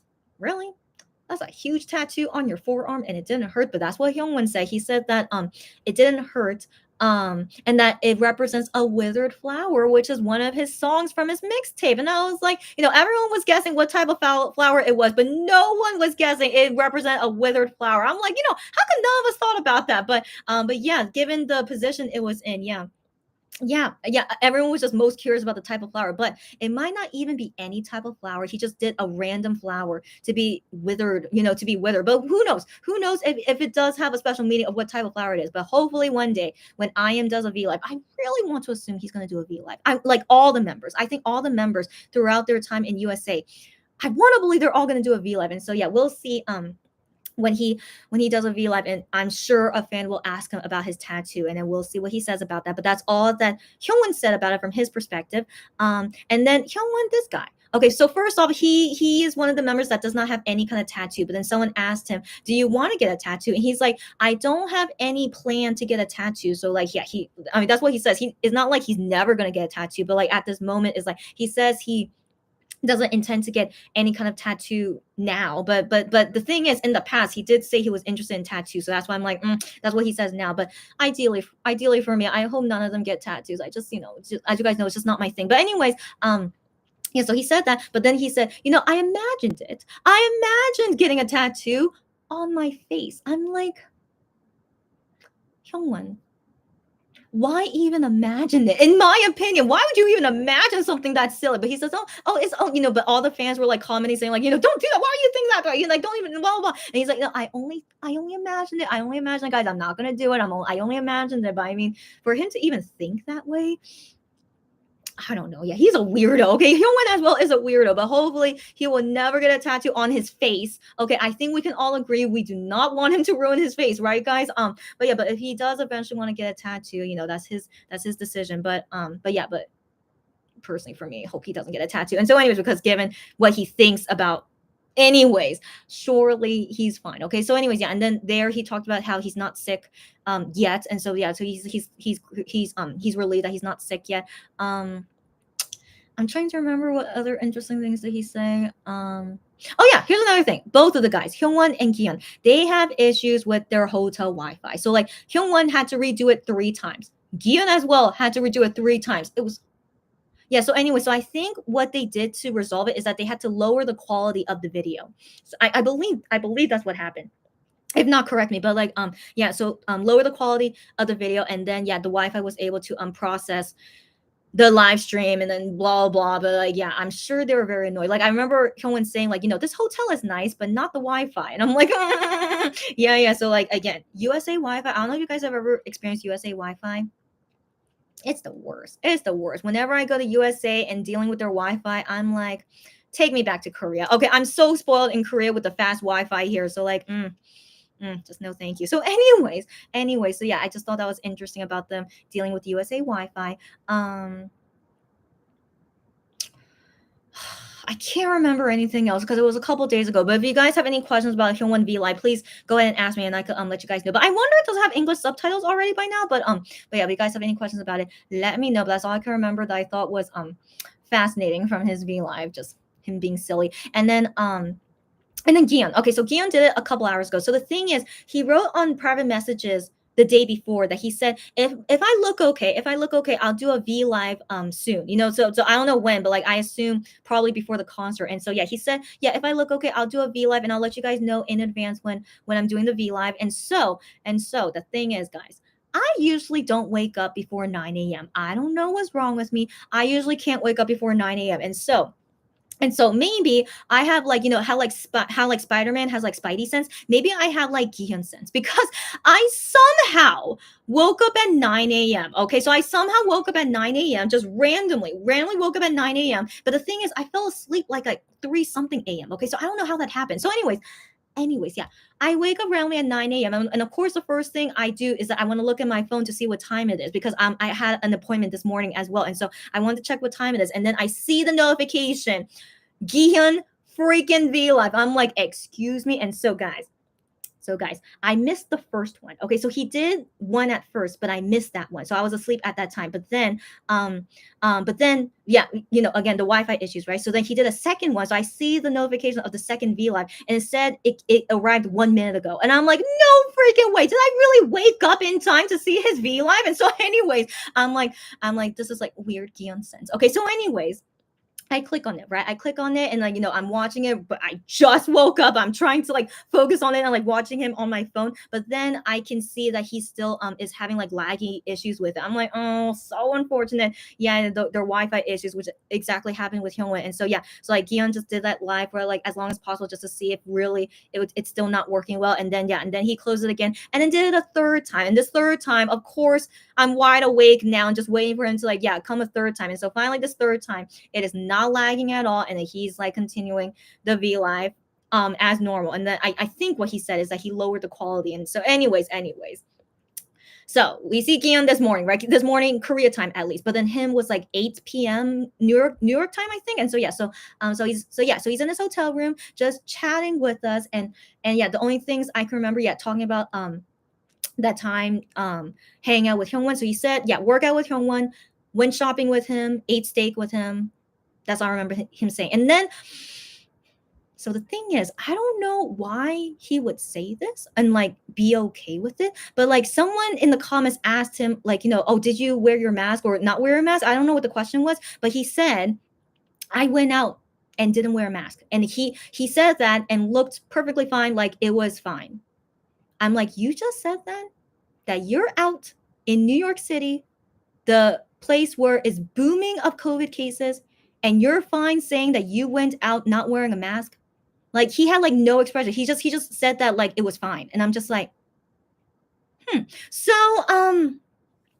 so I did my best to leave a comment, to Gion if he would read my comment, but Gion to this day has never read my comment on VLive. If you guys remember, other members have read my comment before, but Gion is one of the only guys that has never read my comment. And so anyways, I keep sending in the comment, why didn't you wear a mask? Why did you go outside not wear a mask? What is going on? And so the thing is, I need to watch it again once it has Korean subtitles. But I wonder if he said like I didn't pack any extra mask or something. And I thought he said something like that, but I'm like, again, half asleep. So I'm like, did I really just hear him correctly? And so then I guess maybe that's why someone asked him like, did you wear a mask when you went outside? And then he answered, no, I went outside and didn't wear a mask. So once it has Korean subtitles, I'll watch it again, and then yeah, I'll update you guys in a future live if I find out anything from that. But I still can't understand why they couldn't buy their own mask. And so anyways, while watching the rest of V Live, of course I wasn't in a good mood. Okay, I'm just not in a good mood knowing that all MX guys, like not only Gian, all of them, I'm pretty sure are going out not wearing masks. And you really want me to believe they're really not going to catch COVID? Anyways, I don't know what to say. Just so irresponsible. They have to do 10 concerts in USA and they're okay with catching COVID. Anyways, yeah. So okay, let's talk about let's talk about happier things from his video. Let me think what else he said.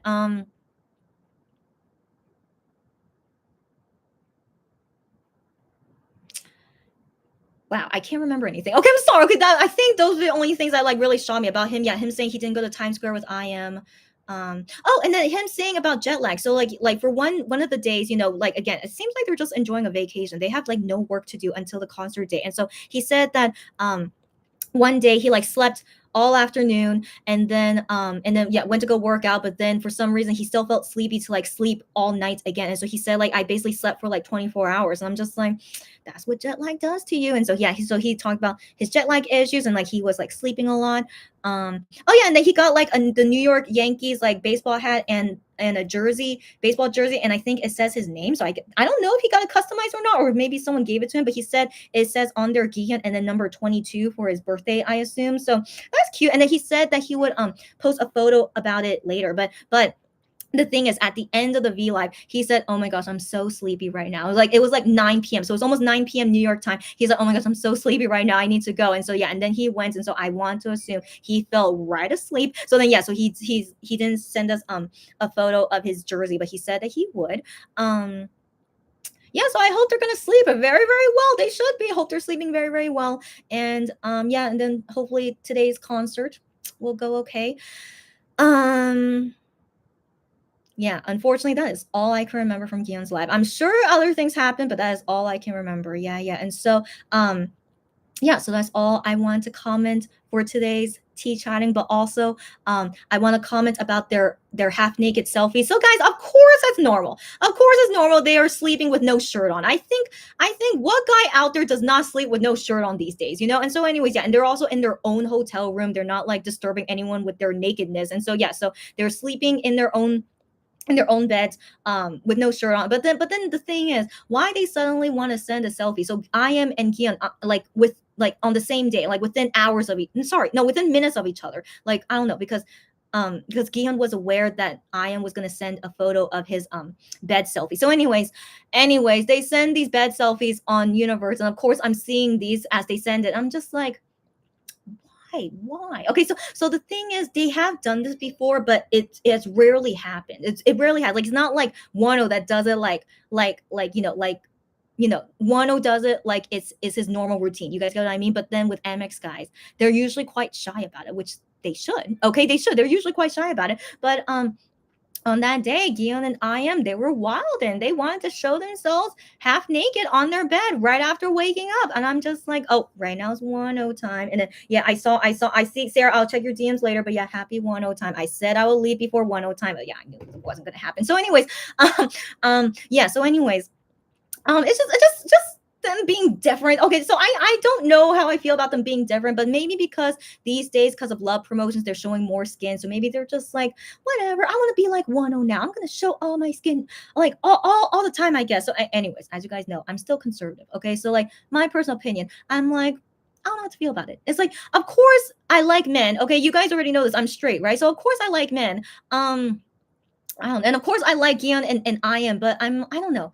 I think it's because I'm just such a critical person. Okay, no, not critical, conservative. Let's take it that way. Okay, so I'm a conservative person, right? I love these guys, of course, but a random guy showing me he's like half naked on a bed, like the only time a guy would want to send that picture is if they're hitting on you. You guys get me? Okay, so like, I understand this is who they are as K-pop singers. They are usually flirtatious like this, and of course they're gonna assume the fans like it. But for me personally, I've always had this issue. Okay, I've always had this issue with them. But like when Wano does it, like I still feel that same way. But I've just gotten used to it because he does it like a normal routine, right? So like I just don't think anything at all when Wano does it. But like when the other guys do it, it's like they're just they want attention. They possibly are hitting on you. But I'm like, yeah, I don't like it. Yeah, I personally don't like it. Like I love them a lot. I really do. But it's like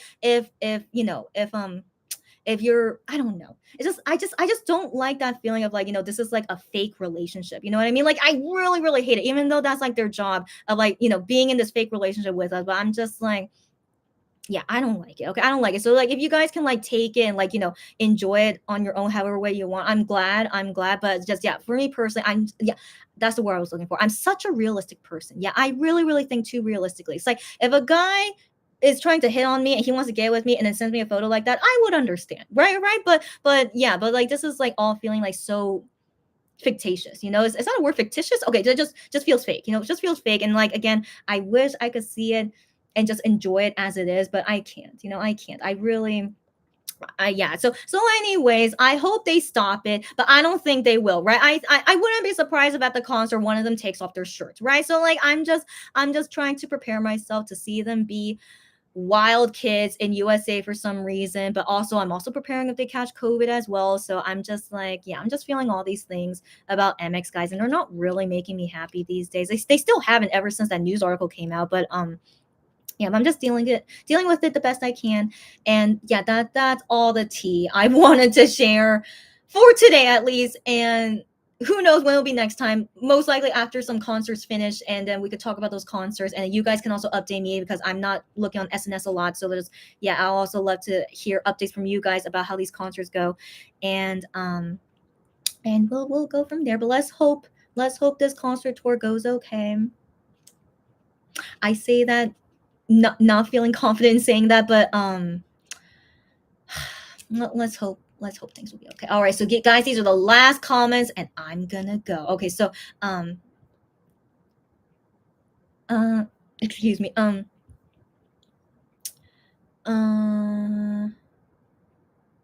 okay, yeah, so Cherry says Wano did the communicating for MX, but now without Wano they have to be more active. It always felt that way. I always had that feeling given after Wano left and the pandemic.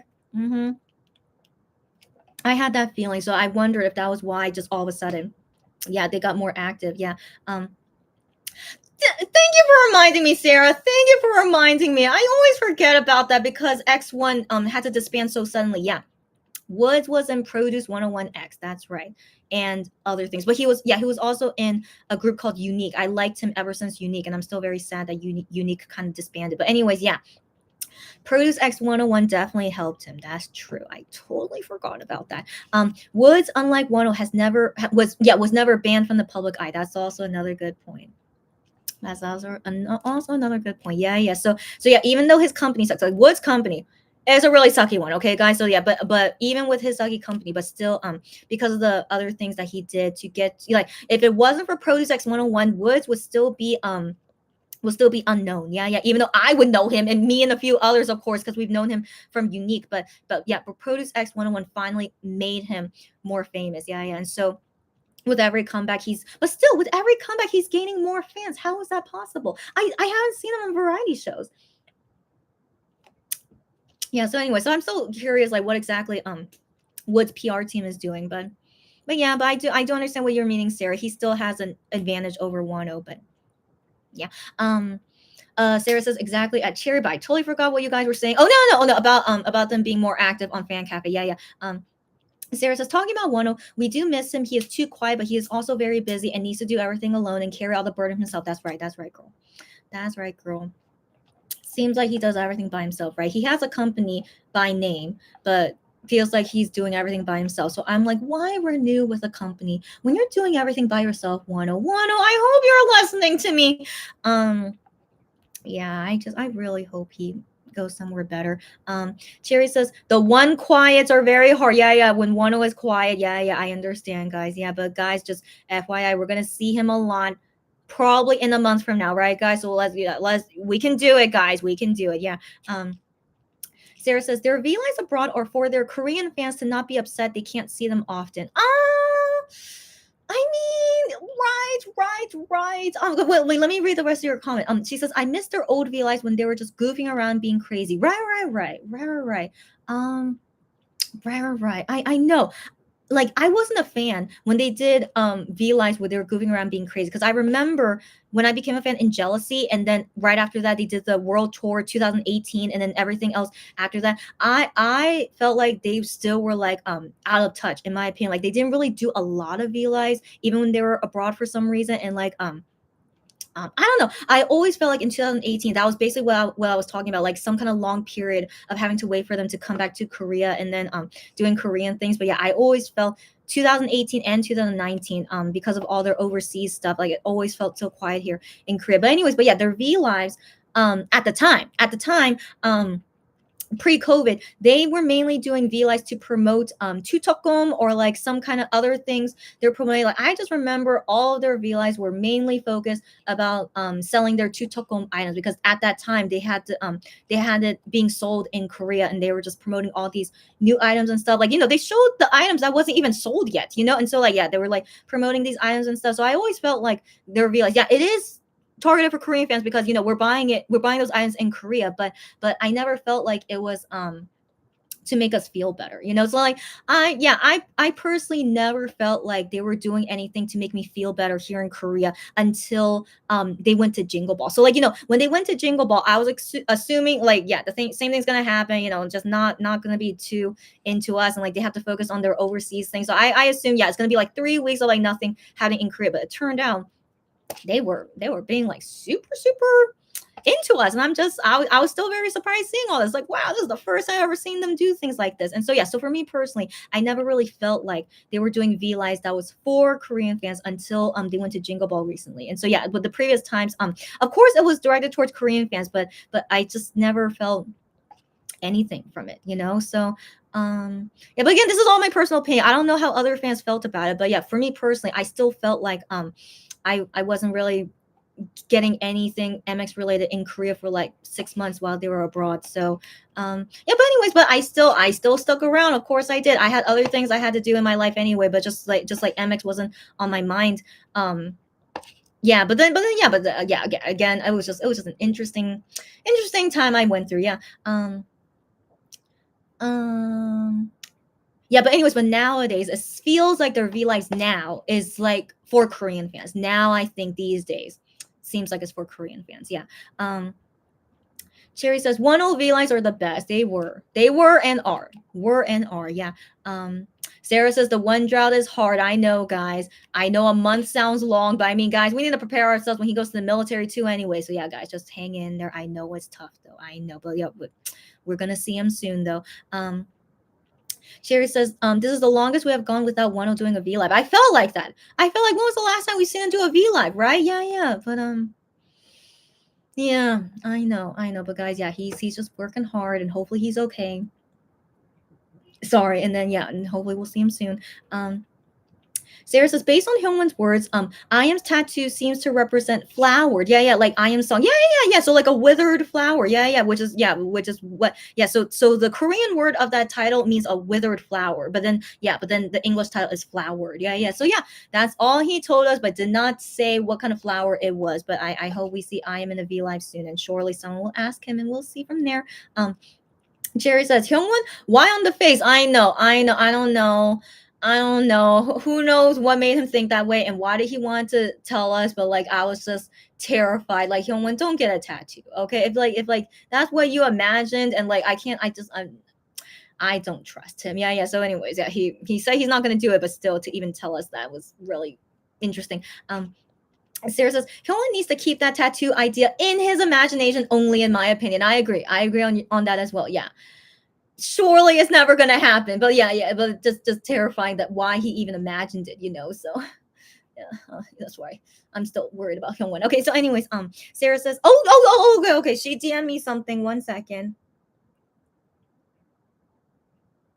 Oh my gosh! So these are things that fan made. Yeah, that fan made to promote the concert. Oh my gosh, how sweet. Oh my gosh. Of course, Monday could do better than this PR team. Oh my gosh. Someone made this? Oh my gosh. No way. Look at that, guys. Where did they get these clips from? Oh my gosh, that's from OT7 concert. Oh. Do they show Wano? I hope they show Wano. Oh yeah, and they show from FanCon.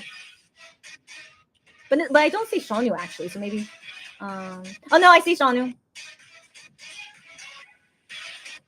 Okay, that's okay if they chose to not show Wano. Okay.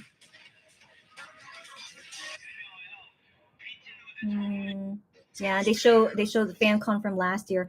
as well. Okay, I don't think they showed Wano, but that's okay. I mean, Wano, but then Shanu is not on this tour either, so they also showed Shanu, but it's okay. I know, not all Monbibis are OT7. It's okay. So, anyways, yeah, but they did show clips from concerts when all seven was there, but I didn't see any particular point that showed Wano, but it's okay. It's okay. But anyways, of course fans can do better promo than their stupid company. Yeah. Oh, huh? Wait, so this tweet that Sarah just sent me, this tweet says next photo card set will require a credit card score. a credit score of over 700. Go up a mountain. There will be at least 3 boss battles, and you need to solve a Rubik's Cube in under a minute. Yeah.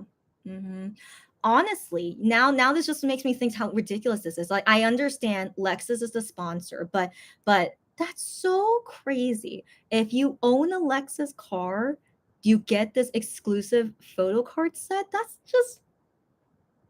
so crazy. Like, I understand, like, this concert is to promote Lexus. Yeah, and so, like, are they thinking fans would really buy a Lexus car to get this photo card set? Oh my.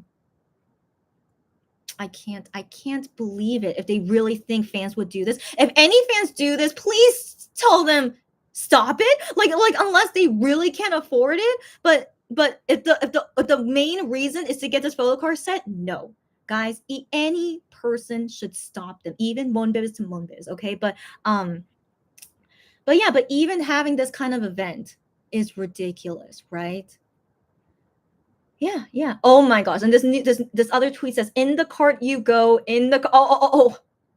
And so it's just only buying a key. Only buying a key. But but again, I wonder how can they check that you are the legal owner of it and that only one photo card set per car owner. Like, how are they gonna check that? So I don't know if they could show with only the key, but I mean that's a clever thing if you want to just buy like a random key, but yeah. Oh, and this next tweet says, "Me presenting the keys to my Lexus at the merch booth," and it's this photo of plastic kids' keys. Very funny. Again, very funny. Everyone is making a joke, as they should, Oh my gosh, stop it! This okay. This I'm sure this person is joking, but like this person tweeted saying that that want to buy a Lexus car face value only. Yeah, but I'm pretty sure joking. I'm pretty sure they must be joking. Okay, so anyways, yeah, ridiculous. Okay, ridiculous. And whose fault is this? No blame on MX. They're just hired to do their job. Okay, so that's why I don't think they really have any like say about this concert and stuff. It's just mainly done by the USA company, and they got sponsored by Lexus, and I assume Starship was like, of course that's fine, and like getting paid however much they can from the sponsorship and from doing this concert, and yeah, and so just doing the first job of promoting Lexus. Get a photo card if you're a Lexus owner. Hilarious. So guys, I need to go. Last comments, I'm gonna go. Sarah says, "Oh my gosh, wait, KBS will be investigated by the police." What? So, what? Sarah, you need to DM me. What is this? Is this like news that just happened right now? Yeah. Tell me, girlfriend. What is it? Okay, yeah. I guess I'm not going yet. We have one more tea to talk about. Okay. KBS, by the way, is the biggest Korean broadcasting television network in Korea. So anyway, Sarah's celebrating with me one time. Yeah, she wrote that in Korean. I know, so sweet. Thank you for celebrating with me. Sarah says, "Unique disappeared so suddenly and for so long." Yeah, that's the same company that Woods is still in, and that they did that to Unique. So that's why I really hate his company. But I don't think he's his. Did he renew? I don't know. But like hopefully Woods is okay. But yeah, I'm still disappointed about they did nothing for Unique. Yeah. Sarah said they never officially disbanded, did they? Yes, I believe that as well. Just like it's gone, but didn't officially disband. Yeah, I'm not sure what's going on with it either. Yeah. Unico says, "I don't think posting those pictures or them hitting on me. I just take it as a typical K-pop or celeb thing. That's right. That's right. And I think most K-pop fans think that way. And like I think that's cool. I think that's cool. I'm just a weirdo. I'm definitely the weirdo. As you guys know, I take it too realistically. I'm just like, I like these guys. Okay. I like these guys a lot. And then them doing this to me, if they were my friends, basically I kind of think of it like, just realistic. If they were like any of my regular friends and they show me this photo of them, I'm just like, why? Okay, but then again, yeah, they're K-pop celebrities. I understand this is kind of what they do, but I don't know. I like MX guys more as people than musicians. I think I've always said this to you guys, right? And so yeah, maybe because this is something that they do as like part of being like a K-pop singer, and that's why yeah, I'm not a fan of it, I guess. And so yeah, I'm just like yeah, I'm just such a what's the word? I'm just such a I don't know what to call myself, but this is just the kind of type of person I am. Yeah, yeah. And so I would appreciate if they don't do this, but I know they do because they're K-pop singers. But yeah, for me, yeah. If you guys ever want to talk about with me, and like my reaction is just like yeah, I'm like whatever, you know. Okay, so anyways, moving on. Yeah, Unico says, Chrissy, did you hear about Girls' Generation SNSD doing a reunion album? Yes, of course I did. I mean, thankfully, I am still kind of up to date about K-pop news,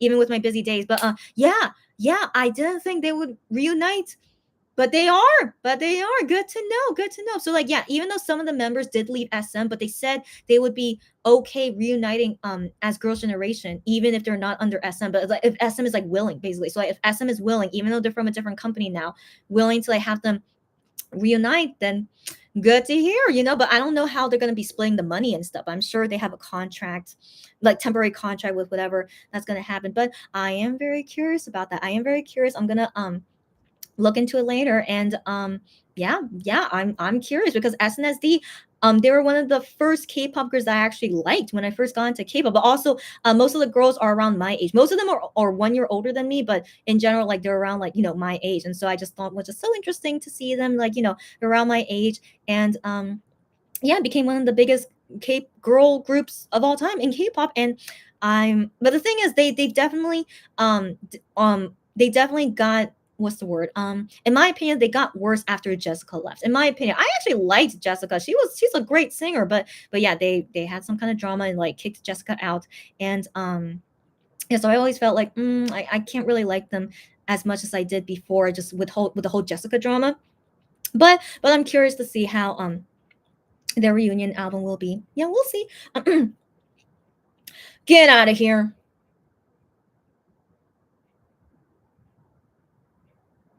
So Sarah's explaining to me what happened with KBS. So they are accused of manipulating the votes to give Lesera Pim, as you guys know, they're from Hive, the latest girl group that also has Eyes One members in it. Okay, the Music Bank win. So the Music Bank win over Im Young Un. I do remember that day. I remember seeing them against each other, and I saw Lesera Pim win. And so it was so shady. Im Young Un got 0 broadcast points. KBS claimed he did have radio plays that week, but it was suspicious. Apparently, Dispatch actually came through with proof that KBS are lying.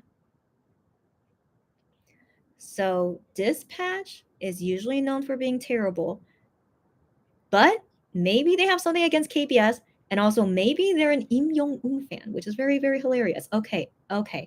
Thank you for this tweet, Sarah. Okay. So this tweet says yeah. Oh, wait. I should look into this tweet. So this tweet says KBS to potentially be under police investigation for broadcast points manipulation accusations. Yeah. So let me look into this link if it says anything more.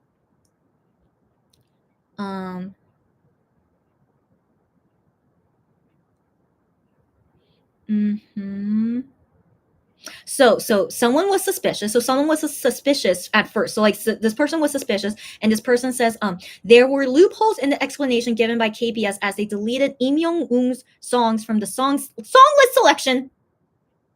It was just that the report required a thorough investigation, so we requested an investigation from the National Police Agency.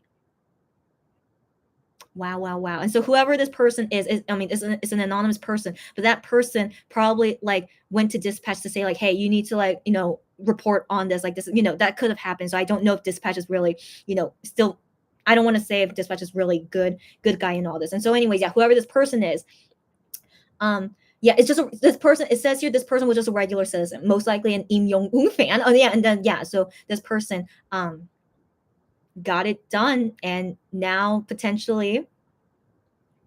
Wow, and so this other tweet written by a person says KBS messed up with wrong artist and fandom. You got that freaking right. I'm sure we talked. If you guys remember me talking about it, Im Jong Un is like the one of the, like I said, he is just one level below BTS here in popularity in Korea. That's saying a lot, right, guys? In Korea, like globally, I assume he's not that popular, but in Korea, he has sold more albums than any other K-pop group, and male, female, any other K-pop group except BTS. KBS messed with the wrong artist and fandom. You got that right. And so, anyways, the tweet continues. They had to give excellent explanation after it trended on Naver with 400,000 views. That's all. That's not the whole fandom. That's not the whole fan. I'm sure it's over 400,000 fans for Im Young Woon. But anyways, to prove their point, KBS deleted all radio play from their list, but their fan and dispatch released actual radio play and all manipulation proof. This is perfect for a tea chatting live, even though I need to go soon, guys. But this is a good one to end on. Okay, this is a good one to end on. It's not MX or Wano related, so it feels kind of good. In my opinion, like I kind of want to not care so much about MX and Wano these days since it's not making me feel good. And so being interested in like other tea chatting that's not related to them makes me feel good, but still sad for them. But I really want to see justice be served. Like if really they manipulate now first off, like I can't wait for this investigation. Oh my god, it's like, is this me being so gossipy nosy? But anyways, I can't wait for this investigation. Like first off, why KBS do that? Why do they do that? To make Lesera Pim win instead of Im Young Un. Now here's the thing, if I remember correctly, didn't Lesera Pim win last week? Did they? Or is this their first time winning Music Bank? But I remember they won on the show twice already, which of course, the show is so easy to win for them. So like that's to be expected. I can't remember. But anyways, Lesera Pim, they're from Hybe Entertainment, okay, and but they're from Source Music, so they're the ones that used to have G Friend, but they jumped to G Friend to do Lesera Pim. You guys know about that, right? They're terrible. Okay, they're terrible, but they're also under Hybe Entertainment. So anyways, they have a lot of money regardless. They could do whatever they want. Okay, that's basically what that means. And so anyways, I wonder KBS doing it is because Hybe paid them, or if maybe like they want to be in good relations with good relationship with Hybe Entertainment, so that's why they did this. Because as far as I know, Im Jong Un, I think he is from a very low company, not very low, but it's just not a famous company. He's a trot singer. So also I find it interesting. So when I saw Im Jong Un win on music shows, he only thanks the fans, but does not thank his company or staff. He never said thank you to staff and company. I mean, maybe he did before, but at least recently when he was winning on other music shows, he only says thank you so much to the fans only, and then stops the speech. So I always thought that was interesting. And maybe he's not happy with his company, but who knows? MX also never thanked Starship, but they're gonna renew with them. So anyways, I mean, they might, but I mean, if that, again, that's why I'm still shocked they want to renew with Starship when they never thank them in speeches. So anyways, Im Jong Un is the same thing. He only thanks the fans. So I always found that interesting. So I always want to believe that maybe he's not happy with his company. And so anyways, compared to his company versus Hybe Entertainment, come on, right? Come on. But then I find that petty though, that they think it's good to beat Im Jong Un. But then again, it would be like big buzz if like this new girl group was able to beat Im Jong Un, who is one of the most popular singers in Korea. That would, give them some kind of like buzz and like good reputation, like, oh, they're like doing really amazing. But did you guys see the other news about Lesera Pim? So this happened even before their debut, when they found out that one of the members there didn't even debut yet, but they found out that she was a bully. But then apparently it got resolved that she was not a bully, but she got bullied by other people. So Hybe said it's just a big misunderstanding. she got bullied by other people, and yeah, and like she's fine, and so yeah, so everyone like stopped these rumors. She was never a bully, and so that's how they were able to debut, and doing everything fine and dandy, right? But then couple days ago, this only happened a couple days ago, these people that got bullied by that member, they have now spoken up and saying that their lives were ruined because of her bullying them, and they finally speaking up about it. And then blah blah blah, this snowball effect. Okay, snowball effect. So now Hybe Entertainment is like, okay, this member is going to be on hiatus now, blah blah blah, we're going to figure things out, blah blah blah. And I'm just like, Hybe Entertainment, okay, surely, in my opinion, they must have known she was a bully. They must have known, but for some reason, they really want her to debut in this girl group. I don't know why they really want her. She's not that amazing, in my opinion. So, anyways, they really want her in this girl group, and so yeah, they go through this whole thing saying that she's a victim of bullying, she is not a bullier, blah blah blah blah. And yeah, so that they made this whole big deal, and now is like getting proven that they lied, or maybe they didn't do the investigation well enough. I don't know. But Hybe Entertainment, y'all, aka also Source Music, is technically the company doing Let's Set Up Pim. Both of them shady as F. Okay, so then I don't know if really this is all KBS fault, but I think Hybe Entertainment, given like what's going on with Let's Set Up Pim right now about that bullying member, just makes me suspicious. All right, makes me suspicious. But then KBS being this low, to like agree to it, that of course they're at fault too. But in my opinion, I want to believe Hybe Entertainment are being super, super sketchy. They've always been, guys. You remember this? I was a BTS fan before they blew up, and so during that time, the company was just whatever. Like they were known as a small company. BTS was not super popular, so it was like overall just kind of meek and calm and like nothing crazy. I really enjoyed it. But then once they got more popular, the entertainment like at the time, big hit entertainment company, they were being so bad, so freaking bad. It was to the point where I had to leave the fandom because I hated big hit entertainment that much. Yeah, that's how bad it was. And so I can imagine if they're already so bad at that point, and then until now, of course they must be way worse. They must be, and especially seeing how they're overpricing their items and like basically gouging fans' wallets, and then the fans are okay with this. I really judge those fans that they're really okay with these price gouges. But anyways, yeah, I've been hating Hybe Entertainment. I don't know if I hate them more than Starship. It's like a different level of hate. But anyways,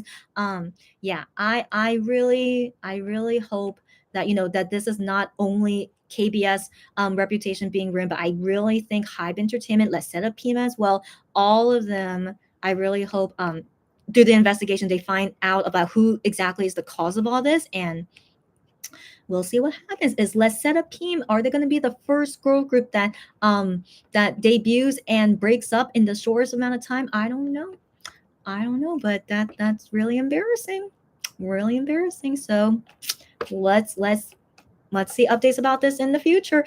Okay, so that's all my spiel, guys. We have to go. Okay. Unico says KBS better be careful about those ajumas. Got that right. Most of Im Young-un fans are middle-aged women, so we'll see how that goes. Sarah says, yeah, I don't think of those shirtless pics as anything actually. Oh yeah, Sarah's usually like not like, she has like zero reaction. That's right. If that's what they want to upload, by all means do whatever they want. That's right. Yeah, Sarah. I understand. Yeah, they do what they want, but like for me personally, I'm just like, I don't know. It's just, if they were like my regular friends, I would be like, totally judging them. But then again, yeah, they're K-pop singers, and so yeah, I'm just trying to deal with it. Yeah, but I understand you. Yeah, I saw your DMs already. And Sarah says, Im Young-un is extremely popular. Yeah, as we keep talking about, and that is only with a Korean fan base. That's exactly what I'm saying. He is not only huge, he's freaking humongous. Okay, like I know he's an amazing singer. I know he won Mr. Trump, but in all honesty, I never imagined his popularity could match up to BTS. Did you guys ever imagine that? And he's a solo male artist. Like I can't. It's a mystery, right? But he really got everyone's hearts, and his voice I don't know what he did, but I just good for him. That's all to say, good for him. Yeah. Sarah says some believe Hybe has a hand in this. They have to. They have to. And that they did that to take away from the Kadam. Yeah, Kadam is the girl who's a bully. Yeah, yeah. I think at this point, I think it's proven that she's a bully. So, anyways, yeah, from the Kadam situation. It's possible. It's possible. But I think it just makes it worse. I think this makes it worse though, because just one thing on top of another. So her being a bully, and now you like the company like sorry, what's the word, like scamming, yeah, scamming the win. Yeah, but thanks to Im Young crazy fandom, if it was any other artist, I don't think, I think it could have like been under the radar, but given it was against Im Young-un, come on. Hype Entertainment, you are so full of hot air thinking that you can get away from this from their fandom. Oh my, how much hot air is in them? That's crazy. Yeah. Oh, Unico says, "What is the Kadam situation?" So I just explained it. She's the one that's a bully. Yeah, yeah, yeah, yeah. She's being blamed for school bullying. Yeah, yeah. And then Sarah says, "Yeah, apparently there is a person who came forward with lawyers and proofs." Yep, yep, yep. This happened a couple days ago. Mm-hmm. Mm-hmm. We have to wait and see, guys. We wait and see. I mean, again, innocent until proven guilty, right? Of course, we all have to think that way, okay? But so far, looks like she's been proven guilty, in my opinion. But for now, she's still innocent until proven guilty. But we'll wait and see. Sarah says, I knew Big Hit because of JYP and 2AM. That's right. They were like kind of like the parent, sorry, a subsidiary of JYP. Yeah, yeah. And 8 and yeah. Oh my God. I love 8. Okay. I miss them so much. Oh my gosh. Like, don't, yeah, yeah. 8. Yeah. So, anyways, so that's how I came to know about BTS about to debut. Get out of here. Get out of here. Sorry. Sorry. I didn't know BTS from their debut. So I also just like with MX, I wasn't a fan of theirs since debut, but I became their fan after I Need You because it was just such a wonderful song. And so that was when their popularity was increasing because I Need You was the first time they went on the music show. But I'm like, that is such an amazing song. Like that was really starting them getting like more popular in the public, and so I was also one of them. And so but then all of a sudden, just legit out of nowhere, just shot up in popularity. I still don't know what the heck happened. I was in the fandom at the time, but I also can't answer to you guys what the heck happened. I still don't know either. Everything was just fine and dandy, nothing crazy happening, just normal popularity for any kind of boy group, and then just bam, all of a sudden it was just bam. I have no idea what happened. Yeah. And then I tried to get used to it, try to go with the flow, but no, everything was getting worse, and it was enough for me to leave. And then thankfully I found MX shortly afterward, and I'm all good. Yeah. Sarah says, not gonna lie, Im Young-un is very charming, so add that to his incredible voice. I see why he is popular, but goodness, he is too popular. I mean, I've seen him on some variety shows. Like, again, he's so popular. I've seen him on TV, and also my mom is a fan of his as well. Just any of the Trot guys. She knows all the Trot guys' names and ages. Like, she's, again, just so into Trot because that's her generation that she grew up with it. And so, yeah, she's so into them, okay? And so, so I see them on TV often, and I do understand he's charming, but he's kind of boring. But then again, by the way, Im Young-un, he's 1 year younger than me. Does he look like it? I can't believe it. He has to call me an older sister, but he legit looks older than me. But anyways,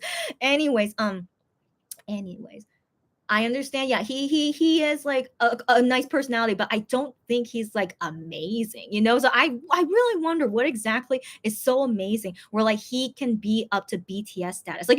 Honestly, I don't even know what's so amazing about BTS either. Like how they become this popular. I think it's the same thing. There's always no answer to it. Now that I think about it, there's no answer. Just many people really like Im Young-un and BTS, and there's no clear answer. And it's just impressive. And I'm always happy for all their success. BTS success is kind of but then again, their company but I think Im Young-un, given what he's been through, and also his struggle of becoming a singer as well, so he's been through a lot, and so I'm really happy that he is where he is now. It's all good. Yeah, as long as he's happy. Yeah. Unico says the only song I know by him is the OST that he sang. I don't even know that, but I mean, but legit, if you have time to listen to his other songs, yeah, he's beautiful voice. And also if you see him on like variety shows, like he went on a show where like they call in fans and stuff, and like the fans can request to them to like sing a song. It's a very, very cute show. And so if you guys ever see him on variety shows, like he's also singing on those shows as well. And it's very, very cute. And also like you see the humor as well of him with the other trot singers as well. They're very, very, yeah, they're very charming. Yeah, I do understand they're very charming, but I mean Im Young is not like super charming in my opinion. But anyways, yeah, that's just a tidbit of like how they are and like how they're seen and loved in Korea. Like they're just, everyone loves them. Yeah. Yeah, I know. I know. He's 91 liner. Yes, he is. Yes, he is. He's born 1991. If I remember correctly, he's born in June as well. So June 1991. I vaguely remember it because I think it's close to Chonu's birthday. I'm just wondering if my memory is good. Im Young Un birthday. Yeah, June 16th. That's, yeah, 2 days before Chonu's birthday. June 16th, 1991. Yep, guys. I know. I know he doesn't look it. I know, right? Yeah. Anyways, yeah. I know. Anyways, guys, it's almost 4 p.m. I have to go, but thanks you guys for always these long tea chatting times. So that's why I'm always afraid when I do these tea chatting times. It's like I think surely I can do it. I could do a short one. I always think that I could do a short one, but guys, as you guys know, I can talk for hours, especially on these kinds of topics. Yeah, so that's why I think I need to do these lives less often, because I really need to finish my work soon. So yeah, so I'm gonna assume I won't see you guys for a couple of days, but just know that I'm doing my best to finish everything, and then after I finish everything and have more free time, then I will do more lives at that time. And also I should be doing unboxing in my K shopper hopefully soon. I don't know when, but yeah, but you guys can always see me there unboxing on my K shopper when I get new stuff. And see you guys hopefully in a couple days, and just take care, stay safe, be happy, stay happy, have a great day and night, and see you guys again next time. Unico says the only other trot singers are ones I've seen in variety shows, like my little boy, my little old boy. I don't know that. And then and there were those two trot singers in the competition on Knowing Brothers with Juhani and Minhyuk. Oh my gosh. Let me think. Knowing Brothers. Oh my gosh.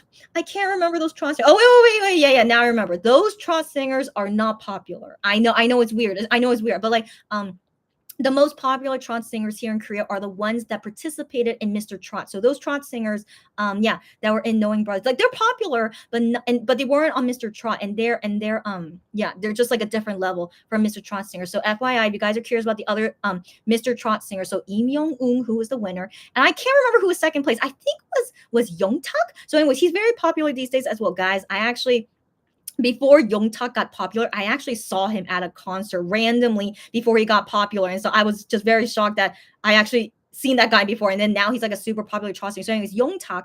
And then another guy named Kim Ho Jung, but he's in the military right now, but he's still very popular. And then you guys know the middle school guy, Chang Dong. Chang Dong-won. I hope. Yeah, something Dong-won. So yeah. So Dong-won. And then there's another guy named Chani. Wait. No, sorry. No. That's a SF9 member. This guy, his name is E Chunwon. Chunwon. Wait, Chunwon. Chunwon. Chun. Sorry, guys, I can't remember his name now, but I remember because it sounds like money. So that's how I remember his name. But I think it's Chunwon. There's another guy. Yeah. He's also popular. And there's another guy named He something. I can't remember his name. Heejun? Anyways. And then there's another guy named Minho. Yeah, there's another trot singer, Chang Minho. So he's also popular. So guys, yeah, these are all the trot singers that I'm aware of because of my mom and also from the variety shows. But like, yeah, so these names, if ever it's familiar to you guys, these are the most popular trot singers because they participated in Mr. Trot, and they're called like the top 7 or something. And so yeah, so these are the guys that you will most likely see often, and are also tough competition for us, like Chang Dong-won, the middle school kid, yeah, with lots of votes. Even again, most of these trot singers, they would be like, have the fandom like is that intense. Yeah, so just FYI about that. Sarah says, "Thank you for today is nothing. I'm happy to see you guys anytime. But yeah, and hopefully see you guys in a few days from now." She's just glad I was able to be here. You're welcome. I mean, sorry, why did I say? Okay, no, thank you. Okay, no, thank you, Sarah. Just stop it. Okay, Sarah, thank you as always. But also DM me anytime you have any news. Of course, like I most likely can't respond to like some of you guys here. Yeah, I mostly can't respond to, but I do see it, and then hopefully I could like talk to you guys about it when I see you in a live. But just feel free to DM me anything, guys, and then I'll get to it when I can. And then I was about to say something. I totally forgot, Sarah. I was about to say something. Oh yeah. So Sarah, so you came late, and so if you want to know about my the update about my housing issue, I say it all in the beginning of this live, and so you could watch that on replay when you can to know the updates about it. And see you next time when I have more updates about it. Yeah. Thank you, girlfriend. She says, good luck finding a new home. I'm glad that you were here when you heard me rant about that. Yes. I surely hope I can find a new home. Okay. So I do want to stay in this neighborhood, but I think there are a lot of good places I could find around here. And so hopefully I found a good one that's at least better than this place. I really, really hope so. So good. So wish me luck, guys. And yeah, I'll update you guys in the future, Baba. Thank you very much for the luck. Yeah, you know Youngtak? You know him? Yeah. So yeah, Youngtak had that hit.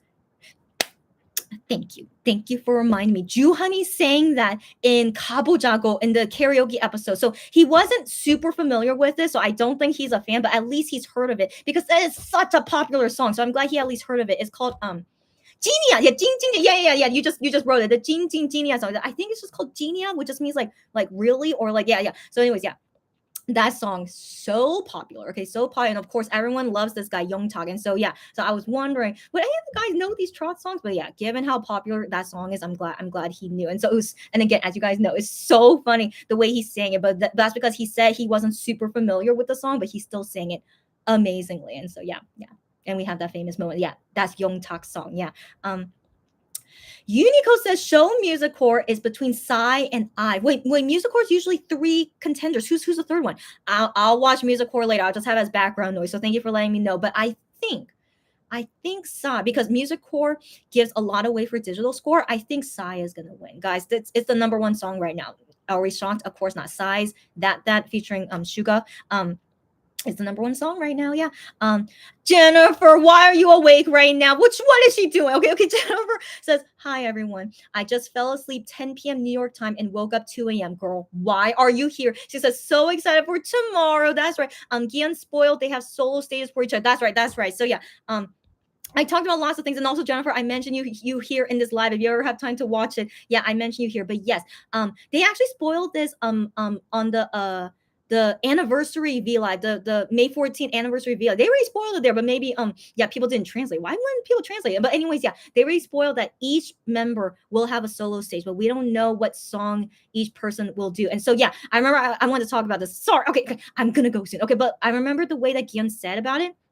He said that at first, someone asked him, what's your favorite song to perform at a concert or something like that. And then at first he said, oh, I really like to do Fallen. So he said that I really like Fallen, but then he changed his mind. He was like, oh, but then I'm thinking of this other song, but I can't tell you because it's a spoiler. And so when he said that, and then when he started talking more about it, it was about his solo stage. So something about the song that he performed for his solo stage, he really likes to perform that song. And so I don't know if it's Voyager, because the thing is, if it was Voyager, it's not implying you're going to perform it at a concert. You could just say that you like to perform Voyager instead of like other songs. But then again, guys, I'm not happy if Gion really prefers performing solo instead of with the groups, which also makes me think why, if he does really wants to renew the contract with Starship as a solo singer instead of with the group, and that again is going to make me feel so disappointed with him. But we have to wait until it's really confirmed. But anyways, but like, if he says he really prefers like a solo stage more than, a group song stage, I mean, what can we do? And so anyway, so yeah, so with him mentioning that, he's like, oh, it's a spoiler if I say this song. And so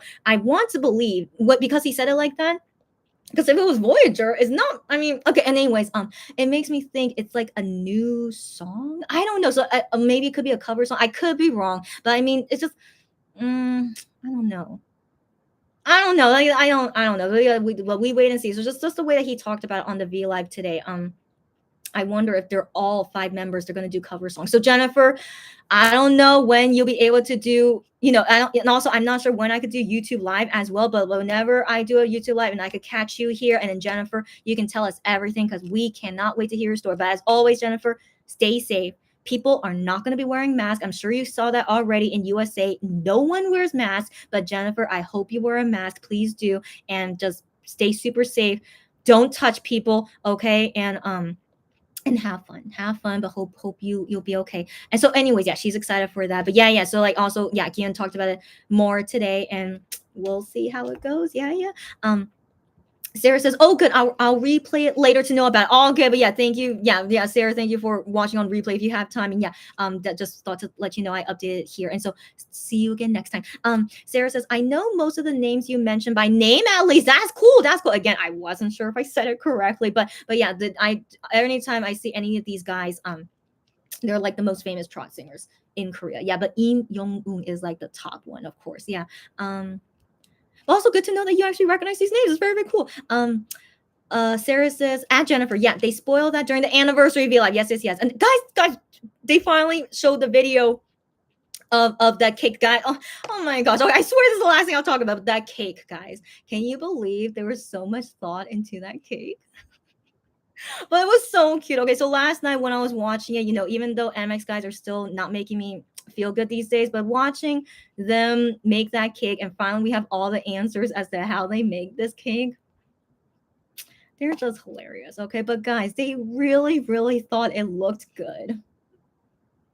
It's okay. It's okay. So yeah, so guys, FYI. I mean, wait, there was English subtitles, right? But I'll just explain briefly. So anyways, the cake, why they put cherry tomatoes on it, like I said, some Korean cakes, they don't mind tomatoes on it. Okay, so when Ian was like, "Hey, you like cherry tomatoes, right?" He's like, "Yeah, I love it." He's like, "Okay, so let's put cherry tomatoes on top." Like no one reacted like that was bad, and also that was like part of their supplies anyway. So like, guys, really, it's kind of normal for some reason that Korean people like cherry tomatoes on cakes. Okay, so no one reacted about it because that's kind of normal in Korea. So I hope you guys are not like freaked out by it, but that was just a normal Korean thing to do. And so yeah, so that's why they put cherry tomatoes on it, and then they put colors on it, right? They put colors on it, is saying like this red is supposed to represent our fire love for them. Oh, guys, just so hilarious, like fiery love for Monbebes, and then with a purple one saying like, "Oh, Anya's favorite color is purple. This should represent the ocean." And I'm just like, why is the ocean purple?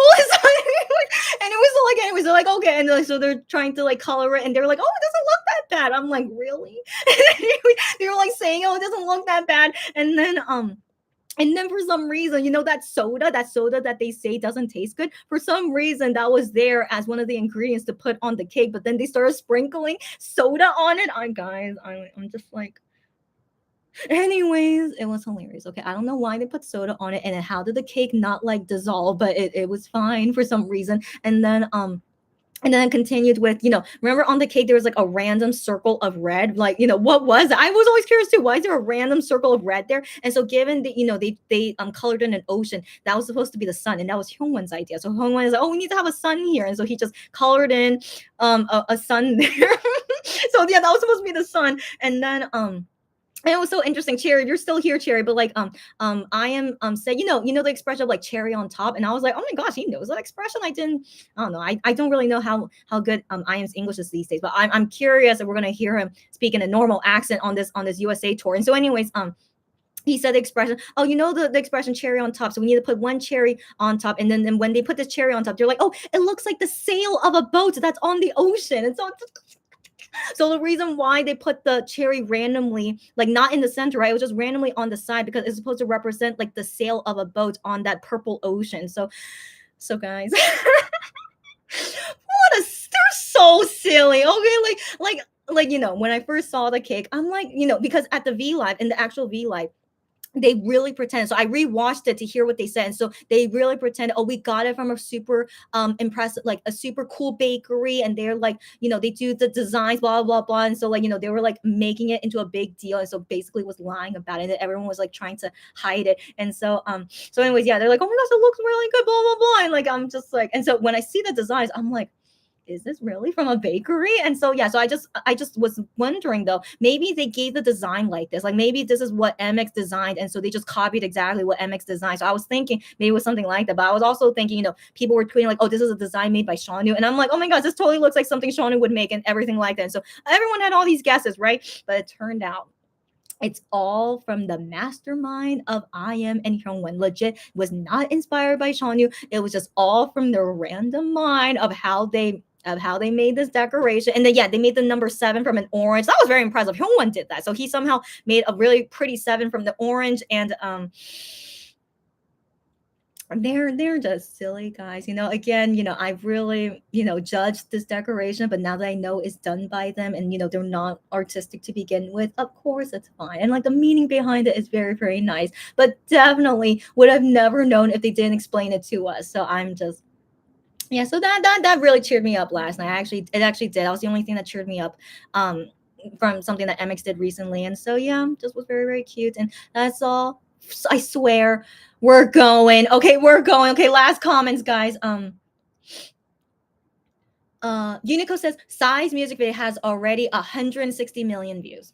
Are we surprised? We're not surprised, of course, especially having Suga in it. Come on, yeah, exactly. But yeah, but also in Melon, guys. In Melon, it's still the number 1 song on Melon. Yeah. Jennifer says, I thought only some of them on anniversary. Eh?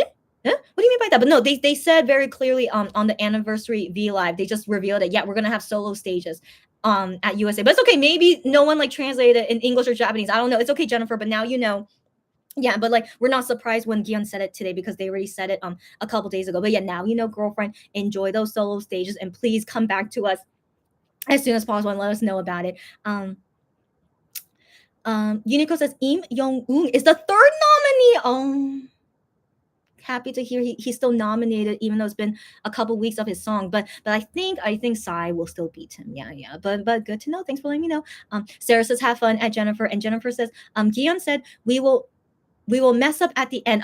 Yeah, he said like at the end it's gonna be crazy, which is like usually how their concerts are. So yeah, most likely, yeah. So like he says, I'm gonna say another party rave song. I want to believe they will. This is like what they always do, And so yeah, Fallen, probably do Fallen, or they could do what's the other Zone. They could do Zone, Autobahn. Yeah, but also Oh My. I don't know. They haven't done Oh My in a long time. I don't know. And Rodeo, they haven't done those songs in a long time, so I don't know if they will. But of course, it's possible. But I think most likely like Fallen, Zone, Autobahn. Yeah, because that's what they did at fan con. So that's my guess. Yeah. But let us know, girlfriend. Sarah says, I see. So yeah, you will get to see all members have a solo stage. Yeah. Jennifer thought only some of them. Okay, got it. So she misunderstood from the beginning. No, all of them, all 5 members, they said will have a solo stage. Yeah. Sarah says, I haven't watched it yet, but it sounds like a fun video. Oh my gosh, you haven't seen it either? Oh my gosh. So there are other videos from MX and one I haven't seen yet. That's what I mean. But yeah, girl, I'm so sorry I spoiled it for you. I thought everyone could. You of all people, I thought you would have seen it by now. But it's okay. I'm sorry I spoiled it, but it's hilarious. And hope you enjoyed. Yeah. And then Sarah says, "Okay, goodbye for real." No, got that right. I'm gonna stay like 1 minute, and then I'm gonna go. And then Unico says, I found it funny that Honey had difficulty blowing up and tying up balloons. Guys, Honey and me, we're kindred spirits. I also can't tie up a balloon. So I was really shocked that, given, he's way bigger and stronger than me, I would assume he can tie it, but he can't. And I'm just like, me and Honey, we are such kindred spirits. But also, like, I could blow balloons, from my lungs. I could if I wanted. But I mean, the thing is, they were using like an air pumper. So I'm like, why does Honey have issues with it? But it seemed like he had only issues with tying the balloon. But yeah, but I relate with him. Do you guys know how to tie a balloon? Don't answer me. I need to go now. But anyways, yeah, I am not able to tie a balloon. And I just assume it's because I'm quite a weak person. But anyways, I just thought it was kind of surprising. Like Honey didn't know, and so Gion tried to teach him, and then Minhyuk tried to teach him, and like I think he figured it out, but I don't know. Like me and Honey, we are the exact same person. Yeah. So anyways, and we just thought it was very funny. Okay, Sarah says it's all good. Okay, I'm sorry I spoiled you, but I'm glad it's all good. Okay, guys, let me wait like 30 seconds just in case, and just thanks you guys again as always. These lives go on forever. I didn't even drink a lot of my milk tea, but it's all good because I can't talk it and drink at the same time. And so anyways, okay, we good. Yeah, we good. Okay, we good. Okay, just I'm always worried if I miss someone. Okay. We're good. Okay. Until next time, guys. Hopefully, not a lot of drama after this first concert, but yeah, let's hope for the best. All right, guys. Until next time. Bye, bye, bye.